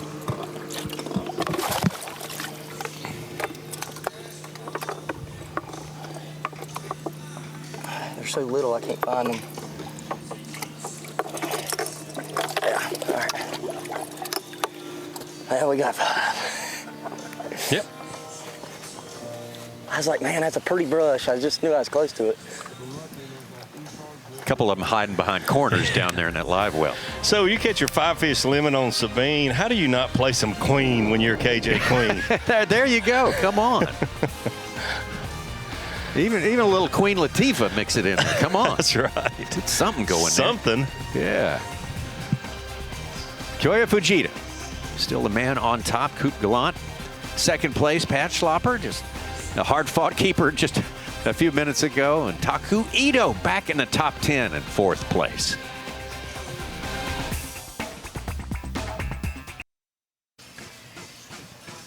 Just a little more than a couple of hours fishing time left for our first flight anglers on this day. MAXAM Tire Bassmaster Elite. MAXAM Tire Bassmaster Elite at Sabine River. Day number 3 is a very important day. You got to be in the top 10 at the end of it all. We started with cameras in each of our top 10 anglers. 5 of those have fallen out of the top 10 and replaced with anglers from below to start today, including Tyler Williams, Clifford Perch, Hunter Shryock, Easton Fothergill, and as we just mentioned, as we left there, 4th place, that is Takumi Ito. Taku on a little bit of a run right there. He's got above 7 pounds. Also above 7 pounds for Shryock and Fothergill as well. So those are the big performers here on day number 3. But still plenty of time. As I say, I think we're overdue for an oversize. Still got about a 212 as our Phoenix Boats Big Bass of the day. John Cruz. I think we're going to see one. One of our 10 cameras between 9 check-in time. Yeah, it just the odds are in favor of that, I would think.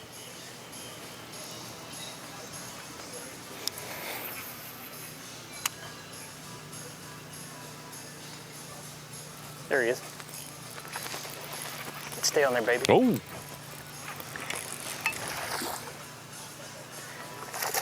Real good one.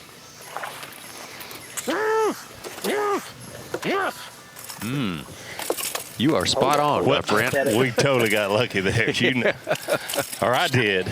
You had already mentioned it before me. Well, I just say it right now. Gotcha. That's a good one.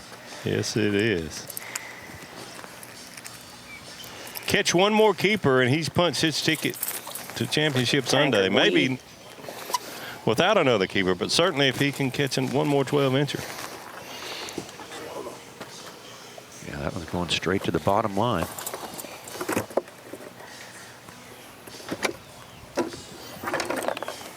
There's a real possibility, It's guys. a 3. He could, he could win his third Elite Series event tomorrow on 3 different tidal fisheries across the country. That's right. The Delta and St. John's. Yeah, that would be amazing. 20-year career, 3 victories, all on tidal water. All on 3 different ones. Technically like oceans, like the Atlantic, the Gulf, and the Pacific. Right. This is 4.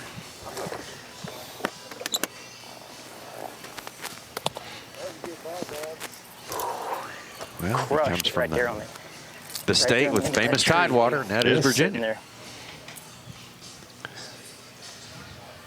Boy, just another angler that said, I grew up fishing this way. Yeah. Take another look. John Cruz with the big fish of the day for us with one of our 10 cameras out there. Tommy, you called it. I mean, the cast. He made the cast, and you said the percentages say. Yeah. That was kind of just getting lucky right there. 3-pounder, though. 3-pounder is... Oh, it's gold. Oh, solid gold out here. What did Bowman say? Instead of 4s, 3s are 4s, and they're like 10s and 11s, depending on where we're at in Texas. That 3 is like sounds a 4 like today. sounds like you retained as much of that as I did, Yeah. Ronnie. What you said, Ronnie. Yeah.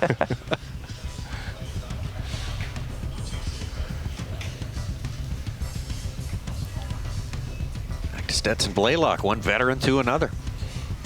John Cruz, 20th year with the Elite Series. Stetson's been out here a good many years, I believe 8. 8 or 9. Speaking of victories on tidal waters. Yes, sir. Stetson.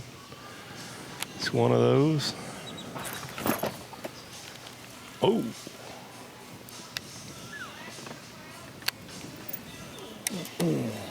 I got a nibble right there, though.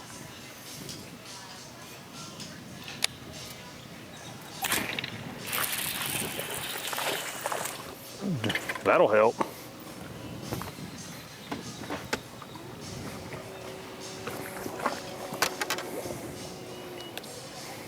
Yeah, look how fat that one is. Oh, now we got a coal.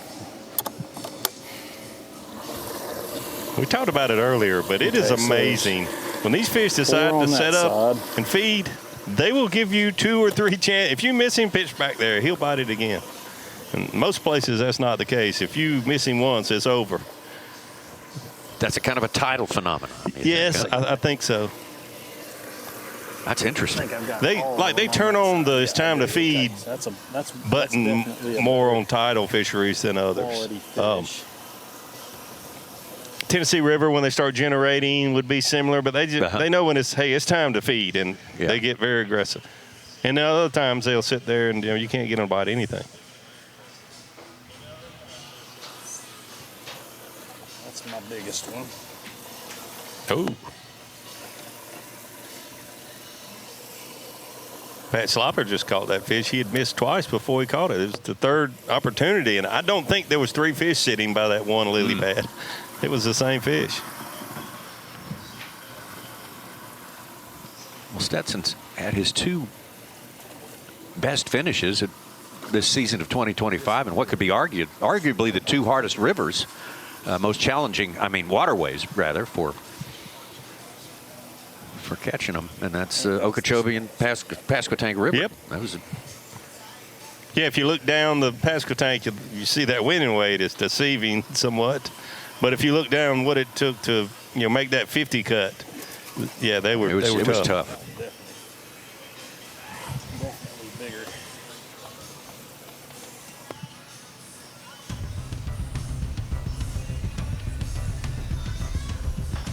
key fish there for Stetson Blaylock, no doubt about that.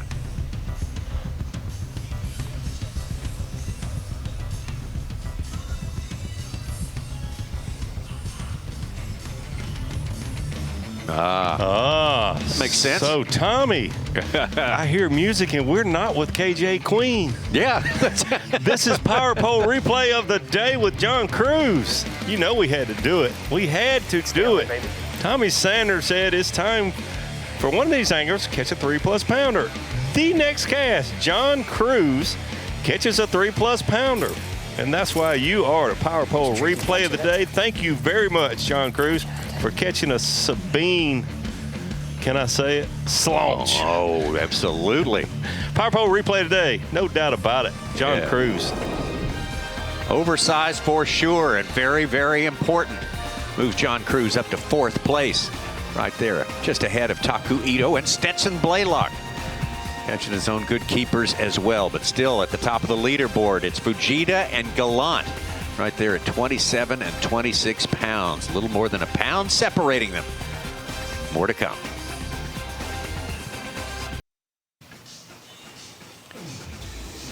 MAXAM Tire Bassmaster Elite at the Sabine River. This is day number 3. If you're just joining us, day number 3 is semifinal Saturday. We have cut the field from the original 102 down to 50 who are out there competing today for 10 spots in Sunday's championship round. Koya Fujita, the man on top. Cooper Galant, second after him, and Pat Schlopper in third. It's been that status in the top 3 spots for a little while now, but down there just a little bit more. There's been a lot of action. Such said about an hour ago, I think a bite window was opening up, and I think it did. Yes. We saw a lot of good fish catching there that lifted John Cruz, the most recently with a big one, a 3-pounder.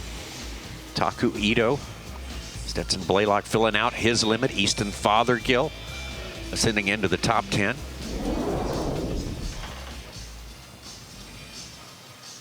Speaking of the bite window, it's truly amazing the way we see that. Throughout the size country. of this place, Yeah. and it's one switch, it would seem.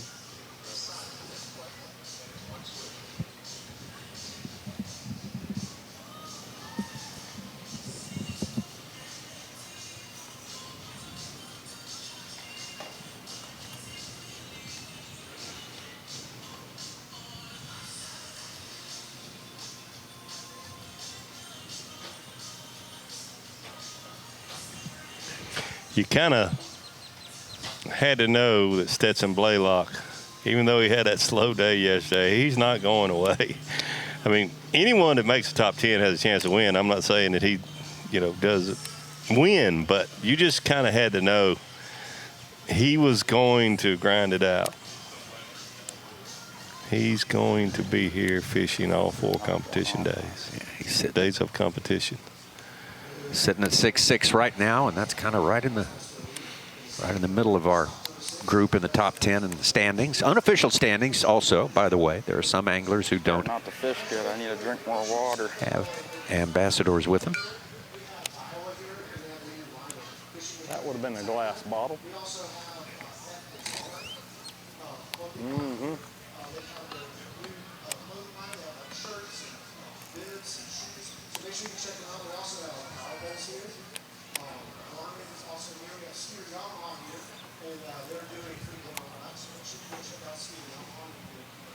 All the bites seem to want to be around.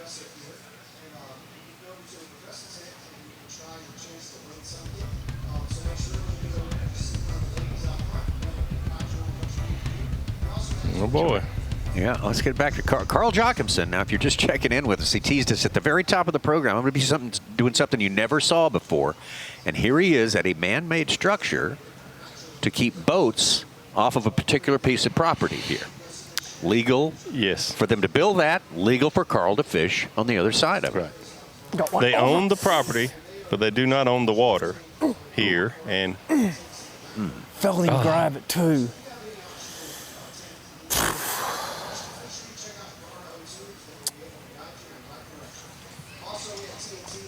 Carl checked with the tournament director, Lisa Talmadge, and she checked with local authorities, and it is legal.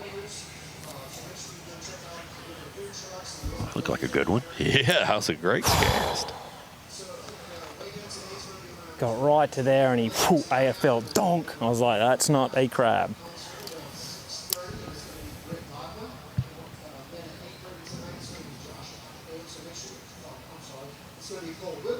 That nice aerated water. Cool water flowing in there, man. That's what you want to fish, right? There's a reason why there's some bass there. That was And a you nailed it. two-pounder. Loaded me up. Aerated, cool, clear water. I may as well jump in the water on that soaked.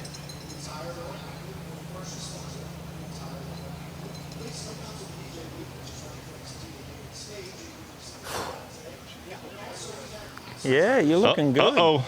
Lisa Talmadge, right? You were just talking about Lisa. There she is. She's got a rare quiet moment to herself here before everything. Trying to get away before the chaos of weigh-in starts. And we have a drone on her. Wisely walking away from us, too. That's probably a good idea. That's great. Take the moment to yourself when you can in a 4-day tournament like this. Bassmaster cameras are everywhere. Yes. Be careful what you order.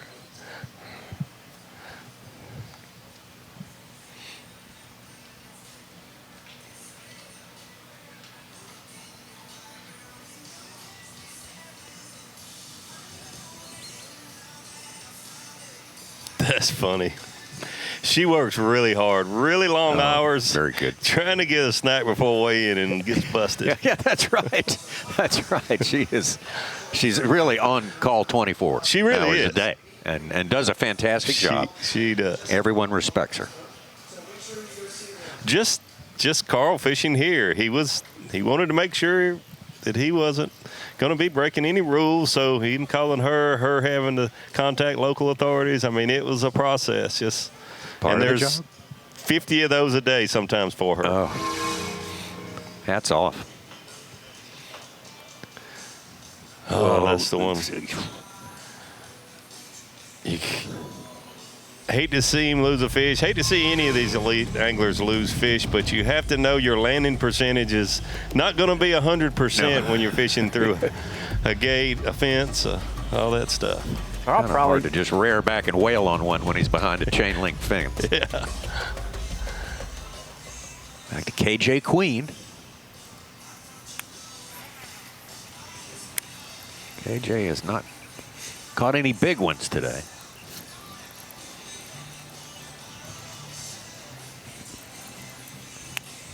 Everything, well, he's got 1 1.25 pounds, I will say that.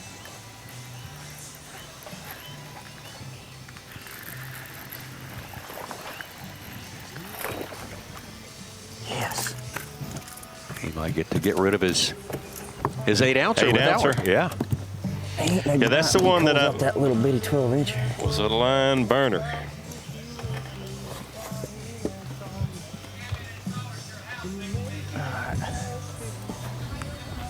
Dang it, I need big inside. I'm selfishly wanting him to catch more bass because when he walks back to the live well, I can hear his music. He's bigger than that little one, man.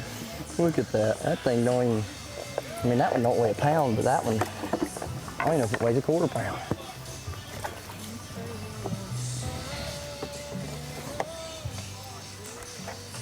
Yeah, you might be able to go online and find his playlist down there. Somebody somewhere is getting this all down. I'm going to pump him up today at weigh-in. If he makes that top 10, I'm going to say, if you don't place him, we are the champions when you catch, if you catch a 4+ pounder here on the Sabine River, we're going to all be upset.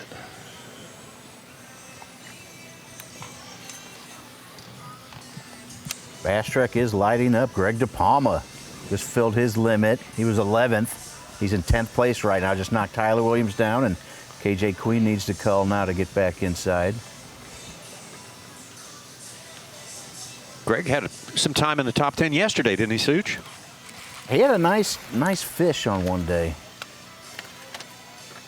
I think it may have been yesterday. Yeah, I think he was. Keeper. Yeah. A 9.5 pound day yesterday, yeah. That's a keeper for JT Tompkins for sure.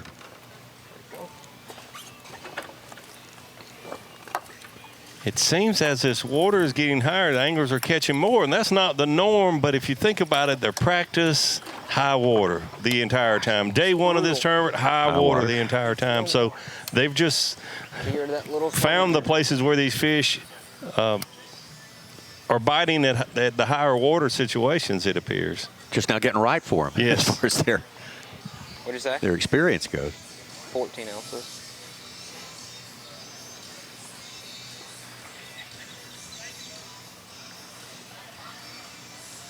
Carl's is Every obvious pound that's is a what he lot of needs is points that in higher this water race. to pump in there.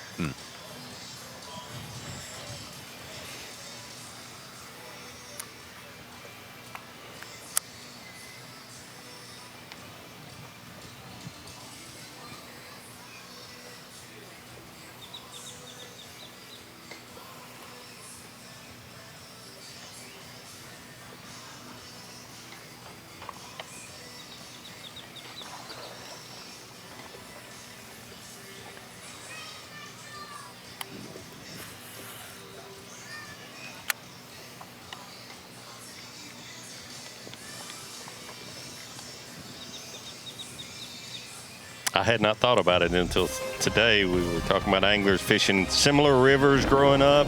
This, to JT Tompkins, is so much like the rivers in and around the Winyah Bay area. It's so similar. We got the winner from Winyah Bay one of those years, Stetson Blaylock, sitting there in 6th place, right ahead of him. Tidewater man for sure, John Cruz, Takumi Ito, Pat Schlopper, Cooper Galant, and Koya Fujita holds on to that top spot. Going to keep it all day.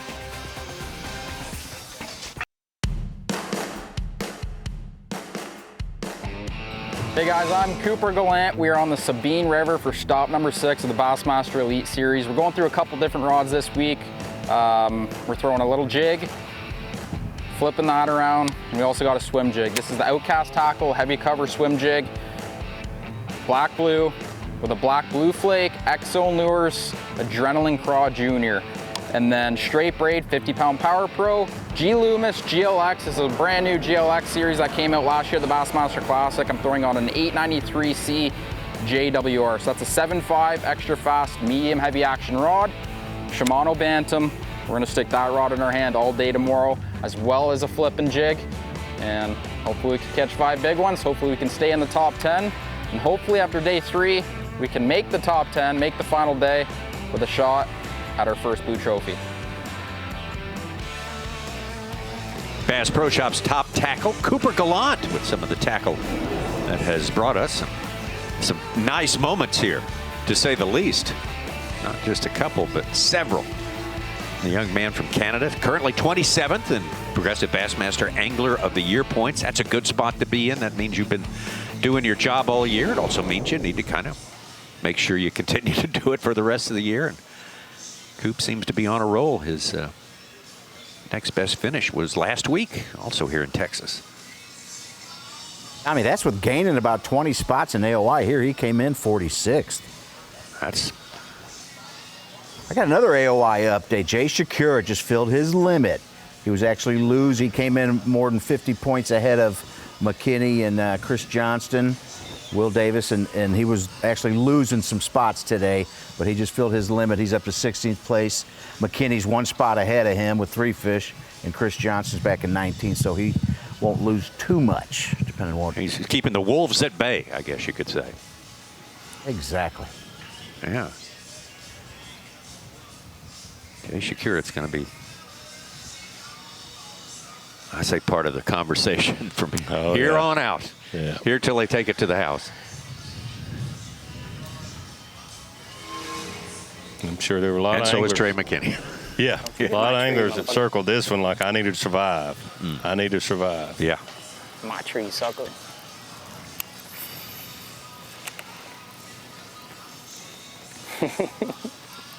You know me well enough. You need to understand this. Schmidt likes to joke. He's like, Cruz, you got a little bit of crazy in you. I'm like, I can't deny that. Like I said, it is what it is, you know. There he is. There he is. Good one. Stay on there, baby. Not a good one, but he's gonna work. Get your little happy ass in here.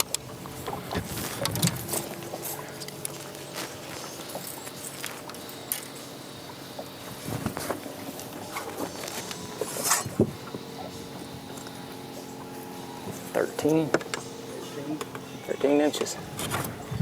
I'm gonna weigh him real quick. He hit it like a damn freight train, son.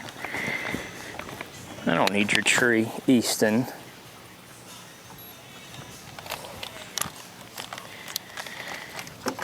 £1 pound. Wait. Yes, we will. Come here, Blue. Blue.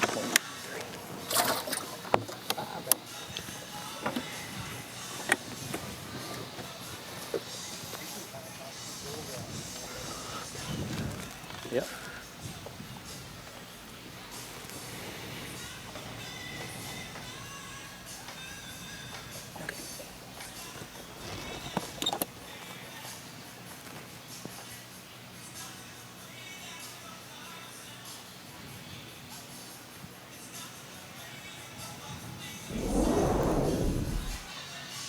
Well, good stuff right there. John Cruz adding a nice 1-pounder, or actually more than a 1-pounder there, to that big 3-pounder that he put in the boat. That's our Phoenix Big Bass of today's tournament day. The cameras that we have in the boats, that's the biggest one we've seen, and definitely a good one. That was his 4th fish. He needed to fill his limit, and that does it. And we've seen smaller ones than that. That one's a hair over a pound, and that'll go a long way to go with that 3+ pounder that he caught. I need to go back and check the figures as far as fantasy goes. Do people have John Cruz on there? I mean, his history here goes a long ways back, and sometimes we're interested in the flavor of the month, right? Yeah. We're just humans, right? 100%. But we've got a few anglers that you just, now that we're seeing them, it's like playing Texas Hold'em. When you can see the other cards, you think, gosh, you had to expect Stetson Blaylock, John Cruz. I mean, there's some people that wow, you knew they were going to be in the thick of things in a tough event like this. All right. Well, also on site right now is our colleague Kyle Jesse. Saw him at the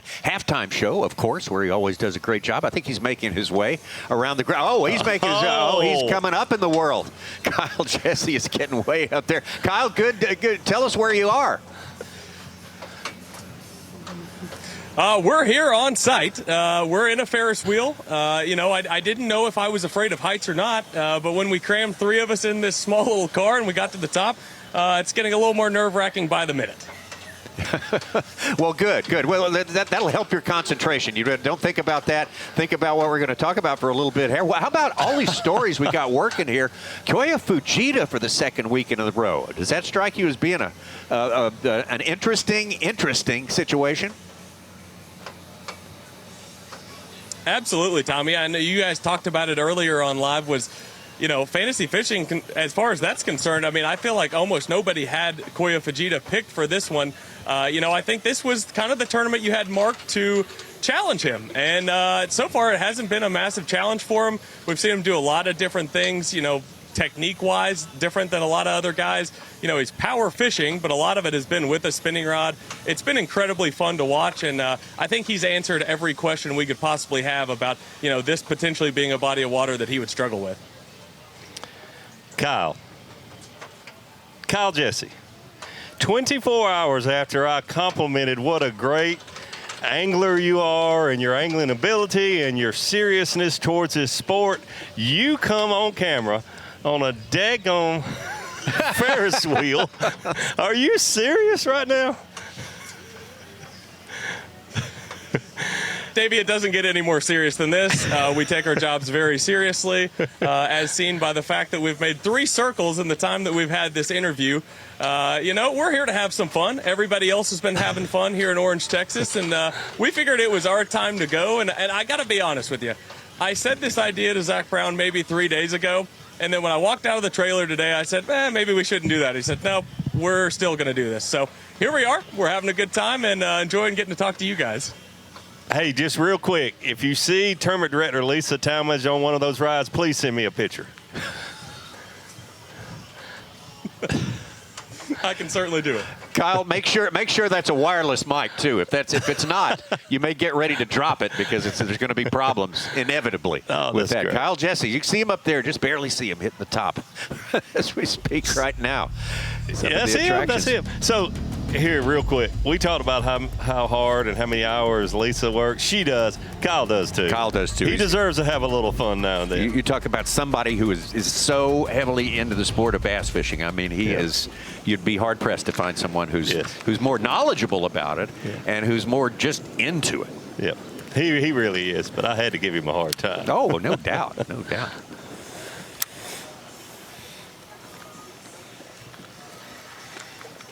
Now, I don't know if he's going to eat bugs and things like you and Mercer, but that was a unique Yamaha on the line by Kyle.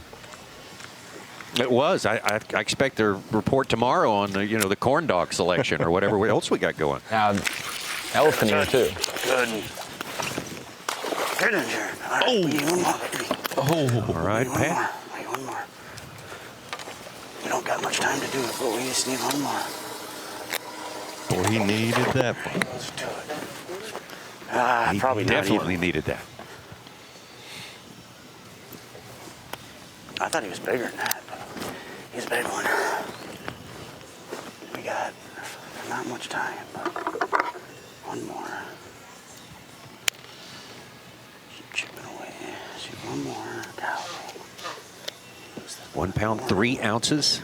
That is a big one when you've only got 3 fish. Hey, that was number 4. Look at his reaction. Look how excited he got, how much that fish meant to him, and say this tournament isn't exciting to be a fisherman in, and it is for us to watch if you watch it closely. These 1 pounders mean a lot to these anglers. So much. Back to Fujita.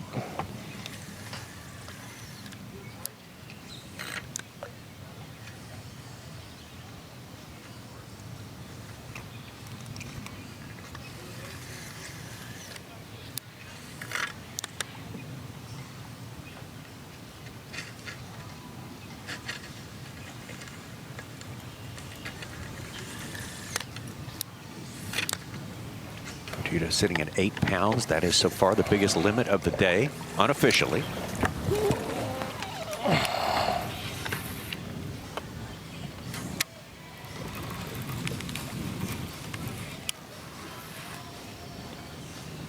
He is picking this stuff apart. It is really interesting to watch him. With spinning tackle and with heavy bait caster.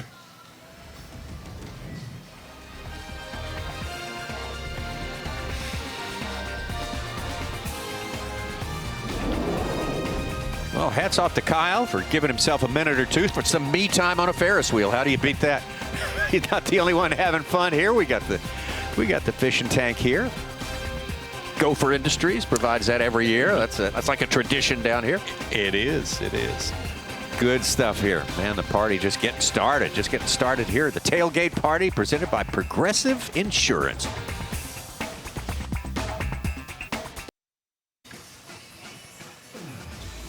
Welcome back to Orange, Texas. Folks starting to gather. Of course, they're out visiting all the other attractions here at this big gathering. And when the weigh-in starts, Behind the Tanks also starts. The weigh-in found here on Bassmaster.com. Behind the Tanks on the Bassmaster Official, YouTube.com at Bassmaster Official. Pat and the gang back there asking the questions behind the questions. Maybe getting some information that you've been thinking about. Maybe you can use it. And we get to see another side of these guys when they're not really just wound up and consumed with what's going on out in the water. Maybe they blow off a little steam and get some good conversation with Pat and the gang. Yes, good. Moultrie Behind the Tanks. Good to see the people gathering around. The lines are a lot longer at the Ferris wheels and those different rides and the food trucks right now, but they will be at the weigh-in here. There's an hour and a half. And Ronnie Moore, your prediction by a deep dive came true. The wind has picked up, and it feels really nice out here now. Yes. Well, I'm glad it feels nice. I know those guys who take a left out of Taylor's headed north to the Sabine River takeoff location in Orange are going to be feeling that wind, but in the form of some Sabine Lake spray. Sabine Lake is just one of the hurdles here on the steeplechase. Yeah.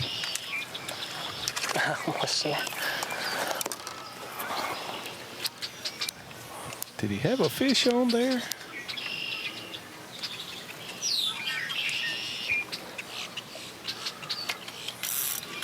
Oh, I saw his rod there. He's definitely got one.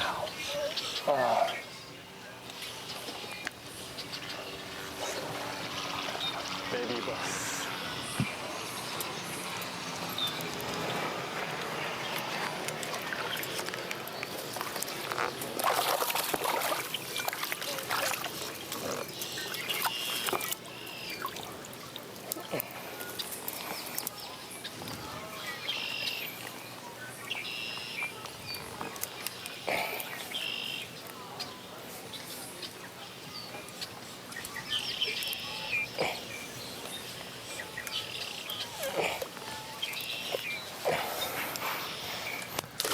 There you go. Uh-oh. Not a keeper. He's going to grab another one. That was the small one. That's Oh, that's great. Pitch till you win, I guess, you know. Not quite. Nice to think of. All right, Pat Schlopper. Very encouraging keeper just a few minutes ago. Needs one more to fill his limit, I think. Yeah, that's important. Also important to put him back on top. With a 5-ounce lead over Koya Fujita. There we go. Good one. Good one. Really good one. Oh, it's a tank. Oh my God, yes. Yes, we're fishing tomorrow. Yes, that's a freaking 3-pounder. Baby, yes. Yes, sir. Cows are standing, baby. My grandma. Oh, yes. Oh my God, these little sweet spots that I found. It's just, It's all three. I don't care. It's a freaking good one. Just put in good one. Put in a good one. All right. Just put in 2.5 or something. Yes, baby. All right, now we got to make sure we get back. Thank you, God.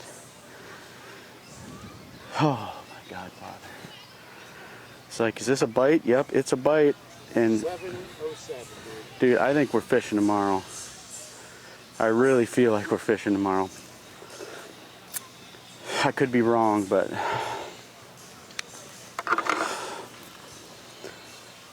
what did you put him in as? 2.8. Yeah, that's Right? yeah. He's bigger than that, but Yeah. I'm shaking. Like, oh my God, that was clutch. That was clutch. See, like these little spots, man, where I've like practiced. That was, I mean, that's the most excited I've been to catch. That was awesome.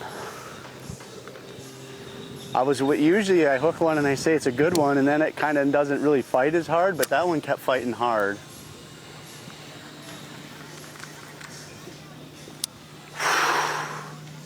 Pull up. I think we're fishing tomorrow. I really do. I mean,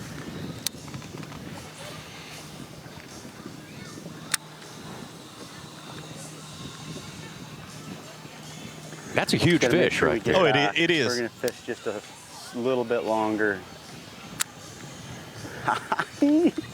I can't believe that happened, dude. God, I was due for that to happen, though. I've had some good days here lately. You've been paying me back for the bad ones earlier.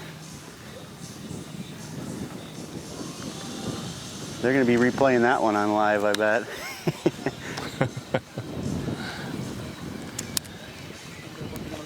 You ask yourself, so he's leading. Surely he knew he was going to make the top 10.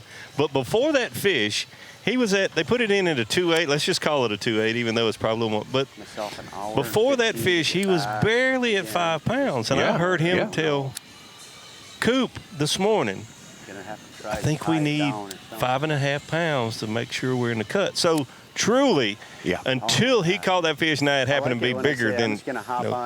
But he went from thinking, I'm not going to make the cut, I'm not going to make the top 10 if I don't catch another fish. It just so happens that all 2.5 to 3 pounders. So he goes from making the cut to unofficially leading. But just before that fish, he truly, because the numbers he had in his mind when he left the dock this morning, was not going to make the 10 cut. Really, really incredible stuff right there, Pat. Golly, broke my whole. Get back to boat browning. Oh, no. Oh, it's B.S. Stinky. How the heck did that happen on a 12 incher? Oh. Don't want to lose him here. No, there's just not much room for error in this this situation.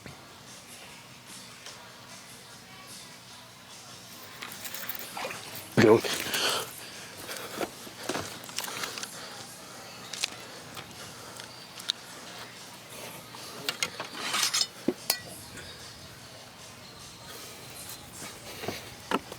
Hail Mary, baby. Hail Mary.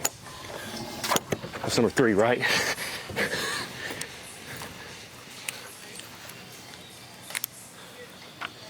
Boat browning fish number 3. Still about a pound short of the cut right now. 2 more to go for a limit. Anglers have made that run over to Taylor's. Less than an hour of fishing time left. Yes. You know, maybe 30 minutes or so safely. How about the Left storyline, fish. guys? Pat Schlopper and Koya Fujita battled it out on Toledo to start last year, just up from where we are, and they could go into the final day tomorrow 1-2, and Pat could get his victory over Koya. Not far from where his heartbreak was. That is some Sabine magic right there for sure, Ronnie. Yeah. Lightning striking again. Pat Schlopper, Koya Fujita tangled up at the top of the leaderboard. What a story. Cooper Galant. Definitely not taking our eyes off of him. Takumi Ito, John Cruz. Still got our big fish of the day. Man, oh man, some good stuff in the last 1 hour. We got more fishing to come.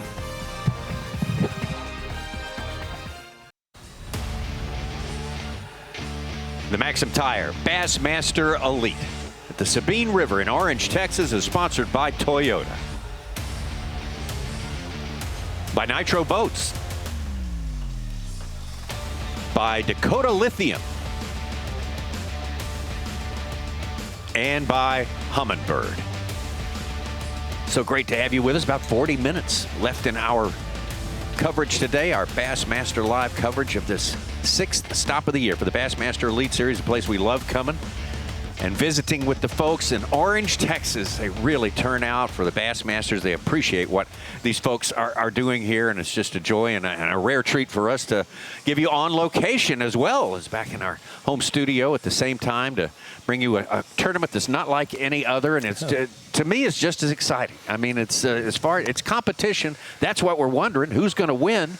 All of that doesn't change. No, it really doesn't. I truly think that, Tommy. It's good to hear you say that. I remember asking Kyle Jesse that yesterday. Is it just me, or is this fun to a lot of people? And I heard a lot of the anglers coming across stage yesterday saying, I grew up fishing like this. This is something I enjoy. I enjoy these tougher tournaments. And I can tell you, those last fish catches we've had, things have kind of pumped up, and anglers catch them here and there. Pound and a half. Pat Schlopper catches a big old 2.5 pounders.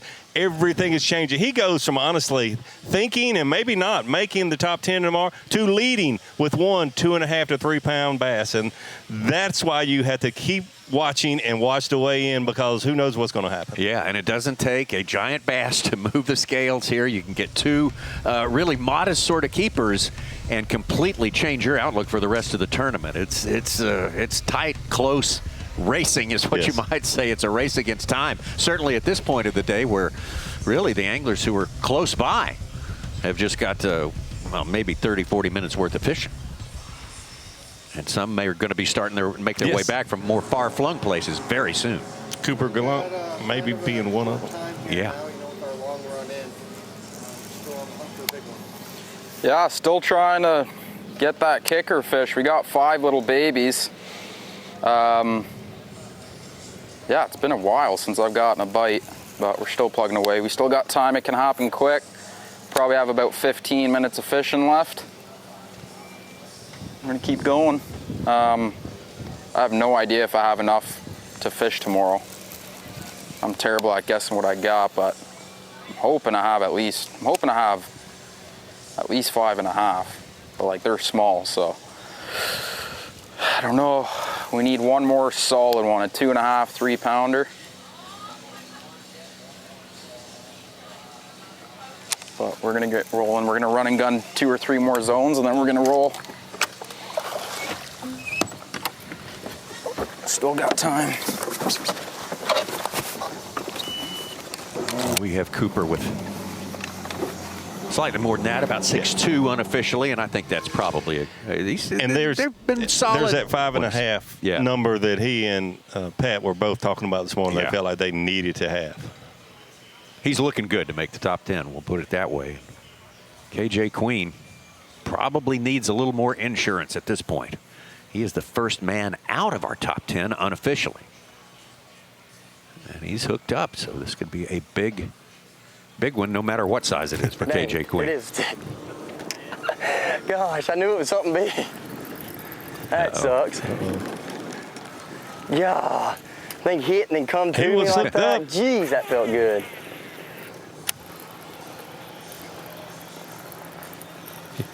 He's catching sticks now. That's what you get for not playing Queen. That's right. That's right. Now you have to go all the way to Bohemian Rhapsody, you know, to make up for your sins. Bob Downey just landed his 5th fish. Pat's got him. It looks like he is. He's running back already. What these anglers are always thinking. He said it looks like Pat's got him, and he was just running by, but he noticed he's headed back a little sooner than maybe he would if he were short of his limit. Yeah, it starts the wheels turning upstairs. Just every little bit of information. Yes. These guys are always crunching the numbers and the probabilities and the possibilities. Back to Koya Fujita.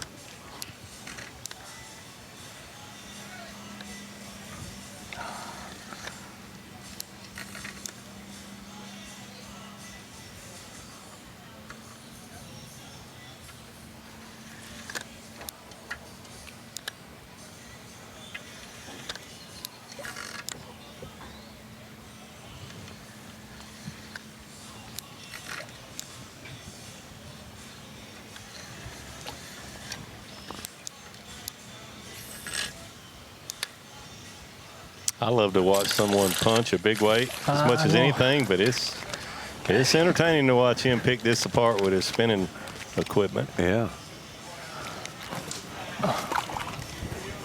And he has had a bait caster and heavyweight. We've seen him catch a fish or two. that. Sure.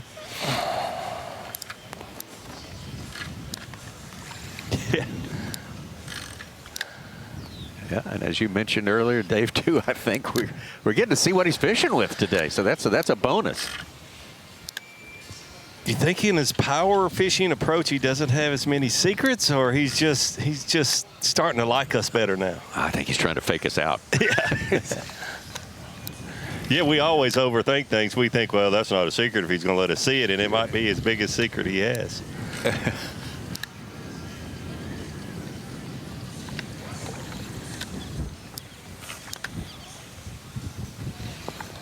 Moving.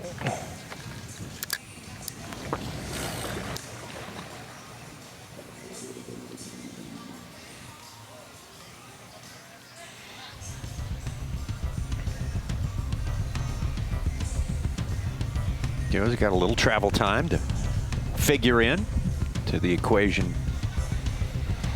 as it stands right now. Our lone rookie in the top 10 to start the day, Bo Browning. Needing to put on some Hail Mary stuff by his own admission. He does. He just lost one and caught one, so they are starting to bite, but he's short on time. Made a crazy run. Ran all the way back out across the bay or the lake or whatever they call it. Went to a place that I roomed with some guys that are really good guys. We all kind of work together, and one of them, Brad Watley, the other day in practice told me about a little area, and he was like, there's some keepers there if you got in a bind. And I kind of forgot about it, and then I was sitting down there. I knew it wasn't going my way in Taylor's this morning, or Hildebrand, wherever I was. So I just pulled the plug on it, ran up here, first tree. I got 6 bites on, 1 keeper. So, and lost keeper, and I didn't get to see it. Felt good, so I have to go up here and dive on this tree again one more time before we get done. You know what I'm saying?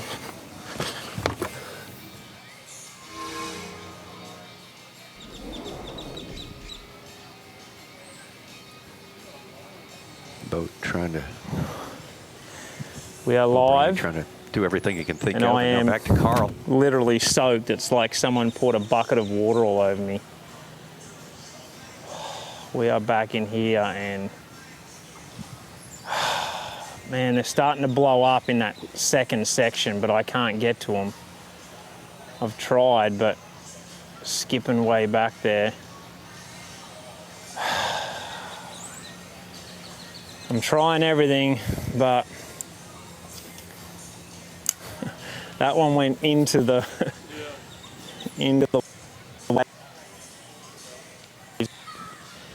I've skipped a swim jig back there, a micro jig, like fish are blowing up on that edge there.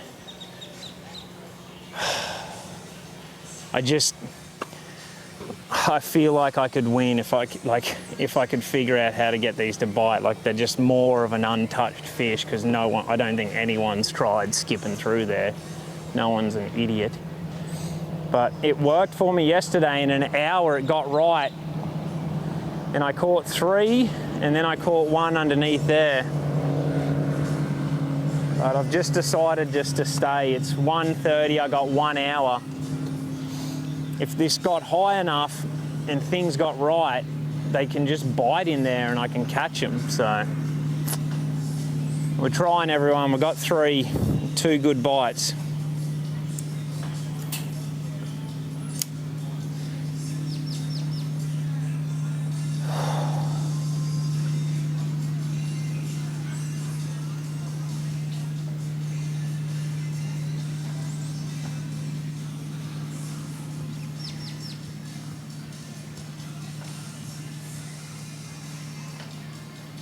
It might be a fish.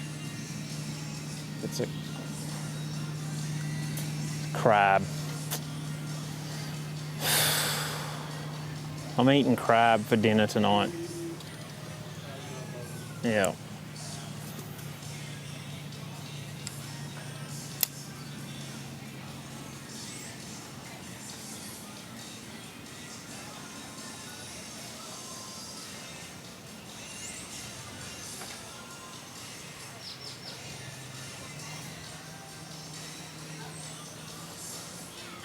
That was a fish, it was just a small one. God, I hooked that good one, dude. I needed that one. I need to be 1 bite away right now.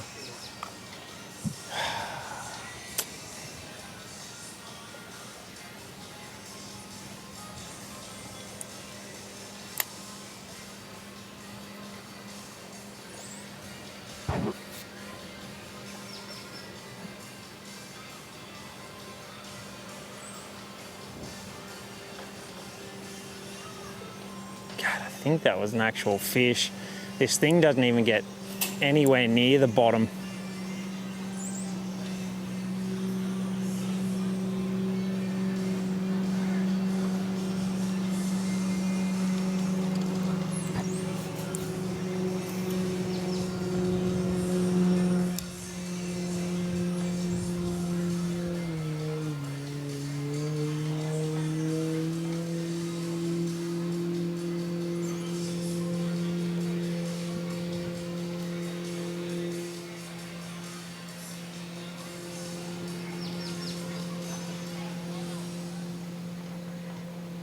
It never seems to work out when you got a group of buzzards that close to your best location.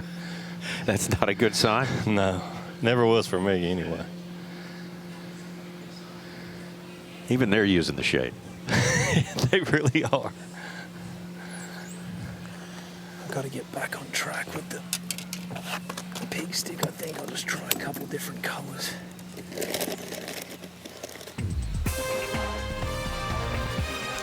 It's hot back in that little corner. Carl said, I'm soaking wet here. He's working hard. You can't fault him for lack of effort. That's exactly right. And it looks like he's digging in his tackle for some more tricks. We'll see what he's got up his sleeve. See if he can put something together, find his way back. It's going to take a climb and a pretty quick one, but it's within the realm of possibility. Pat Schlopper, though, put himself back on top after staying out of that spot for most of today. We got more fishing on the way, so please stick with us.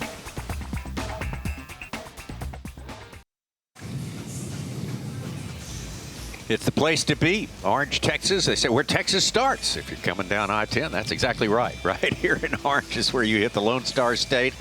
We love this area of the country, Gulf Coast, everything it has to offer. You can see folks flooding in here, taking advantage of all the sights, the sounds, the food, the rides. Pretty soon they'll be taking part in the weigh-in, which starts a little less than an hour from now. Some of our anglers have some fishing time left. Some of them farther away took a longer boat ride this morning or running low on time to wrap up their fishing. We saw Pat Schlopper heading in not too long ago, getting himself closer. Back to Fujita. Oh my gosh.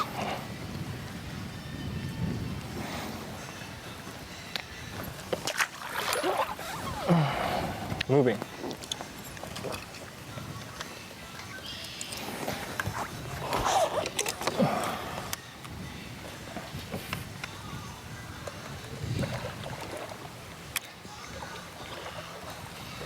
Just had a really solid blue crab on.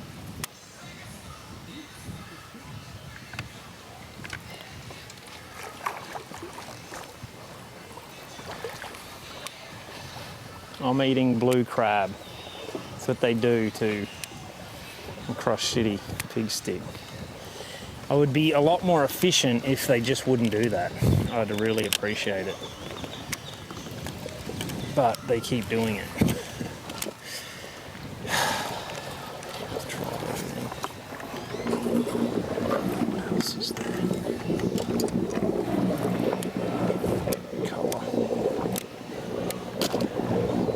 Back to the fluke, like a 3-pounder just blew up a shad on that far corner.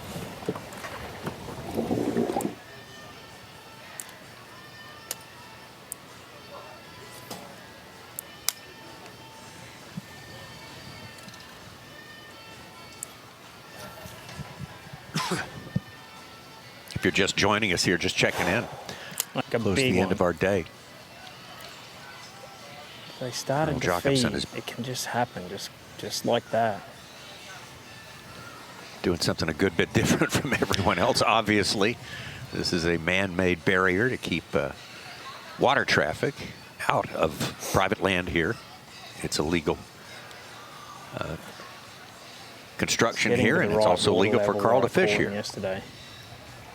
You just can't I physically really go wanna over try and there. blast some and see if I can't get to that next section. I don't think it's possible.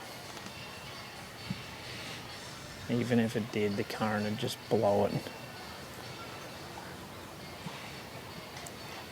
Caught 4 of his keepers here yesterday.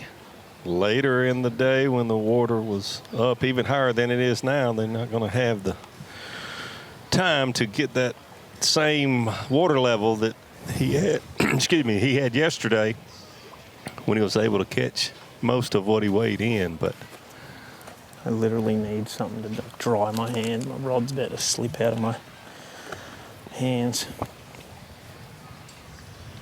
we have seen some fish blowing up in the last hour or so over there. So there's some there and they're active.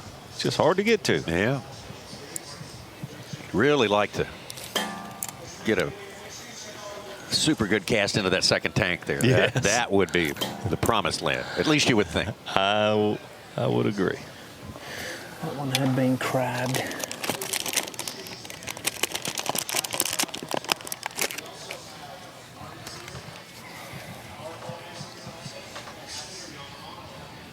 Let's get the food back in there again.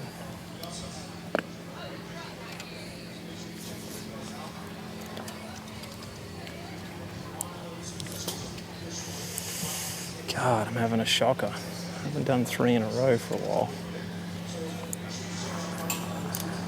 4.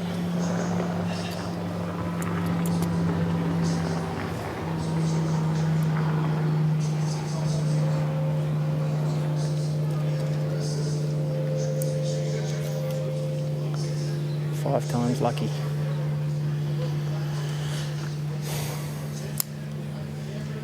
Caught them all on black yesterday.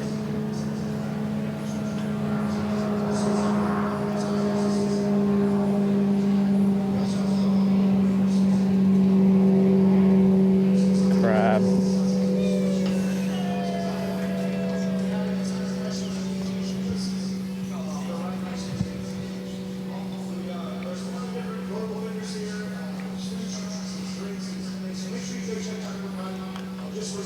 There are a lot of reasons why I enjoy watching Bassmaster live, but one of them is certainly just seeing what a man will do for a 1.5 pound keeper bass. And I would do the same thing as Carly right now. I'm not saying I wouldn't, but it is so interesting to see all the different things they can come up with. You can't say I didn't try a bunch of baits.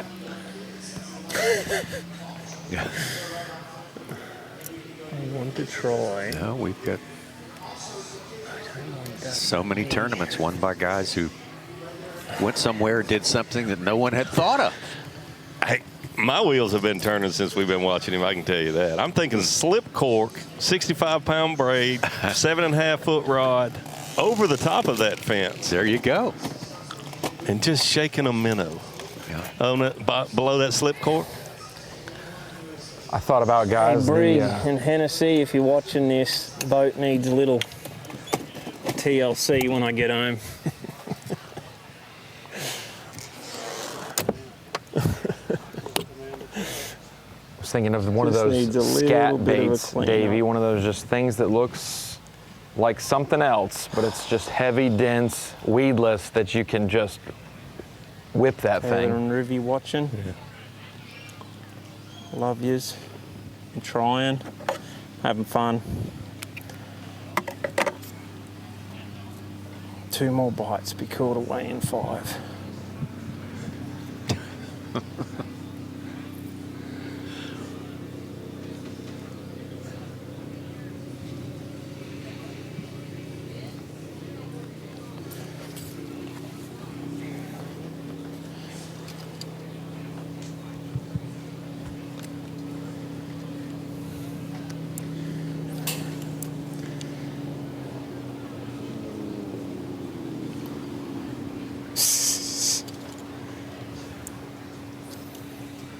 Ooh.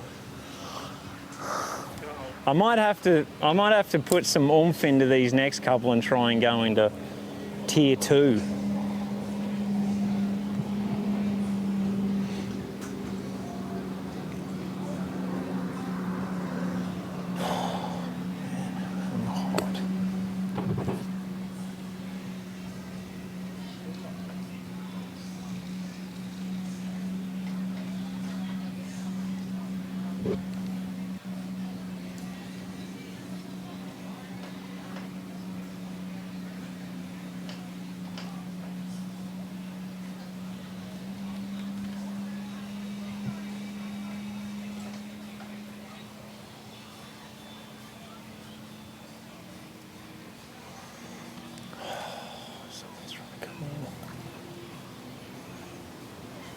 Need to keep punching that, just keep it honest.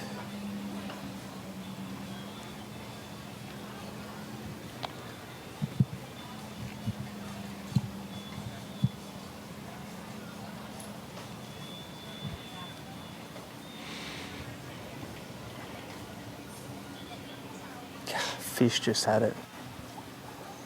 They're sitting there right at that base part. Just don't think they're very big. They're just joining us. He's said there are a lot of blue crab there that are, I guess you'd say, pinching his bait. See this? Yeah, not yeah, defacing it for sure. Mullet are starting to do their thing. Here we go.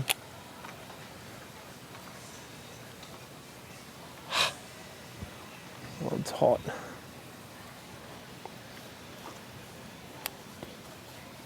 If you've been with us all day, you can see that water level there is probably 12 to 18 inches higher than it was this morning when you went in there.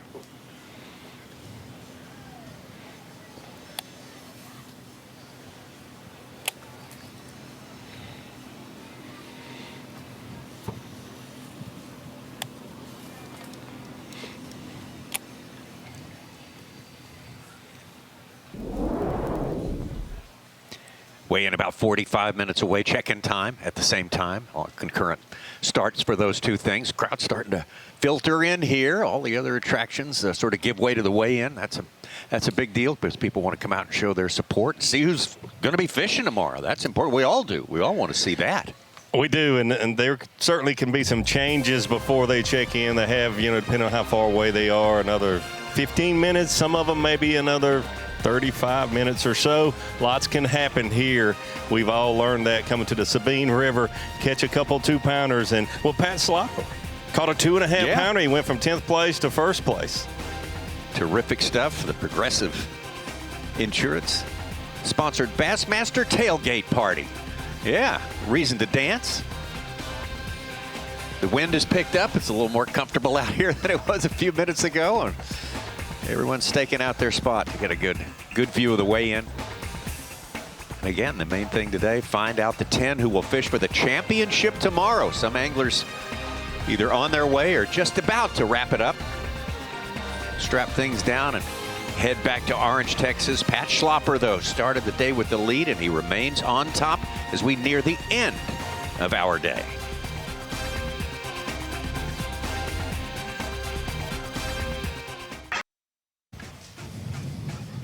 Well, we are running at the low side of time for our MAXAM Tire Bassmaster Elite at Sabine River Live. Bassmaster Live coverage coming to you from Orange, Texas, and this lower part of the Sabine River. We've had 2 events in a row on this this drainage, which covers a whole lot of East Texas, from north central East Texas all the way down here to the Gulf Coast. Beautiful facility here in Orange, Texas, all built with this event in mind. This event plays big down here, and we sure appreciate the appreciation shown to us by all the folks in this wonderful part of the country and great community. Loves the outdoors, hunting and fishing, and really turns out to support these anglers. Right now we got Pat Schlopper of Wisconsin, the top of our leaderboard. You got to be at the top 10.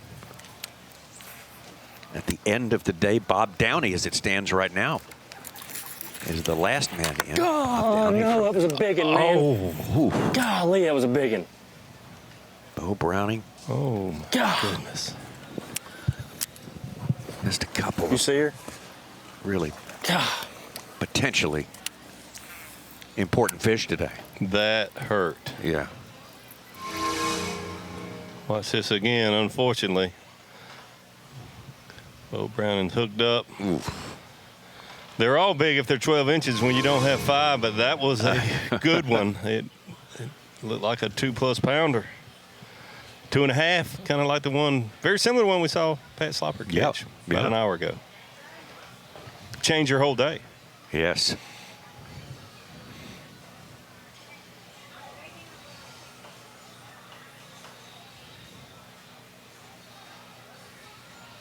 And he's only a little more than a pound back of the cut right now. We have 15 guys off Bass Track. If they had a 8 to 10 pound day, they could surprise us at the weigh-in today. Oh, absolutely. I don't know if necessarily at the top that's a possibility, but could affect the lower parts of the top 10. He just had another bite. He didn't hook up, but it was a bite.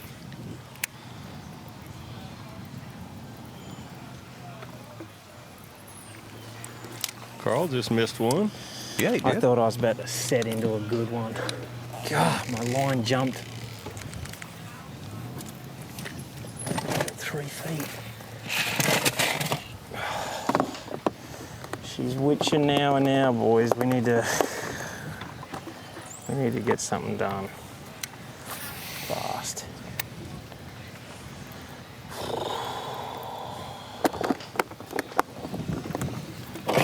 Oh, keep faith, baby, keep faith. We got it. We got it.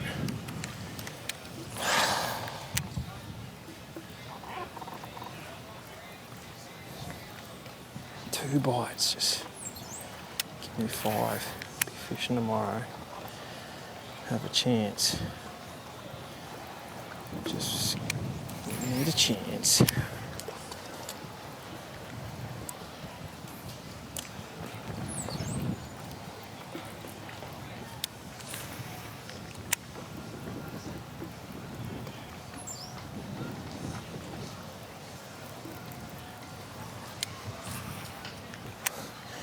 They're just little guys.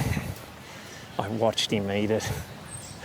I was about to give him the work. I can get me 2 right here on this stretch real quick. Right here on this stretch. Come on, fish. Come on. Give me a chance.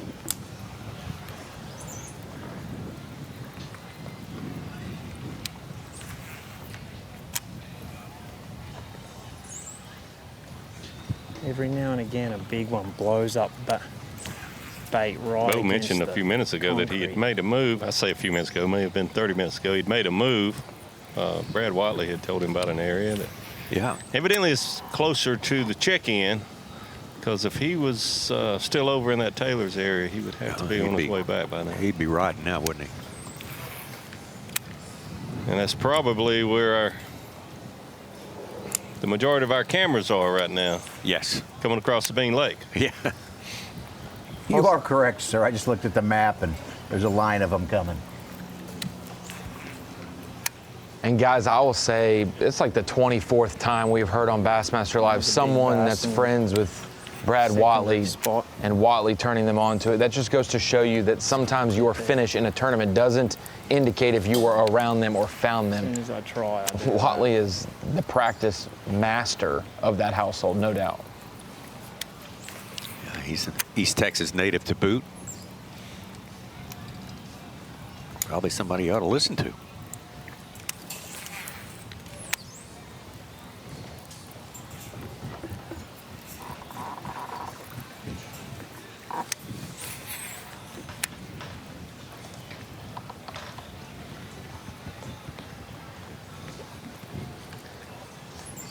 Wish I had 20 minutes, man. 20 more minutes. And I wish I just capitalized on the bites I had in here. Dang. It's all good. 9 minutes.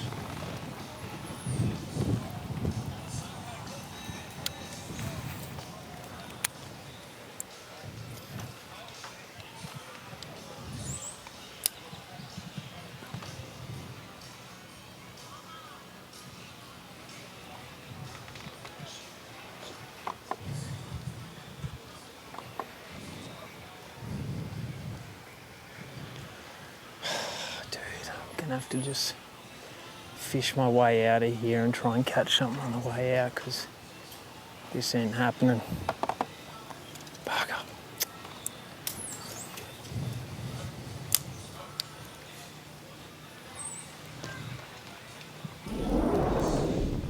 Really did want to see Carl catch a good one in there, one that would just barely fit through. Wouldn't that have been the perfect ending to that? Absolutely. Like, have to turn him sideways to get him under the fence. One about 4.5 pounds. Some good action out there today. They're not done, but unfortunately our time to spend with you on Bassmaster Live is done, more or less, and just a couple of minutes remain. And 30 minutes, a little over 30 minutes, they'll all be checking in.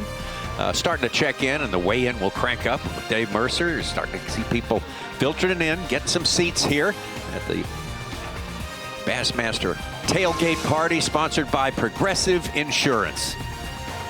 Oh, to win this one, I think a lot of people would consider it a special feather in their cap to say you triumphed in these conditions, a place that's tough and challenging to begin with some extra challenges thrown on this week. That would be an accomplishment. Absolutely, and not very often can we honestly say anyone that makes the top 10 fishes on Championship Sunday has a very legitimate chance to win this tournament. We have seen the difference of fish like this right here that John Cruz caught, a 3+ pounder. Somebody could catch 2 of those tomorrow and come from 10th place and win by quite a bit. Any one of them. That's what's going to make tomorrow a whole lot of fun, and we can't wait to rejoin you if you can be with us for Championship Sunday. It's going to be a special day out here, and not like any other place we visit in the course of a year on the Progressive Bassmaster Elite Series. Thanks to all these folks here in the community of Orange, make us feel so welcome. Everyone who's worked so hard on this tournament. Ronnie and Such doing a great job back at the home 20, as they say, out on the road.